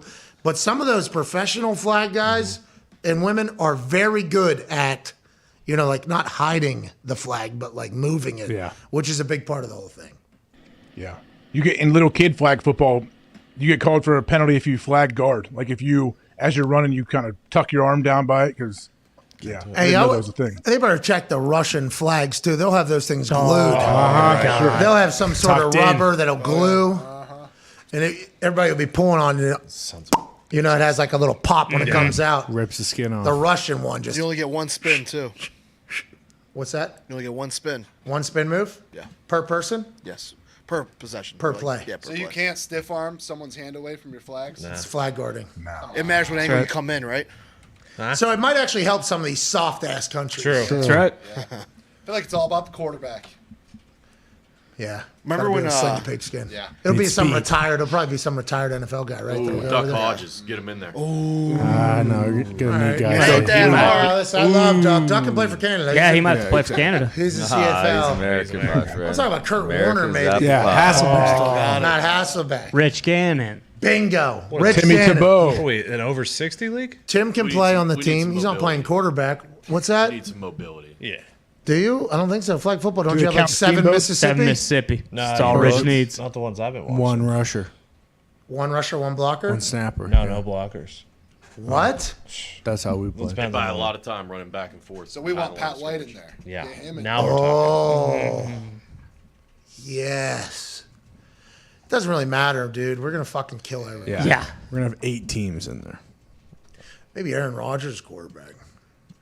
Maybe he plays a couple years. Retires. And then he's a 4-time Olympian. That'd be cool. Olympic gold medalist. That'd be pretty sweet. 2028 too. I saw him so. whip a football at a kid in a flag football camp a couple weeks ago. Aaron? Yeah, he got picked off, and the kid ran and handed it to him, and Aaron was not happy about that, and Aaron fucking threw it at him. Seemed about as hard as he could. That's the competitive juices, by the way, that we're talking about. What was that? He was at that Super We're All QBs Here camp. Did you see that?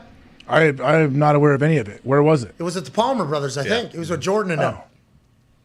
Oh, okay. Josh so he went out Allen? there where he was working with those guys throwing to him? Yeah, Josh Allen was there. Darnold was there. The Palmers were there. Aaron was there. I think Lamar was there. Is Burrow there? Cincy's quarterback, Ritter, was there. Desmond Ritter I was couldn't there. think of his name, so I said Cincy's quarterback. What do they call it? Quarterback Summit is what Jordan Palmer Yeah. calls it, right? Mm-hmm. That's a cool thing. They all get to hang out and talk to each other or whatever. I think Aaron was in the finals, right? Aaron was in the final against Ritter's team. And Ritter's team won? I don't know, to be honest with you. Maybe Ritter's quarterback. Here we go. But he's starting to get a little more buzz these last couple of days. I think he can play. I liked watching him. Good leadership, too. I feel like he's competitive. He has good leadership, and he played a lot of football in college. A lot. Yeah, he started for 9 years, didn't he? Yeah, I believe four straight years. Yeah, he started, which is not normal at all. And they were good all 4 years. So he's been in big games. He's been in big moments. He's had to handle adversity. Small school, so looked over. I mean, I'm a big Desmond Ritter fan. I just have no idea how he can throw. Like, I have no idea how his ball is. But I guess everybody was saying it was great. I don't watch He's enough. got live arm, good deep ball accuracy. I like that. I watched the Jackass movie last night. I don't know if you guys have seen it. I couldn't sleep, turned it on, was going to watch some of it, watched the whole thing, and actually was like laughing out loud at multiple times. My wife's sleeping next to me. Oh, what's it on? Good. Paramount. I don't know. I think Apple Paramount TV. I Plus. just bought it. Yeah. As much dong as you remembered. Way too much dong. Way more dong than I thought. 2022, not a lot of dongs either. So that's kind of like. That's what Throwback. That was my one takeaway. Was I forgot how much dong was in this show. No, I don't think there Yeah. was. Wasn't there a lot of cheeks? There's a lot of cheeks in the show too. A lot of dongs in this one. Any cheeks? They got a new character named Poopies, who I am really a fan of. Yeah, they do a lot of bad stuff to Poopies. For real. He's like the new who was the older guy that they just tortured the entire time? Dave England. Oh, yeah, well, he gets it pretty good again in this one too. But him and Poopies are a tag team. Go. How about Pontius's cheeks all over WrestleMania? Awesome. I just love his little dance when he like rubs up on people. Yeah. He put that thing up on Sami Zayn. we watched WrestleMania back. The Jackass match. Man. Me and Cole were having just as much fun as everybody else that was watching, which I enjoy a lot. It was hard to keep that professional. When he brings out that bowling ball. Oh, yeah. Wee Man with a full body slam. It was amazing. All right, let's get the hell out of here. Hammer Down starts in 20 minutes. I can't thank you all enough. You're the best. Hashtag PMS thank you, Mania. Screenshot your favorite moment from the weekend. Say something nice to somebody. Put your cash tag in there. You might win a Bitcoin. You all are the best. Have a good one. Thank you, Darius. Big show tomorrow. I think we have Bobby Wagner on and Terrell Owens. Yeah. Okay. Yes. T.O. and Bobby Wagner, and hopefully some more surprises. We'll see you in the morning. Goodbye.